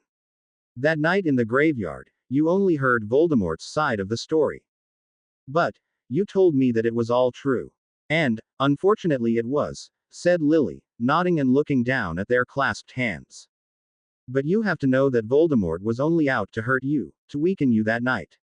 I know you have to know that, Harry. Voldemort was not about to tell you about all of the Death Eaters that you locked in Azkaban before you turned into a Death Eater. You did a lot of good for this world, Harry, more than you'll ever know. I mean, for Merlin's sake, Harry, look at all that you did during your years at Hogwarts. Harry just stared at the wall, deep in thought, allowing all of the information that Lily was giving to him to sink in. Then, slowly, very slowly, he took a deep, shaking breath and a small, but genuine smile formed on his face. He turned to look at Lily and was pleased to see that she was smiling back at him. I love you, Lily, he said, smiling. I don't know what I ever did to deserve a daughter as wonderful as you. Lily's smile widened. Yeah, I'm pretty awesome, said Lily. Harry could not help but roll his eyes and chuckle. I love you too. Harry stuffed a chocolate frog in his mouth and chewed, savoring the sweet taste of the chocolate linger over his taste buds. He even let out a content mo. And as he chewed on the candy. Lily gave her future father a look as Eddie and Asher did also stuffed pieces of candy into their mouth. Robbie made a noise of disgust. One of these days you three are going to choke on a piece of candy and I'm not saving any of you, said Lily. I'm just going to laugh and say, I told you so. Harry swallowed his chocolate and smiled. When is Madam Parks going to let you get out of there? Asked Asher, through a mouthful of chocolate, gesturing the hospital wing around them. Lily and Eddie were not going to be released until the following morning. When Madam Parks gets over the fact that we're not oversized babies, said Eddie in an annoyed voice, spitting out a Bertie Bott's every flavor bean that before mumbling, ah, mushrooms, disgusting. Everyone laughed as Lily nibbled on licorice wand, commenting on Eddie's lack of etiquette when all of a sudden, she flickered. Eddie looked at his friend and did a double take, clearly startled and stared hard at her. It happened again. Lily faded. Her body seemed to slowly incinerate, then return back to normal. Eddie and Harry were the only ones to notice and gave each other worried and horrified looks. Lils, are you feeling okay? Asked Eddie worriedly. Lily looked at him curiously, looking confused and unnerved. Apparently, she had not felt a thing. Yeah, why? She asked slowly. Eddie merely shrugged, but did not take his chestnut eyes off of her. No reason. I just thought. Eddie was interrupted because at that moment Ron, Hermione, Remus, Sirius, and Snape walked in, all looking very grave. Well, except for Snape because he always looked grave and depressed. Harry was startled to see that Hermione's eyes were bloodshot and puffy, indicating that she certainly had been crying. It made him even more anxious when he noted how pale Ron was, as was Remus. Sirius seemed to be walking in a daze, just spacing out. Harry could not help but notice how much he looked like he had when he first escaped Azkaban. What's wrong? Eddie asked the adults in concern. He must have noticed how distressed all of the adults looked as well. Asher, Robin, would you mind returning to the Gryffindor common room? Hermione commanded in a sincere tone, gesturing towards the door. We need to speak to these three alone.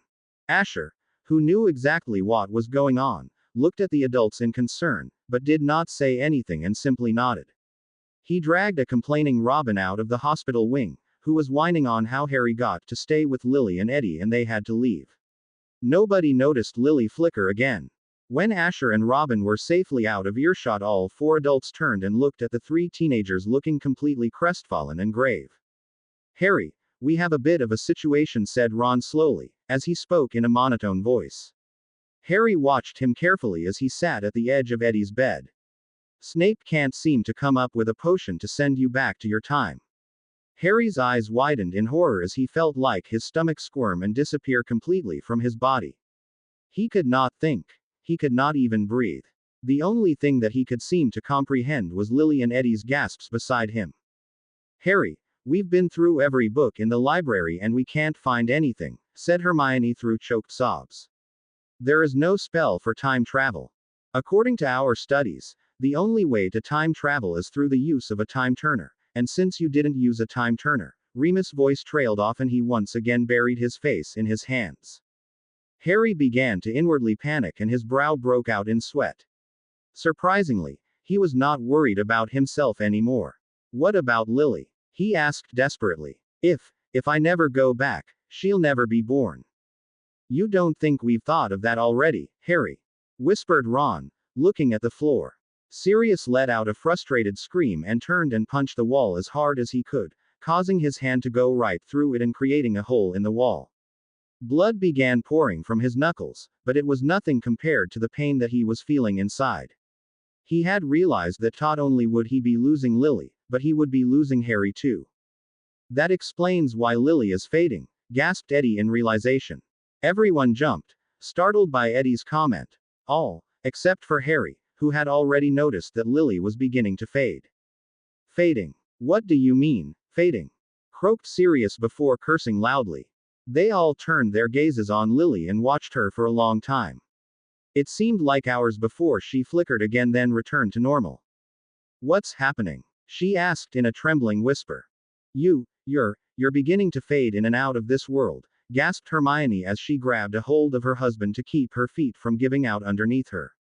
Lily looked at her hands and watched as they flickered in and out again. She began trembling before pulling the pillow to her chest and rocking back and forth. There was no doubt that Lily was scared out of her mind. Eddie watched as Lily flickered again and immediately felt sick. That was the only way to describe it. He felt deathly ill. He wanted to throw up. He wanted to cry. Part of him wanted to sink through the floor and disappear. But, right now it was not the time to think about how he was feeling. It was Lily's state and emotional well-being was the more important thing right now. He saw how distressed Lily looked and immediately climbed out of his bed and into Lily's as he embraced her tightly, bringing her head to his chest. Lily seemed to be in a daze to notice as Eddie patted her hair gently, resting his cheek on her head. Everyone stared at the couple sitting on Lily's bed and they all could not help but feel like they had failed Harry. Failed to protect not only his daughter, but him as well. Harry stared at Lily with a combination of determination and helplessness etched onto his good-natured features. Deep down, he was not worried about himself in the slightest. As much as he wanted to go back to return to his life, back to Ron, Hermione, and Ginny, he was much more concerned for Lily's well-being. All that mattered to Harry was to get back to his time so that Lily would be able to survive. There has to be a way, said Harry firmly, his voice shaking. There was an extreme emotion echoing from his voice that no one in the room could place. There just has to be. I'm not going to let Lily's life just slip between all of our fingers. Look, Potter, snapped Snape impatiently, we've done everything we could. There is not one potion or book.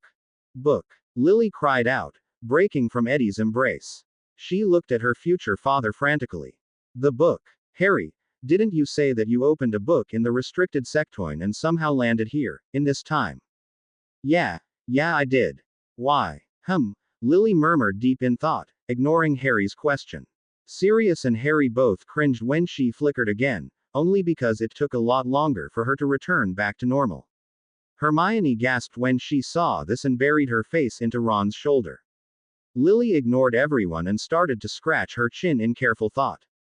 After a very long pause, Hermione regained her composure and took a seat at the edge of her goddaughter's bed, grasped her hand, and looked her square in the eye. As of right now, Lily, there is nothing we can do, whispered Hermione, using her other hand to place a stray lock of hair behind Lily's ear. But, I assure you that we will keep trying. We're not going to give up and lose you that easily. She placed a gentle key on Lily's forehead before gesturing for everyone to follow her out of the hospital wing. Everyone, including Harry, obeyed. Both Lily and Eddie watched them leave with their heads hanging down in both shame and depression. When they were all out of earshot, Lily turned to Eddie with a bright and hopeful look on her face. I have an idea, Lily blurted out to Eddie, clearly not noticing that she flickered again. Eddie felt a shiver go down his spine. Why didn't you tell my parents and Sirius? Asked Eddie, looking at his friend disbelievingly. They could help. To his immense surprise, Lily was shaking her head slowly, as though he did not understand. They wouldn't approve of my plan, answered Lily, still shaking her head. Neither would Harry. This has to stay between you and me, Ed. Well, then let's put it into action soon, said Eddie, watching Lily as she slowly began to fade. It doesn't look like you have much time. Lily heard her alarm from the watch around her wrist begin to go off. Groaning and rubbing her head, she allowed her eyes to flutter open as she hastily grabbed her glasses from her bedside table and slipped them on her face. Glancing at her watch, Lily realized that it was 1 o'clock in the morning, the exact time she wanted to wake up and execute the plan she had brewing in her mind. She yawned, stretched in a feline way, and slowly climbed out of her bed. Quietly, so not to wake Madame Parks, Lily tiptoed over to Eddie's bed and tapped him lightly on the shoulder. He groaned, swore under his breath, and rolled over. Go away, he groaned. I'm sleepy. Sleepy? Asked Lily through a set of giggles. Eddie took one of his pillows and covered his head with it while burying his face into the other pillow. Come on, Eddie, get up. We've got to see whether my plan to get Harry back to the past will work. Why? Whined Eddie as he took the pillow over his head and tried to hit Lily with it and missed entirely. Lily rolled her eyes and crossed her arms over her chest, raising an eyebrow at her best friend's sleeping form. Fine, we'll just ignore it, We'll allow Harry to stay during this time, and I'll slowly but surely fade away into oblivion, yeah? Asked Lily condescendingly and ironically. Eddie rolled over and looked at her and watched as she flickered right before his eyes. He shivered at the thought and over Lily's words as he watched her reappear. Despite how tired he was and how much trouble they were sure to get into, Eddie knew that he would take any risk before losing Lily. All right, he said as he kicked off his blankets and swung his legs over the bed. But I still don't see why we can't ask my parents about this. He pulled a maroon bathrobe over his pajamas as Lily was pulled on her navy blue one. First of all, I already told you that they would not approve, said Lily as she took out her wand and summoned her invisibility cloak. Plus, they know the consequences of what we're about to do and they won't let any of us, including Harry, take this chance. We need to be sure that this will work before we allow Harry to try it. Eddie, I really think that this is the only way to get Harry back to his time. If you say so, muttered Eddie as Lily caught her cloak and threw the cloak over the pair of them. Let's stick together, all right. Lily nodded in agreement and the two of them headed towards the library. Using the Marauders map, they did not meet anyone that they did not want to meet along the way. Eddie kept looking at Lily at the corner of his eye, noticing that she was flickering more often and it took much longer for her to reappear. He shivered and tried to prevent the lump from forming in his throat. When they entered the library, Lily and Eddie tiptoed directly into the restricted section and looked around anxiously. Lily took off the cloak and stuffed it into the pocket of her robes. They both took out their wands, muttered, Lumos, and Eddie immediately began searching the bookshelves. What did Harry say the book was called again? He asked as he scanned the shelves using the light from his wand.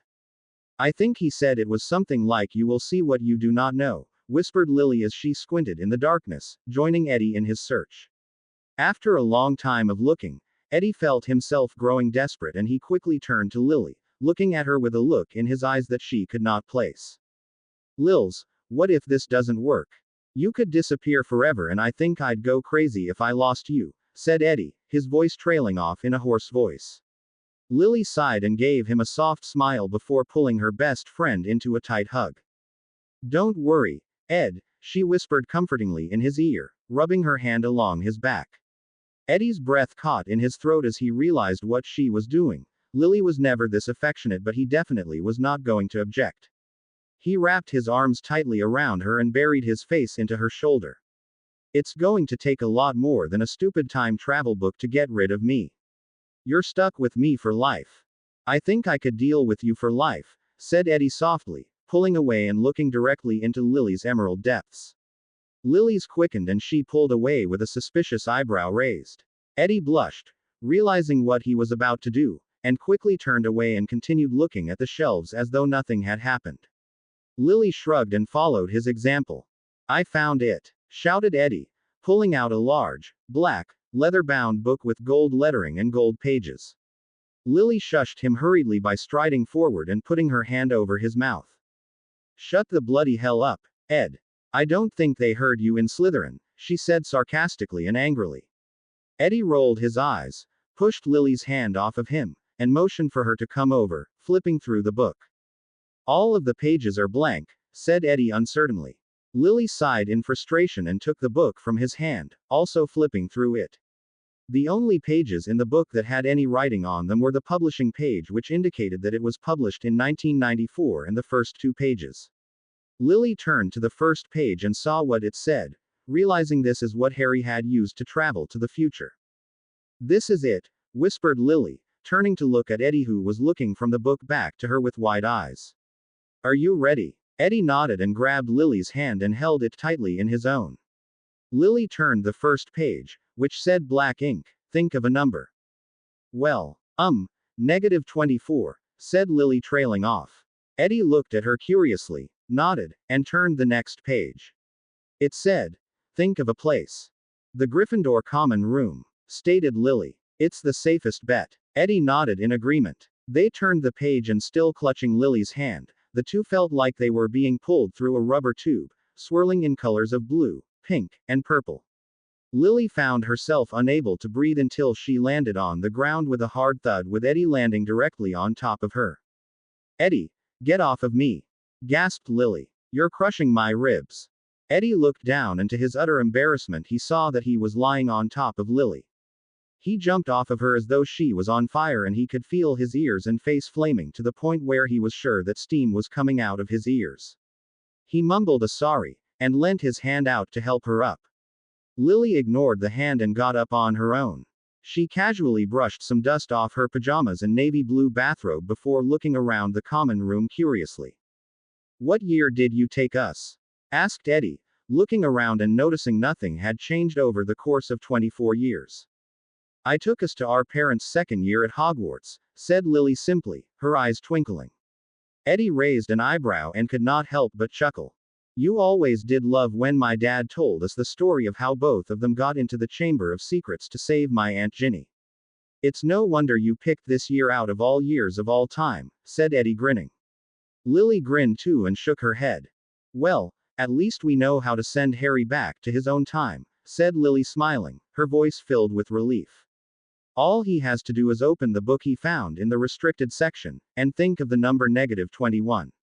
Yeah, said Eddie, also sighing with relief, knowing that Lily was going to be just fine. But, now that we've covered that, can we go back to our own time? I honestly don't feel too comfortable here. My mum always said that time traveling could be disastrous, and I reckon she was right. Could we, well, look around, asked Lily uncertainly. There is something that I'd like to see. What could you possibly want to? Started Eddie, clearly irritated, but when he saw the look on Lily's face, oh bloody hell, Lily, really? You want to see Harry? Oh come on, you can't possibly tell me that you're not interested on what our parents were like when they 12, said Lily defensively, a blush etching along her cheeks. I'm curious, yes, but I don't want to be here forever, said Eddie with a groan while throwing up his hands in frustration. I'm not saying we need to stay here forever, said Lily, annoyed and angry. We'll leave as soon as we see and talk to our parents. Merlin's bloody pants, Lily. Excuse me, but could you two please keep it down?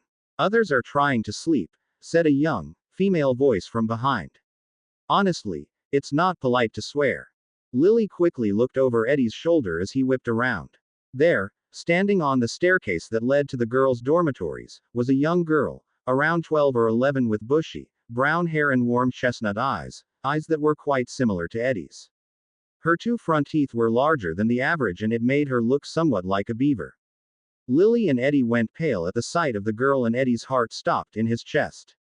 It was Hermione Weasley. Well, Hermione Granger at the time. I mean Hermione, gasped Eddie, running a hand through his bushy locks. Hermione raised an eyebrow. Yes, I'm Hermione, she said slowly, taking a step back, as though scared of them. Do I know you? Well, sort of, said Eddie, anxiously rubbing the back of his neck and not taking his eyes off his future mother. Under her scrutinizing gaze, Eddie shifted uncomfortably, just like he did whenever he was in trouble back at home. There was an awkward and uncomfortable silence. Are you a relative of Ron's? Asked Hermione, finally breaking the silence. You look like him. Eddie just gaped like a fish out of water. Lily put her hand on his shoulder to calm him down, fully knowing and understanding what he was feeling at that moment. Now you understand how I felt when Harry first showed up, Lily whispered in his ear, quiet enough so that Hermione would not hear her mention Harry's name. She knew that it would only arouse suspicion. Eddie nodded slightly, not really being able to find his voice to speak. Hermione's gaze shifted from Eddie to Lily. And who are you? You don't look like anyone I know in Gryffindor, said Hermione coolly. Very familiar with Hermione's attitude, Lily held her tongue and simply pushed her glasses up the bridge of her nose. My name is Lisa Harolds, said Lily, thinking quickly. This here is my best friend, Edwin Weasley. Eddie looked at her with a disgusted, raised eyebrow. Edwin, he whispered, almost laughing. Seriously, you're naming me Edwin? Lily gave him a look that said, shut up, and turned back to Hermione, who was looking at them uncertainly. Oh, was all Hermione said as she shuffled her feet. I've never seen or met you two before. Are you in Gryffindor? No, not yet anyway, said Eddie, still scratching the back of his head nervously, still feeling uncomfortable under his mother's gaze. It was the honest truth. They would be in Gryffindor one day. Hermione obviously did not make the connection and her eyes widened. If you're not in Gryffindor, then you two really shouldn't be in here, said Hermione firmly, narrowing her eyes. Lily rolled her eyes. Merlin, apparently you were always this bossy. Excuse me.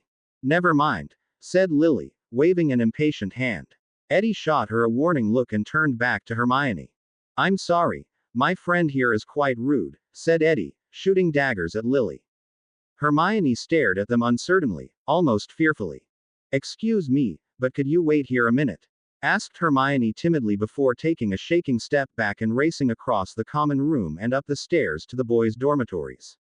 Lily looked at Eddie for a minute and they both nodded in unison before walking quietly up the stairs after her to eavesdrop. They found the door to the second-year boys' dormitories and pressed their ears against the door so that they could both hear Hermione's nervous and timid voice. Ron. Harry. Hermione. It's not even morning, a voice groaned angrily. Lily recognized it immediately as Ron's. It sounded exactly the same. We don't have to be the first to get to class. But, Ron, there are two people in the common room, whispered Hermione frantically. There's always someone in the common room, Hermione, said Ron's voice sarcastically. It's a common area, hence why it's called the common room. Lily did everything she could to stifle her giggles. Apparently Ron was always sarcastic, just like Hermione had always been bossy. Ron, I'm serious, said Hermione, her voice still frantic. There are two people down there that I had never seen before and they claim that they're not in Gryffindor. They're not in Gryffindor. Who are they, Hermione? A third voice interrupted. It was, without a doubt, Harry. His voice sounded slightly different, a little more nasal, and he was croaking, clearly going through his changes. Lily bit her lip and smiled. I don't know, whispered Hermione. They told me their names but something doesn't seem right. I was thinking that maybe they know something about, the Chamber of Secrets. Harry's voice answered smartly. I reckon it couldn't hurt to find out.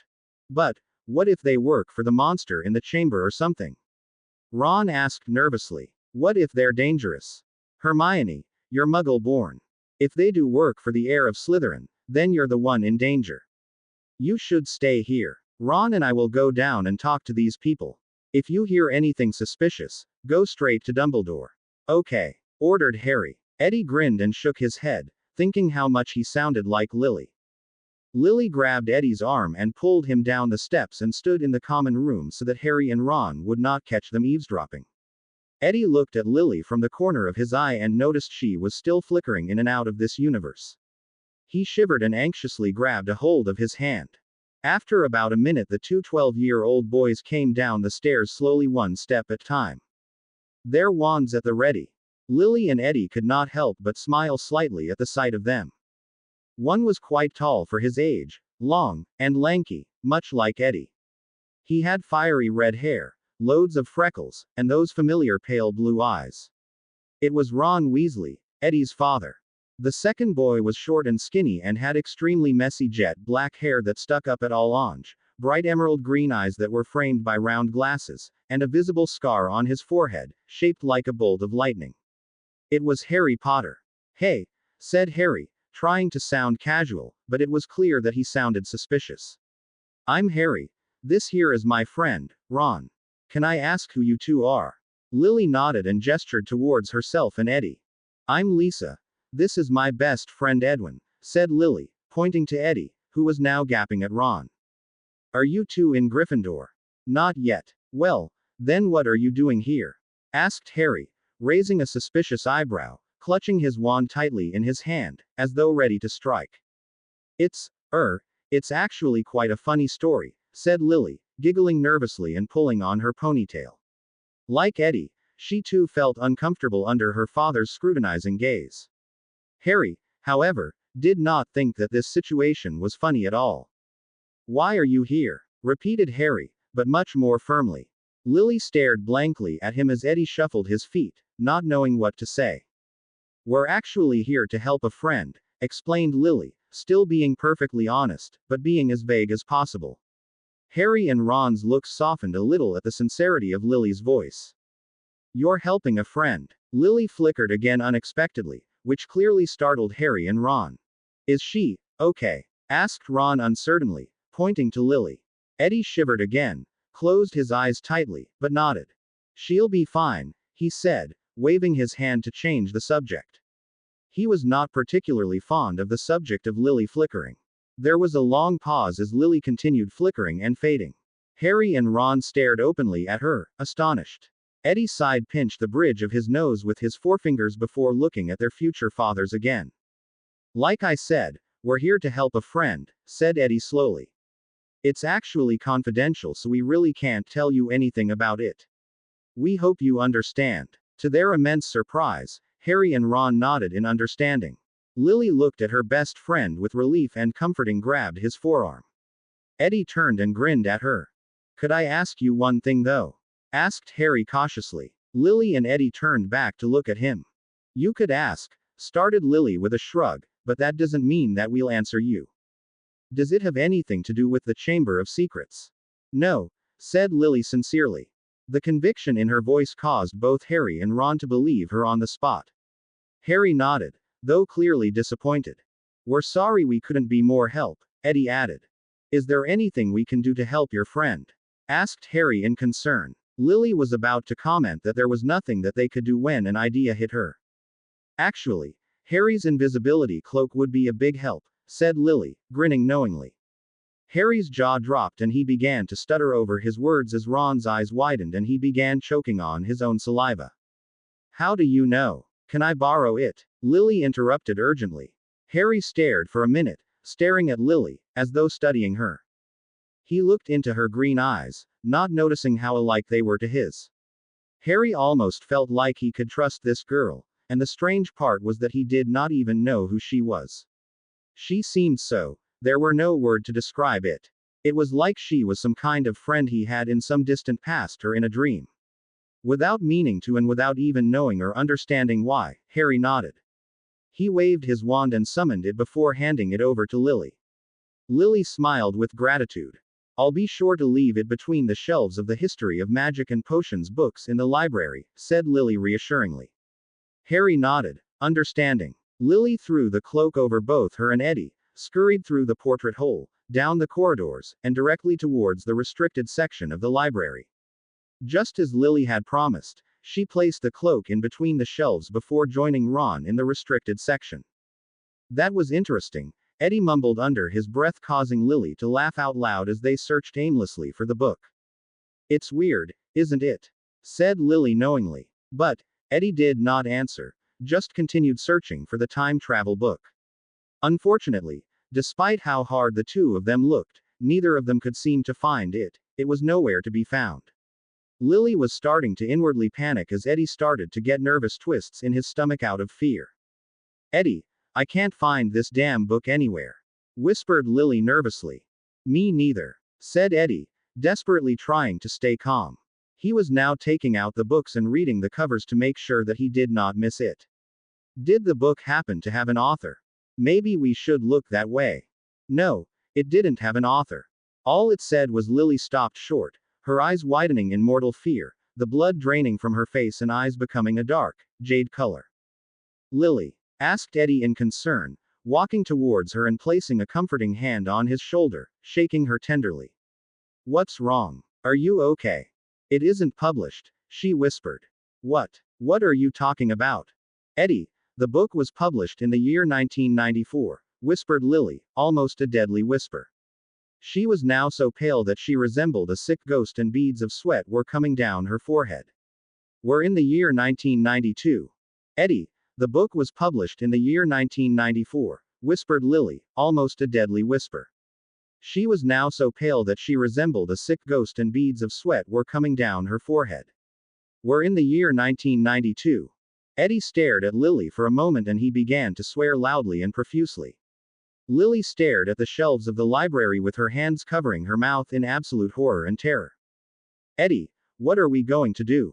She whispered in a panicky voice, her hands trembling and her voice shaking. Eddie just looked at her desperately for a moment and continued to swear because he honestly did not know what to do. I don't know, he whispered, gripping his bushy red hair tightly in his fists. I really don't know what the bloody hell we're going to do. Damn it, Lily. Why did you have to choose this year of all years?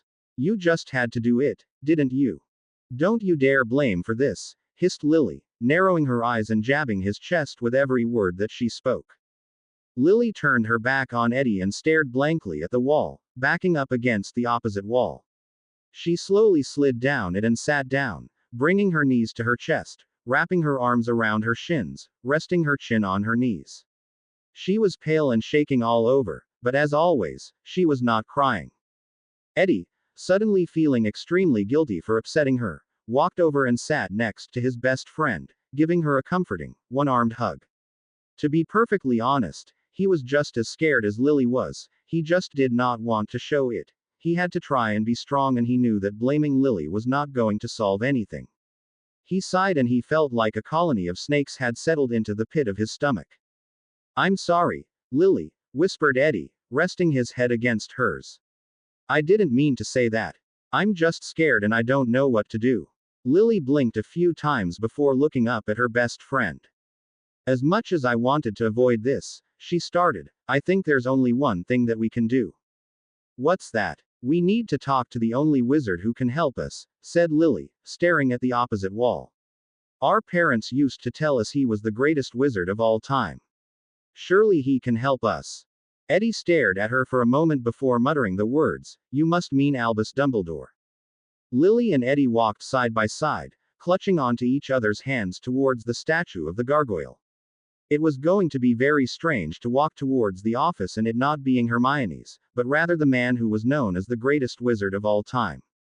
As they walked, Eddie could not help but notice, no matter how sick it made him, how often Lily continuing to flicker, then fade for long periods of time.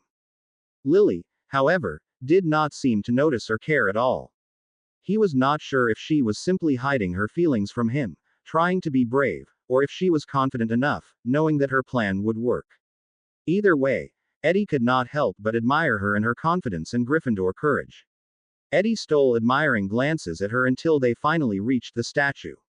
The two teenagers stared at it for a minute, not knowing nor having a clue to what the password was. Well, this presents a problem, said Lily, rolling her eyes dryly. You wouldn't happen to know the password, would you? Asked Eddie slowly and uncertainly. What do I look like? Some kind of mind reader? I didn't even know the bloody man. Snapped Lily sarcastically, giving Eddie a condescending look. He could not help but smirk and shook his head. I don't know. I mean, couldn't you just perform Iluta or something? This comment caused Lily rolled her eyes. It's not an invincible power, Ed, she said dryly. Eddie shrugged. I was just asking. Well, it was a ridiculous question, snapped Lily, impatiently crossing her arms over her chest. And I don't particularly fancy sitting here all bloody night.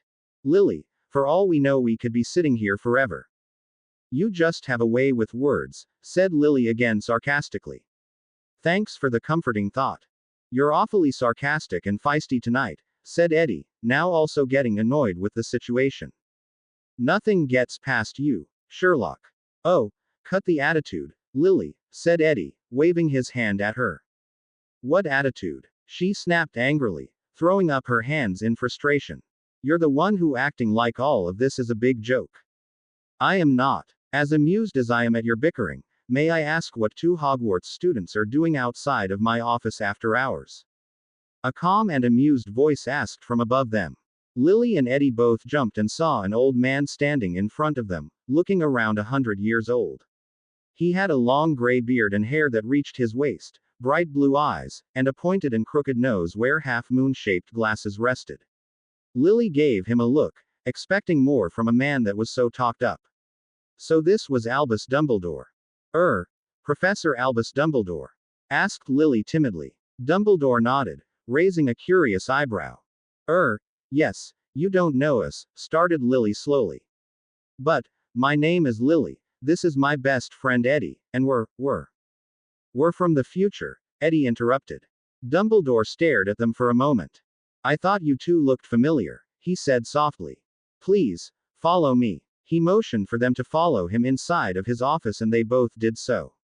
They reached the office and saw how different it was compared to how Hermione decorated it.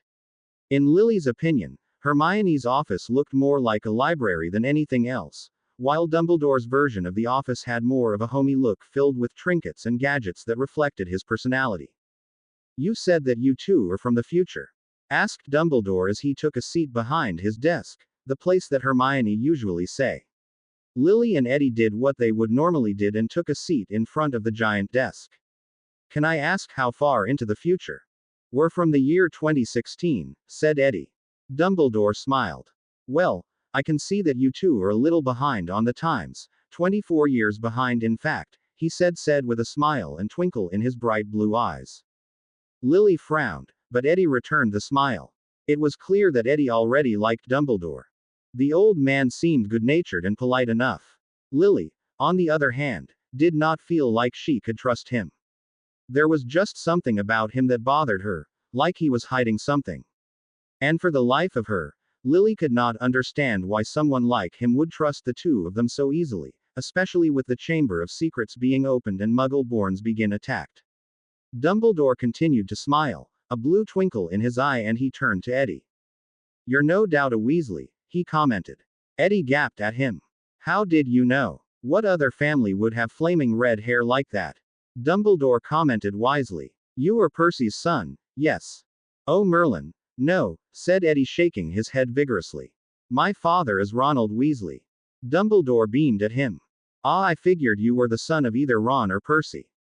Those two always looked somewhat alike, and you look very much like your father. That is, except your hairstyle and your eyes. Who is your mother? Dumbledore asked casually, as though students from the future popped up on a daily basis. Hermione Granger. Ah, Miss Granger, said Dumbledore smartly. Yes, I always sensed Mr. Weasley fancied Miss Granger. That would explain why they are always bickering with one another. How are your parents, Mr. Weasley?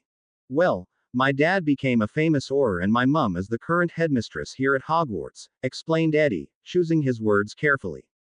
He heard enough times from his mother about the consequences of time travel. Dumbledore smiled. I also have two younger sisters, Teresa and Anne. Teresa will be coming here in a few years. I always love to hear about my students and how successful and happy that they have become. I am happy for your family, Mr. Weasley, said Dumbledore sincerely, smiling brightly. He turned to Lily. And whose daughter might you be? Not to be disrespectful, Professor Dumbledore, but I don't see how that is any of your business, said Lily, her voice toneless, impassive, and expressionless. Eddie gaped at her wide-eyed, clearly not believing how she was treating the man who was simply going to try and help them. Dumbledore was rather taken back by her response. Whatever he was expecting, it certainly was not that. I'm sorry to offend you, miss. I was merely curious, he said innocently. Lily narrowed her eyes and shrugged, as though his curiosity did not matter to her. I just don't see why you know everything about us in order to help us, said Lily coolly. You said that your first name is Lily? Asked Dumbledore, recalling their previous conversation by the gargoyle. Lily stared at him and did not comment. The headmaster just sighed and took a deep breath before returning his gaze on Eddie. Now, Mr. Weasley, care to explain to me on how you and this young lady came here to this time? Asked Dumbledore, a little less enthusiastic than he had been before. Eddie gave Lily an exasperated look, before turning to Dumbledore and explaining everything to him, particularly about the book and how it was not yet published. I see, he said quietly, apparently deep in thought as he twiddled his thumbs as they pressed against his chin. Well, I believe that there is a simple solution to this. There is? Asked Lily, raising an eyebrow. Well, normally witches and wizards need to return to their time in the same manner that they came here in. For example, normally if you traveled by book, you would need to travel back by book, explained Dumbledore. But, I believe that there is a loophole. Since the book is not yet published, that rule may not apply.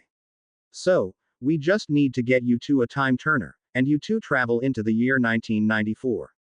The book should be there and you should be able to just take it from there. Lily and Eddie looked at each other as he grasped her hand tightly in his own. I couldn't hurt to give it a try, right? I suppose not. Harry, back in the year 2016, yawned and stretched in warm, comfortable bed in Gryffindor Tower. He rubbed his eyes with one hand as he reached for his glasses on the nightstand with the other and slipped them on his face.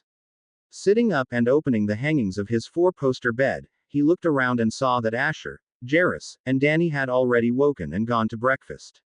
Shrugging, Harry took a quick shower, got changed into his uniform and robes, ran to the Great Hall, grabbed some toast at breakfast, and then ran to the hospital wing to check on Lily and Eddie.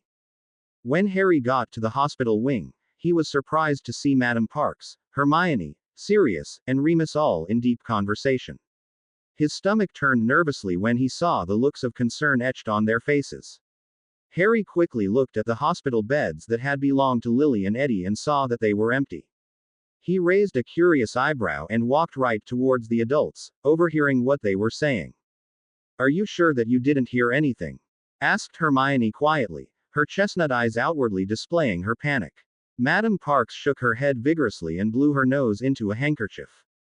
"I swear, Hermione, I didn't hear a sound," she said, almost pleadingly. "It wouldn't matter. You know how those two are," said Remus, running a hand through his graying hair. He looked more tired than ever. "They move like cats. I bet you anything that they slipped out under Lily's invisibility cloak." "Did you check the Marauders map?" asked Sirius. "I'm sure that they brought it with them," said Hermione quietly. "Even if they didn't, if I know Lily, she probably has it buried, hidden in her trunk, in a box with a Muggle lock and with an anti-Alohomora charm on that lock." "Probably," stated Sirius, looking amused and in a daze. "I'm starting to worry," whispered Hermione, ignoring Sirius' dazed comment. Remus looked at her with affection and walked over to place a comforting hand on her shoulder. "I wouldn't worry, Hermione," he said, shaking her shoulder playfully. "You of all people know that Lily and Eddie would step in front of a killing curse to save each other. As long as they are together, I'm not worried. And you shouldn't either." "Well, how do we even know that they are together?" asked Hermione nervously. "Maybe they got separated or something happened." Both Sirius and Remus grinned at each other, then turned back to look at the young headmistress. "They always stick together," said Sirius reassuringly, taking the words right out of Remus's own mouth. "Honestly, I don't even know why you're so worried. There is no evidence that they even disappeared. They probably snuck off to the kitchens and fell asleep while eating." "What's going on?" asked Harry, stepping forward from the doorway, growing a little impatient. Sirius, Remus, Hermione, and Madam Parks all jumped at the sound of his voice. "Harry," Hermione gasped, breathing heavily. "Merlin, don't scare me like that." Harry ignored her. "What happened? Where's Lily?" "Honestly, Harry, we don't know." Frustrated, Harry ran out of the hospital wing and ran through the corridors of the castle and towards the kitchens looking for his future daughter and future godson. Lily and Eddie spent the night in two separate rooms that Dumbledore had found in the Room of Requirement. The next morning, the very late morning, the two teenagers met up with the headmaster in the Great Hall. They made sure that they stayed out of sight and lingered in the entrance hall in order not to attract attention from the other students and the rest of the staff. When Dumbledore caught sight of them, he immediately got out of his seat and the three of them went straight to his office. Lily and Eddie walked several steps behind Dumbledore in order to have their own, private conversation. "Do you think this will work, Eddie?" asked Lily, biting her lip nervously. Eddie saw the fear in her eyes and grasped her hand in his own, twining their fingers. "Even if it doesn't, I promise you, Lily, I'll find a way to get back," he said reassuringly, "no matter what it takes." Lily nodded and gave a weak smile in return. "Besides, this is the wizarding world, Lils, anything can happen. And if even we can't go back, you're still stuck with me." "Well, that's comforting," said Lily playfully. She turned and grinned innocently at him as he gave her a mock glare, then grinned back and playfully nudged her on the arm. Lily nudged him back, still smiling.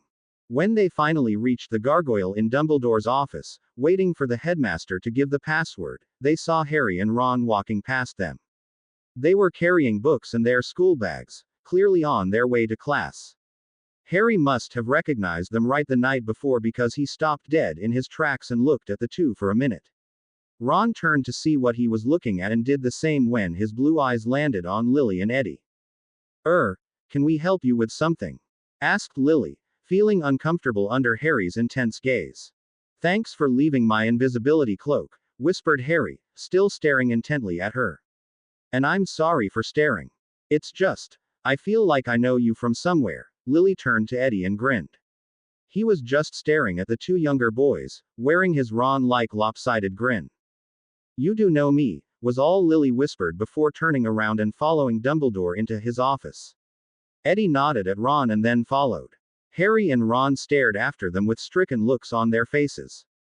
You know, Harry started Ron when the gargoyle behind the three of them closed. I just noticed something about that Lisa girl.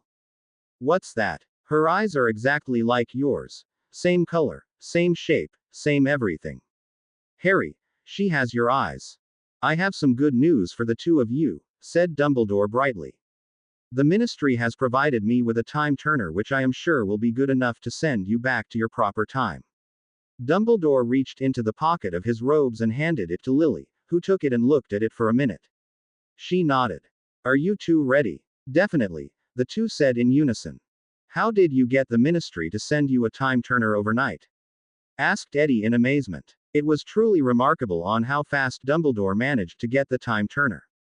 Eddie knew that in the future, no one was able to get a time turner that fast and without question too. Well, I just explained to them that I needed to do some research in the past to find out more information about the Chamber of Secrets, explained Dumbledore. They want this whole ordeal to end as much as the rest of staff and students do. And they just gave it to you? Asked Lily, raising a suspicious eyebrow. Just like that, without question. Yet again, Eddie gave Lily another exasperated look that silently told her to shut up, but she ignored him. Dumbledore, for the first time since they had met him, looked rather insulted at Lily's insinuation.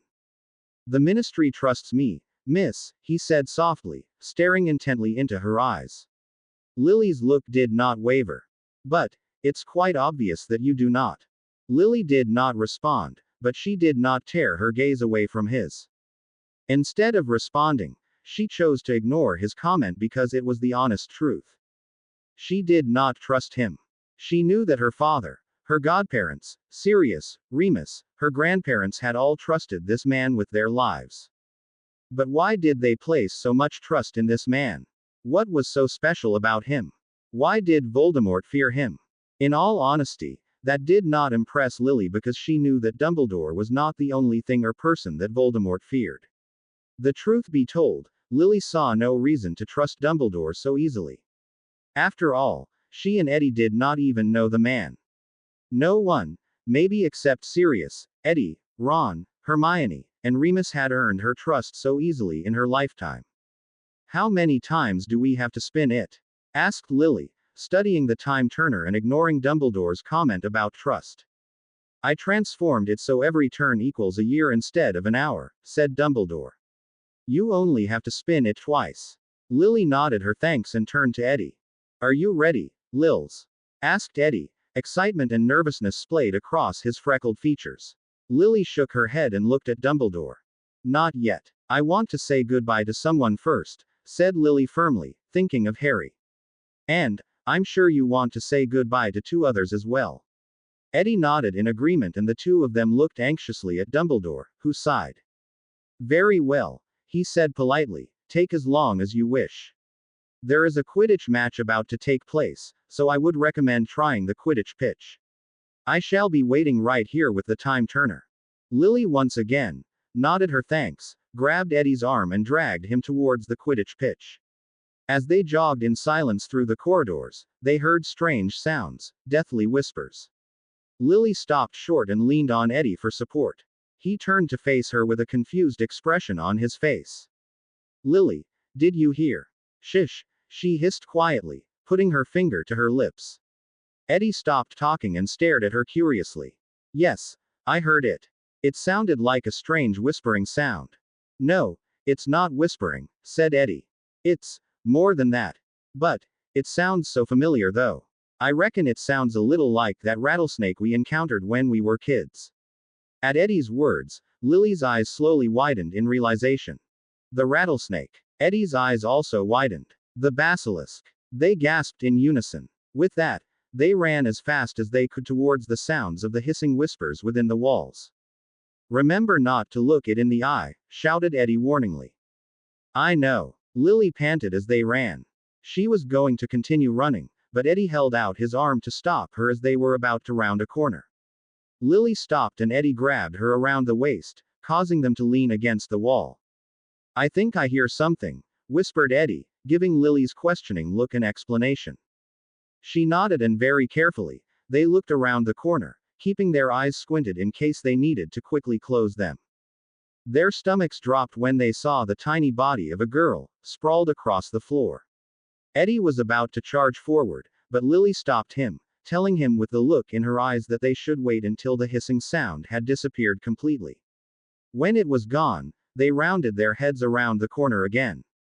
Immediately, the two of them recognized the girl on the floor and their jaws dropped. It was Hermione Granger. Lily ran towards her future godmother and kneeled beside her as Eddie stood there, by the corner, in complete and utter shock. Lily noticed that on the other side of Hermione was a girl with curly brown hair from Ravenclaw. She immediately recognized the girl as Eddie's Aunt Penelope, his Uncle Percy's wife. Just like in the stories that Ron and Hermione used to tell them, Lily noticed a mirror in Hermione's hands and picked it up. "Is she okay?" Eddie croaked, breaking her thoughts. Lily nodded. "She's just petrified," said Lily, trying not to sound impatient. "You know this, Ed. You know what's going on and you know the story, don't act like you don't. You know perfectly well that Hermione is going to be just fine." Eddie let out the breath that he had been holding and nodded reluctantly. "I suppose," he whispered. "But, I'm still scared for her, you know." "I understand. What's going on here?" a voice said from behind. Lily and Eddie whipped around to see a tall man with greasy black hair, a hooked nose, and sallow skin standing behind them. Lily recognized him as her younger potions master, Severus Snape. "Professor Snape," Eddie called out nervously as Lily scrambled to her feet. "We found them like this. We need to see Dumbledore immediately." "Who are you two?" asked Snape panic-stricken. "You're not students." You're the attackers," screeched Snape, pulling his wand and pointing it at the pair of them. Eddie gasped and grabbed Lily's arm, instinctively pulling her to him as they both took a step back. "You two are the ones WHO have opened the Chamber of Secrets. You're attacking the Muggle-borns." "Severus, compose yourself," a calm, elderly voice said from behind the two teenagers. Lily and Eddie turned around to see Albus Dumbledore coming towards them with his royal blue robes billowing behind him. "I assure you that these two young people are not the attackers. In fact, I believe that they are departing right now.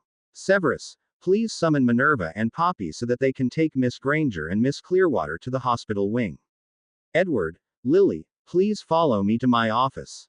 Professor Dumbledore, I want to make sure Hermione is okay before we leave," said Eddie in a demanding voice. It made Lily swell with pride and she patted his arm gently. But, he did not look at her, he just stared at Dumbledore, who sighed and nodded. "As you wish," he said as he levitated Hermione and Penelope and led them towards the hospital wing. Lily and Eddie followed earnestly. When they got there, Dumbledore laid them down on the beds gently and told the nurse that they had been petrified. Lily personally did not like this nurse compared to Madame Parks. She seemed much too strict and professional and not motherly enough. She was just about to comment on this to Eddie when she noticed the fear in his eyes when he looked at Hermione. Feeling sympathetic, Lily patted his shoulder gently and smiled comfortingly at him. "Lily, I'm scared," whispered Eddie fearfully. "What if something happened to her?" "You worry too much, Ed, which is something you definitely inherited from your mother," she said grinning. Eddie gave a very weak chuckle.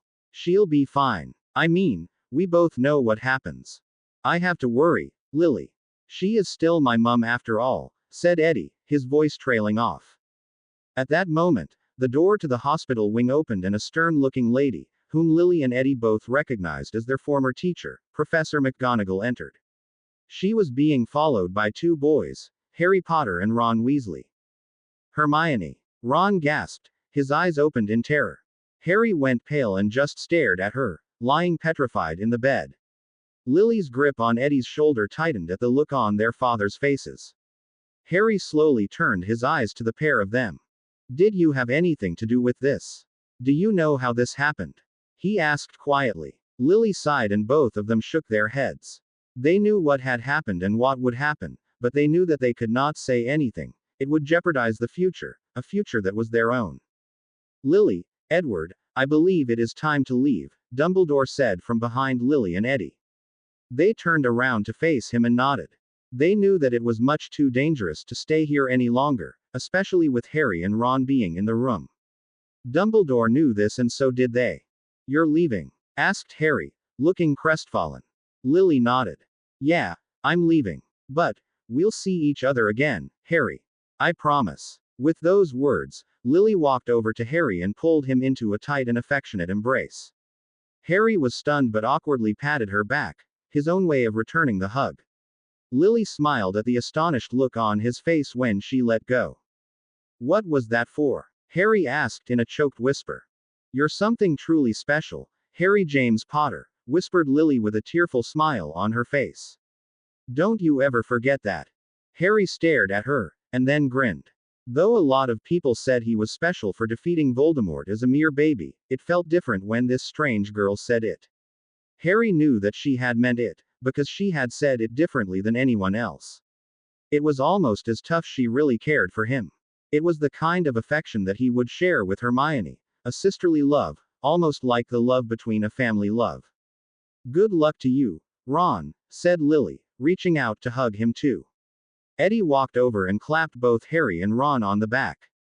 I'll be seeing you two again soon, he said, leaving Harry and Ron to raise suspicious eyebrows. Eddie chuckled and walked towards Hermione's bed, looking at her with a small smile on his face, despite the fact that she was petrified. Don't worry, I'll be seeing you too, he whispered as he bent down and kissed his future mother's cheek. Lily had to hold back her laughter when Ron went red with rage and clenched his fists as he watched Eddie kiss Hermione's cheek. I think we're ready, Professor, he said sternly. Lily nodded in agreement. Dumbledore smiled, particularly at Lily. Please follow me, then. As they followed Dumbledore to his office to use the time turner, Eddie decided to be bold. He reached out and put an arm around Lily's shoulders and gave it a small squeeze. Lily's eyes widened and she stiffened under her friend's touch, but she did not pull away. She merely looked at him astonished and embarrassed, blushing to the roots of her hair. Deep down, she was not sure whether it was just a friendly gesture or not. Looking up at Eddie, she could not fail to notice how red his face and ears had gotten, showing that he was embarrassed as well. Lily turned away, biting her lip, wondering what in the world was floating through her best friend's brain. Neither one of them had time to dwell on it any longer because they had reached Dumbledore's office and he was handing them the time turner. Spin it twice and go straight to the library to find the book that you need, said Dumbledore as Lily took the time turner from him. If it is not there, or there is a problem, come straight to my office. I'll definitely remember you two and we'll take it from there. Does that sound all right? Lily and Eddie both nodded. Excellent, said Dumbledore, his blue eyes twinkling again. He reached out and patted Eddie on the back and smiled. I wish the best of luck to you, Mr. Weasley. It was a great pleasure meeting you. I know that Ron and Hermione must be very proud. Eddie smiled sincerely before Dumbledore turned his twinkling gaze onto Lily. Despite your obvious distrust in me, it was a pleasure meeting you too, Miss Potter, he said, grinning knowingly. There is no doubt in my mind that Harry is proud to have you as his daughter. You have a lot of him in you. Lily gaped at him as Eddie stared at the old man, looking impressed. How did you know who I am? I would think that it was very obvious, Lily, said Dumbledore, kneeling down so that he was eye level with her. And not to give myself too much credit, but your name is Lily, after Harry's mother. You have also inherited your grandmother's magnificent green eyes. Not many people have those emerald green eyes, Lily. But, I suppose the concluding hint for me was how you treated Harry.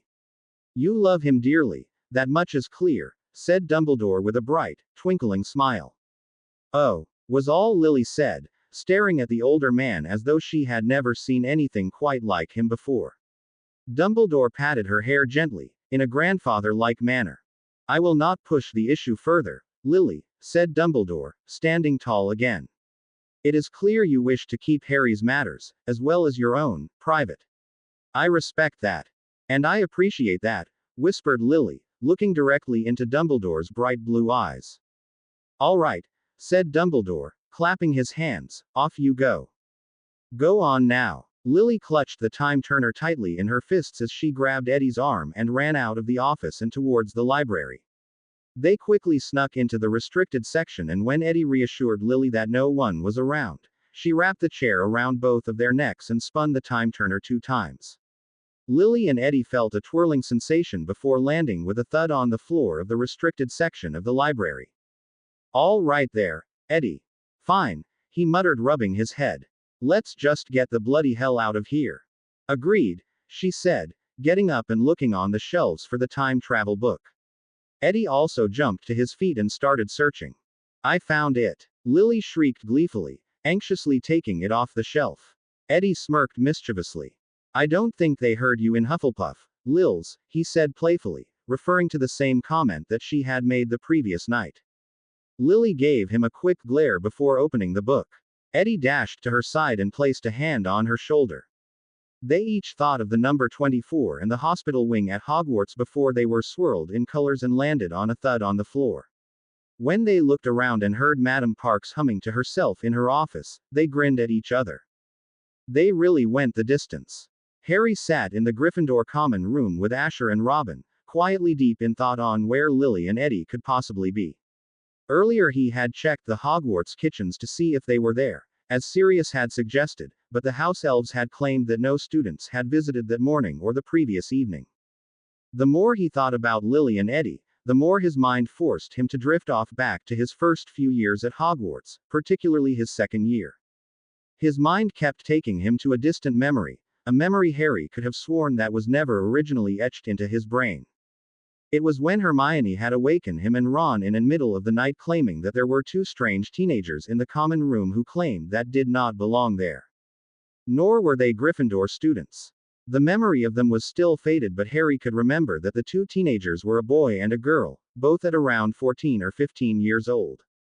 Not having recognized any of them, Harry had immediately suspected them and inquired on whether they knew anything about the Chamber of Secrets. Harry also remembered seeing the 2 teenagers in the hospital wing visiting Hermione after she had been attacked.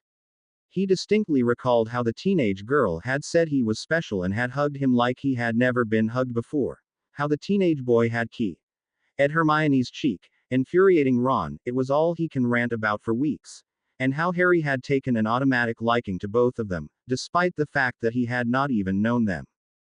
Why had he taken such an automatic liking to the 2 strange teenagers? How was it possible, in such dangerous times, that Harry had felt like he could trust them without even knowing them? Particularly the girl. There was something about both of them, especially the teenage girl, that made him secure, loved Event. There was just something about her, something familiar that Harry could not place. It was like she was some distant friend that he had in another lifetime. Harry sighed and strained his memory to remember what the boy and the girl had looked like and whether they had said what they were doing at the castle. Then it hit him, as though someone had swung a beater's bat right into the pit of his stomach. Harry remembered that the girl had owned hair and bright, emerald green eyes, eyes that were so familiar to his. Even someone as thick as Ron at 12 years old had noticed that. The teenage boy in his memory had flaming, bushy red hair, loads of freckles, and warm, chestnut eyes that greatly resembled Hermione's eyes. The teenage girl and boy in his memory had been Lily and Eddie. The 2 of them had time traveled back in time, back to Harry's second year. That's where they had disappeared to. It was obvious that they had tried to find a way to send Harry safely back to his time in order to save both him and Lily. Harry jumped to his feet and sprinted towards the portrait hole. Harry, where are you going, Harry? Asher called out curiously, looking up from his chess game with Robin. Nowhere. Harry called out breathlessly. He was barely down the corridor that leads to the Gryffindor common room. He saw Hermione running towards him with a bright red face, and she was clearly out of breath. There was a certain confused and panicked look in her warm, brown eyes. Harry, she gasped, stopping in front of him, did you have the memory? Harry interrupted her smartly. Hermione nodded, looking wide-eyed and was desperately panting for breath. "They're in our second year," they said in unison. Looking at each other and nodding, they both ran to the hospital wing to find Sirius and Remus, determined to bring their children safely back to their time. Lily crawled back into her hospital wing bed and beamed at Eddie as he did the same. "Well, we're home, safe and sound. Thank Merlin," said Eddie breathlessly as he leaned back in his pillows. "I wasn't a fan of that. Seeing my parents at 12 years old and seeing my mum getting attacked was more than I could possibly stand." There was a pause. "I'm so sorry, Lily. I didn't realize how difficult it had been for you." Lily raised a confused eyebrow. "What do you mean?" "I mean when Harry first arrived here," said Eddie. "It must have been so hard on you, seeing him and meeting him and everything, especially after all you went through with him. I can't help but admire you for that. You learned to accept it, Lily, and you got to know Harry even though there was a chance that you could get hurt in the end. That's real Gryffindor courage, Lily. You're such strong-hearted and strong-willed girl and I admire you so much for that." "Wow, Ed," gasped Lily, smiling at her best friend while a bashful red blush covered her cheeks.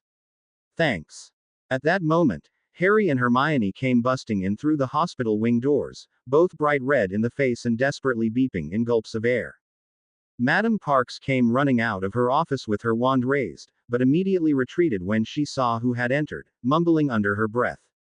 Both Harry and Hermione advanced towards their beds with narrowed eyes and stern looks on their faces. Though, admittedly, Harry looked slightly amused, unlike Hermione who was looking at the pair of them as though she wanted to hex them. "So, have you two been having fun playing with my mind and my memories?" Harry asked with a grin, folding his arms across his chest. "Tons," Lily said dryly, thinking about they almost got stuck there. "Before I tell you two how much trouble you're in," started Hermione in her normal bossy tone, "you two need to tell me what happened." Lily and Eddie chanced a sideways glance at one another before taking a deep breathing and sighing. They told Hermione and Harry everything. About Lily's idea, the publishing date, meeting with Albus Dumbledore and the 12-year-old Harry, Ron, and Hermione, and getting stuck in their second year. When they finished, Hermione seemed to have forgotten her anger with the pair of them, dashed over and hugged them both tightly. "Thank heavens you two made it back all right," she whispered, still hugging them tightly. "But, what's even more important is that you have also found a way to send Harry back to his time. Lily is going to be all right. Everything is going to be all right." Hermione's comment made Lily's heart come crashing into her stomach. This was the part she had been dreading. Harry was going to permanently leave her, for good. There was no turning back. Once Harry returned to his time, Lily would never have him back in her life ever again. "I want to be alone right now," muttered Lily out of nowhere as she lay down in her bed, and pulled the sheets and blankets up and over her head. Hermione looked at Eddie with a raised eyebrow, clearly puzzled over Lily's sudden change in attitude. Eddie just shrugged, looking almost helpless. He started to get out of bed in order to go and comfort her, but Harry put his hand on her shoulder to stop him. "Could I talk to her in private?" he asked Hermione and Eddie quietly. Eddie stared at him for a minute and nodded reluctantly and getting out of bed. Hermione guided her son out of the hospital wing. No doubt he was in for a long lecture about sneaking out into the restricted section of the library in the middle of the night. Harry looked at Lily's lumpy form underneath the covers of the bed and sat down at the edge of it. "Lily." Harry watched as Lily's form rolled over underneath the covers and slowly pulled them down so that they were no longer covering her face. "What?" she asked with a defeated sigh. "Are you okay?" "Please stop worrying about me," said Lily, sounding slightly annoyed. "I'm fine, Harry." "Really?" asked Harry quietly. "It doesn't seem that way. One minute you were laughing and the next, you were hiding under the covers expressing to be alone. Did you become bipolar during my second year?" Lily could not help but chuckle and she sat up, leaning against the pillows. It did not matter whether Harry knew her secrets anymore, he was leaving soon anyway. "I should have gone with my first instinct," explained Lily, looking straight into Harry's eyes. "I just should have been more careful around you." Harry raised an eyebrow. "What does that mean?" "I knew that if I got to know you, I would grow to love you like a father, and I have. But, Now you have to leave me forever, and it hurts. I know that everyone says that getting to know you, even though I knew I was going to lose you again, was bravery, but I'm not sure anymore. You regret getting to know me, getting close with me?" asked Harry quietly, hurt and clearly stung. Lily shook her head and gave him a soft, but sad smile. "Not at all, Harry," she said, sincerely, reaching over to pat his hand comfortingly. "I just regret that I found you. Now I'm going to lose you all over again." "What does that mean, you found me? I never really knew you, Harry," said Lily with a sad shrug, "not the real you. The only Harry Potter that I knew was the one who worked for Voldemort, disowned me, and became a Death Eater. I never knew the Harry Potter that stopped Voldemort from getting the Sorcerer's Stone or who saved Ginny from the Chamber of Secrets. I never the Harry Potter who was filled with the love and goodness that Ron, Hermione, Sirius, and Remus always talked about. I was upset because I never got to know that Harry Potter. But now I have. And as much it hurts me to say goodbye to that Harry, I don't regret getting to know him." "I'm going to miss you too, Lily," whispered Harry, clutching her hand tightly in his own. Lily shook her head bitterly. "You won't miss me, Harry," retorted Lily, almost angrily. "You won't even remember me." Harry choked on his own saliva and stared at her horrified. "How could you say that? How could you even think that I wouldn't remember you? Oh, come on, Harry, use your bloody common sense," said Lily impatiently.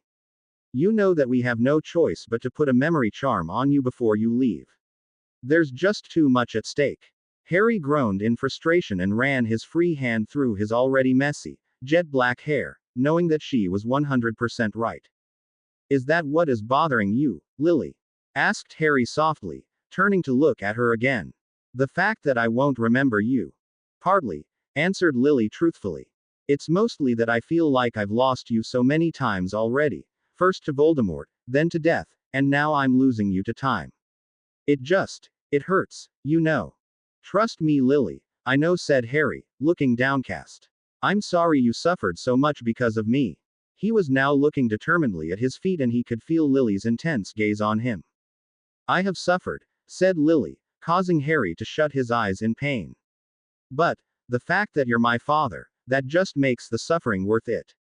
Harry looked up at her, his eyes filled with amazement and gratitude. He could not help but grin weakly at Lily, and the two of them shared a tight, sincere, comforting hug. They hugged each other so tightly that they thought if they let go, the other would slowly slip away. Though in reality that is exactly what was happening, in a strange way. Lily knew she had to let Harry go back to his time, and even though he would be out of her life forever, she realized that Harry was in her blood, Harry was in her heart. Harry was a part of her. No matter what, nothing could change that. "Harry," a voice called out gingerly. Harry and Lily parted and turned around to see. Hermione, Ron, Remus, Sirius, Snape, and Eddie were all standing there, in the doors of the hospital wing. Harry and Lily both noticed that Hermione had the time travel book clutched tightly to her chest. "Harry, it's time. Harry," a voice called out gingerly. Harry and Lily parted and turned around to see. Hermione, Ron, Remus, Sirius, Snape, and Eddie were all standing there, in the doors of the hospital wing. Harry and Lily both noticed that Hermione had the time travel book clutched tightly to her chest. "Harry, it's time." Harry nodded silently, looking glum, and followed the adults to Hermione's office. Lily swung her legs over the side of her bed, pulled on her navy blue dressing gown, and followed close on Harry's heels. Harry could not help but notice how Lily's eyes were completely focused on the ground as she trailed behind everyone else. Eddie also noticed her behavior and slowed down so that he was in step with her. For a minute, Harry thought that Lily may have been crying, but he knew that was not true. He knew that she was unbelievably hurt and upset, but Lily was not crying, she never cried. It was at that moment that Harry desperately wanted to know why she did not cry. They all reached Hermione's office. Everyone stood around Harry and watched as Hermione handed him the time travel book, tears welling up in her eyes.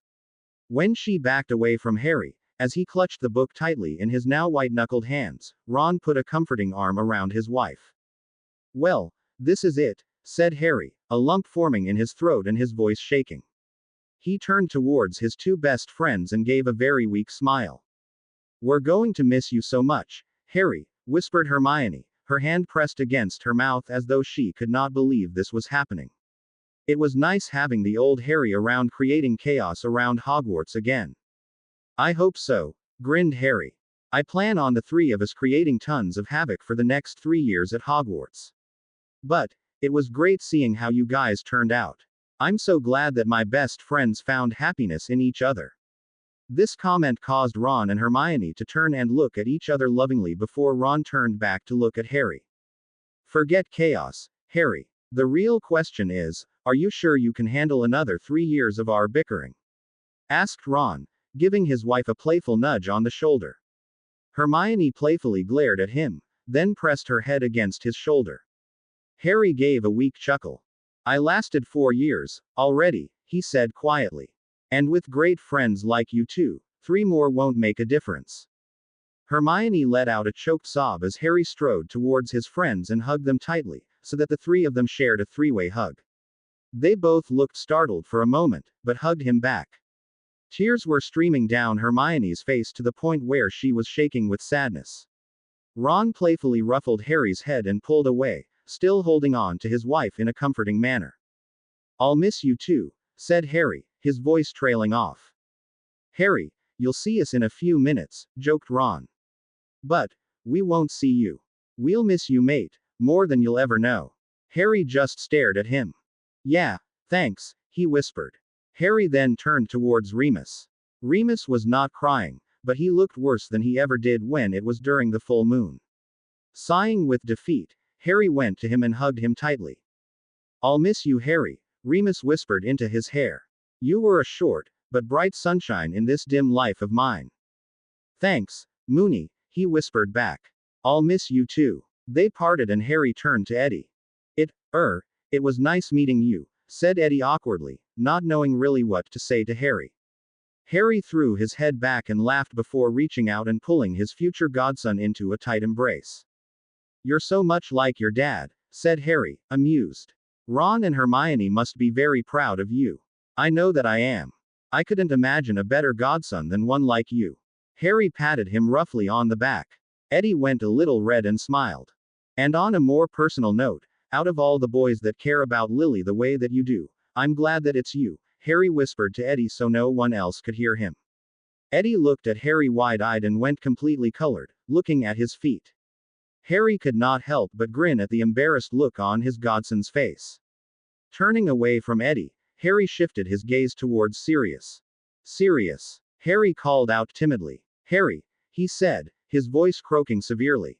He held out his arms towards him and before Harry could say anything else he found himself in Sirius's arms being hugged tighter than he had ever felt in his life. Harry started to feel the tears welling up in his eyes and hugged his godfather back, crying into Sirius's robes. Sirius buried his face into Harry's messy jet black hair and sobbed uncontrollably. "Please take care of yourself, Harry," he whispered. Harry could feel Sirius's tears wetting his hair. "I don't need to take of myself," Harry responded. "I have you, and everyone else to take care of me. That's all I need." These words made Sirius only sob harder. Harry and his godfather slowly parted and he found that he could not look into Sirius's face without getting choked up. Harry turned his head away and his gaze fell directly on Lily, his future daughter. She stood there, just staring at Harry with so many emotions in her emerald green eyes. She blinked repeatedly and her jaw was set. Harry felt his heart fail. "Lily," Harry said slowly. Lily nodded to show him that she was listening. "I'll miss you. I'll miss you more," whispered Lily softly and sadly, though there was no croak in her voice. Harry knew that she was not going to cry. According to his sources, she had not cried even when he had died. She was not going to cry now. "Remember, Harry, I never regretted getting to know you. Always remember that." "I won't forget it," said Harry quietly, feeling the tears welling up in his eyes again. "I'm so happy that I got to meet you, Lily. You're everything I could have ever asked for in a daughter, if not more. I'm just so proud of you, Lily Potter," said Harry, his voice shaking tremendously and uncontrollably, tears streaming down his face. "I love you so much." "I love you too," Harry, whispered Lily, smiling up at him, though excruciating pain was written all over her face and in her emerald depths. But even though you're leaving, you're never really gone. I'll always have you with me, Harry. When you died saving me, you gave a part of yourself to me. So now that part of you will always be with me. I'll always have you with me, Harry, always. Wherever I am, I know you'll be there too. You're my father, Harry Potter, and therefore, a part of me. That means so much to me, Lily, said Harry, his eyes filled with tears, red and puffy. You mean so much to me, you're everything. Lily strode forward and hugged Harry, burying her face into his shoulder. Harry hugged her back, tears falling down his cheeks. He had grown to love Lily so much and he simply did not want to lose her. But, in reality, he would never lose her. What she had said was right. Being her father, Lily being his daughter meant that they were a part of each other and always would be.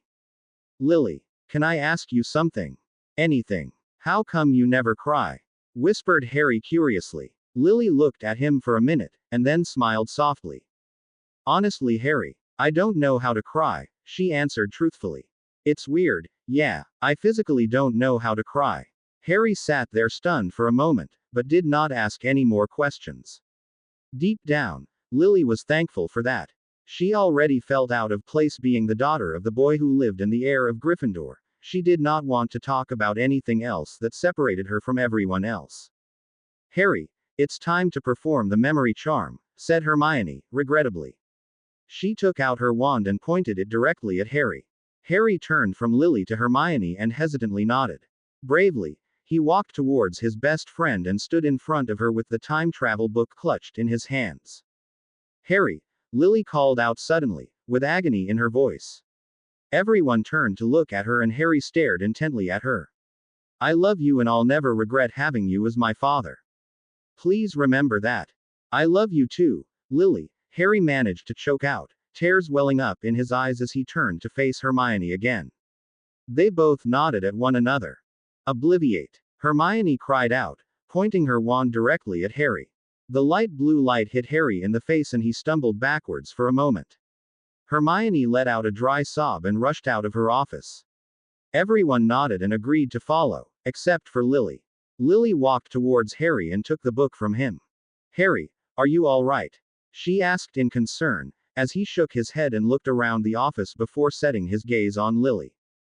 What's going on? Who are you? Asked Harry, looking as though he were going to panic. His words tore at Lily's heart. He did not remember her at all. It felt like her father had disowned her and joined Voldemort all over again. She held her breath for a minute, so desperately wanting to cry, but she knew that she had to stay strong, for only a few minutes more. Lily just took a deep breath and shook off the pain that she was feeling. Harry, listen to me, whispered Lily sternly. Harry stared at her as she handed him the time travel book. When you open this book, I want you to think of the number -21, and then turn the page. When you turn the page, I want you to think of the restricted section of the library. Do you understand, Harry? It was a long time. It felt like hours before Harry nodded, feeling he had to trust this girl, but not knowing or understanding why. Okay, good, Lily made sure that he had the book in his hands. Harry stared at it for a moment before opening it. Just as the strange girl instructed, he thought of the number -21 and then the restricted section of the library.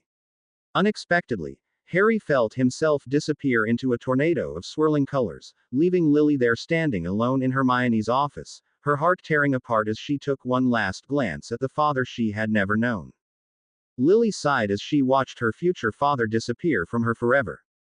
As she watched the book fall to the floor with a loud thud, she knew that she had meant every word that she had said to him, being a part of her. Everywhere she was, he would be there too. He was in her and she was in him. They had a connection that no one could break, including Voldemort. They would never leave each other. Lily had Harry in her heart and that is what counted. That was all she needed. All that she would ever need. With one last defeated sigh, Lily picked up the time travel book and walked out of Hermione's office. Harry landed on the floor of the restricted section of the library with a loud and painful thud. Rubbing his sore backside, he looked around and saw that it was still way past curfew and that he was wondering about after hours. Panicking, he saw his invisibility cloak and the Marauder's map on the floor in front of him and scratched the back of his head in bewilderment. Why was he here in the library again? Oh yeah, Harry thought to himself. He recalled looking up information on the potion that he and Ron were supposed to be researching for Professor Snape. Harry suddenly heard Filch and Mrs. Norris enter the library, sneering about students being out of bed and getting detention. Harry quickly slipped under his invisibility cloak and using the Marauder's map, he snuck out of the library without Filch or Mrs. Norris noticing. As he ran down the corridor, he could not help but wonder about what the hell just happened. It was something that was nagging him, lingering at the back of his mind. It was as though he was supposed to remember something, but he could not. The only thing he could remember was a short, blonde-haired girl with glasses that gave him a book and told him what to do. For some reason, Harry had listened to her. He did not know why, but he felt like he could trust the strange girl. It was some kind of like a natural instinct. Harry just knew that the girl was not going to hurt him in any way and that he could do what she told him to do. But at the same time, Harry could not help but think that maybe the entire thing, including the strange blonde girl, was all a dream. Before Harry had any more time to ponder the situation, he found himself standing in front of the portrait of the fat lady. He quickly gave the password and stumbled through the portrait hole. From inside the common room, he could hear two very familiar voices arguing uproariously. Harry rolled his eyes as he saw his two best friends on opposite sides of the common room screaming bloody murder at each other. "Merlin, you are so stupid!" yelled Hermione, her eyes blazing. Harry also noticed that her hair looked frizzier and bushier than usual, probably out of frustration. "Bloody hell, Hermione, I said I was sorry. It was a mistake." Ron roared back. "Don't tell me you've never made a mistake." "Oh wait, oops, I'm sorry. I forgot that Little Miss Perfect Prefect doesn't make mistakes." "Don't you dare insult me like that, Ronald Edward Weasley." Hermione screeched back. Ron was about to shout back at her but suddenly looked startled and taken back. He opened, and then closed his mouth as stared at her for a moment before he busted out laughing. Hermione glared at him and put her hands firmly on her hips. "And may I ask just what is so funny?" "My middle name isn't Edward," he said through his chuckles. "It's Bilious." Hermione shrugged. "I know. But I've just always liked the name Edward," she said sheepishly, blushing slightly. Ron stopped laughing and started staring at Hermione intently, with a weird, yet affectionate, look in his bright blue eyes. Harry noticed that Hermione was getting slightly uncomfortable under Ron's stare and color started to rise to her cheeks. It did not stop her from staring back at him with that same look in her eyes, however. Harry grinned knowingly to himself and cleared his throat to gain his friends' attention, and to embarrass them. Both Ron and Hermione both jumped and looked up at Harry blushing.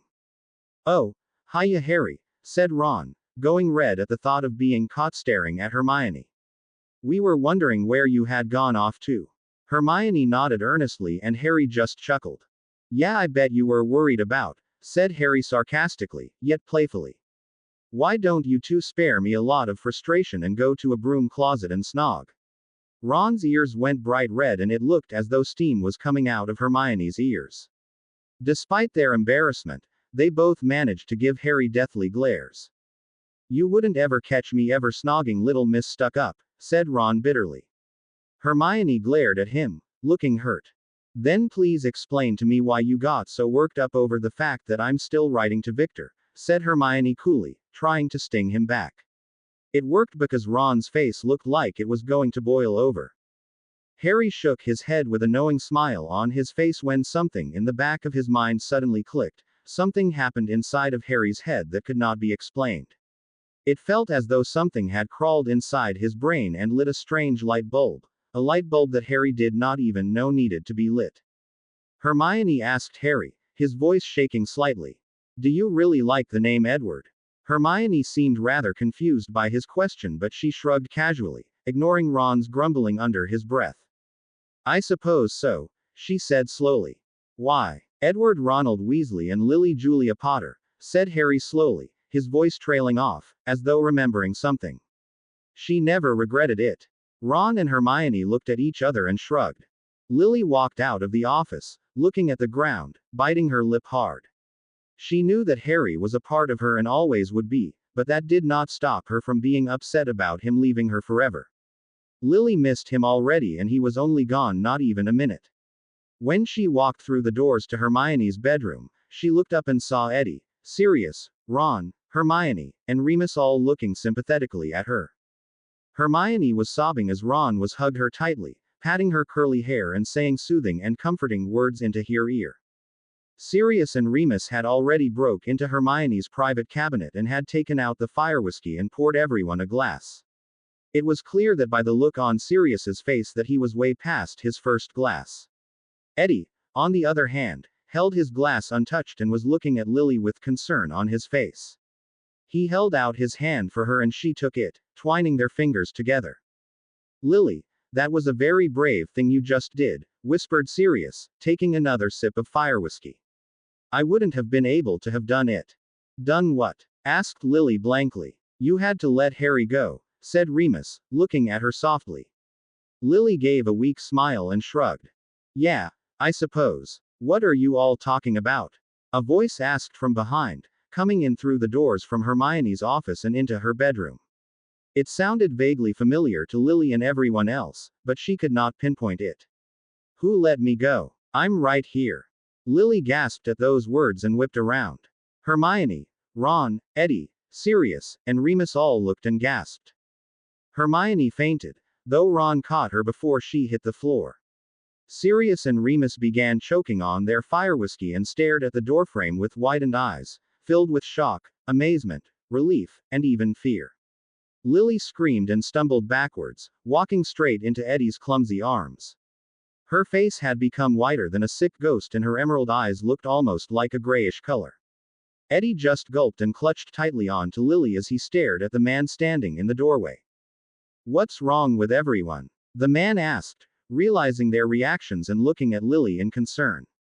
He walked towards her and knelt down so that he was eye level with her. Are you okay, Tiger? Lily nodded as she allowed the new memories to come flooding into her brain. No longer were there memories of hate, anger, and pain. They had now been replaced with memories of happiness, joy, and obstacles that they would overcome together. Despite her confusion and fear of the situation, Lily could not help but smile as she looked into the emerald green eyes of the 36-year-old, Harry James Potter. To be continued. I hope you enjoyed this story. Also remember to subscribe and like this video. See you in the next video.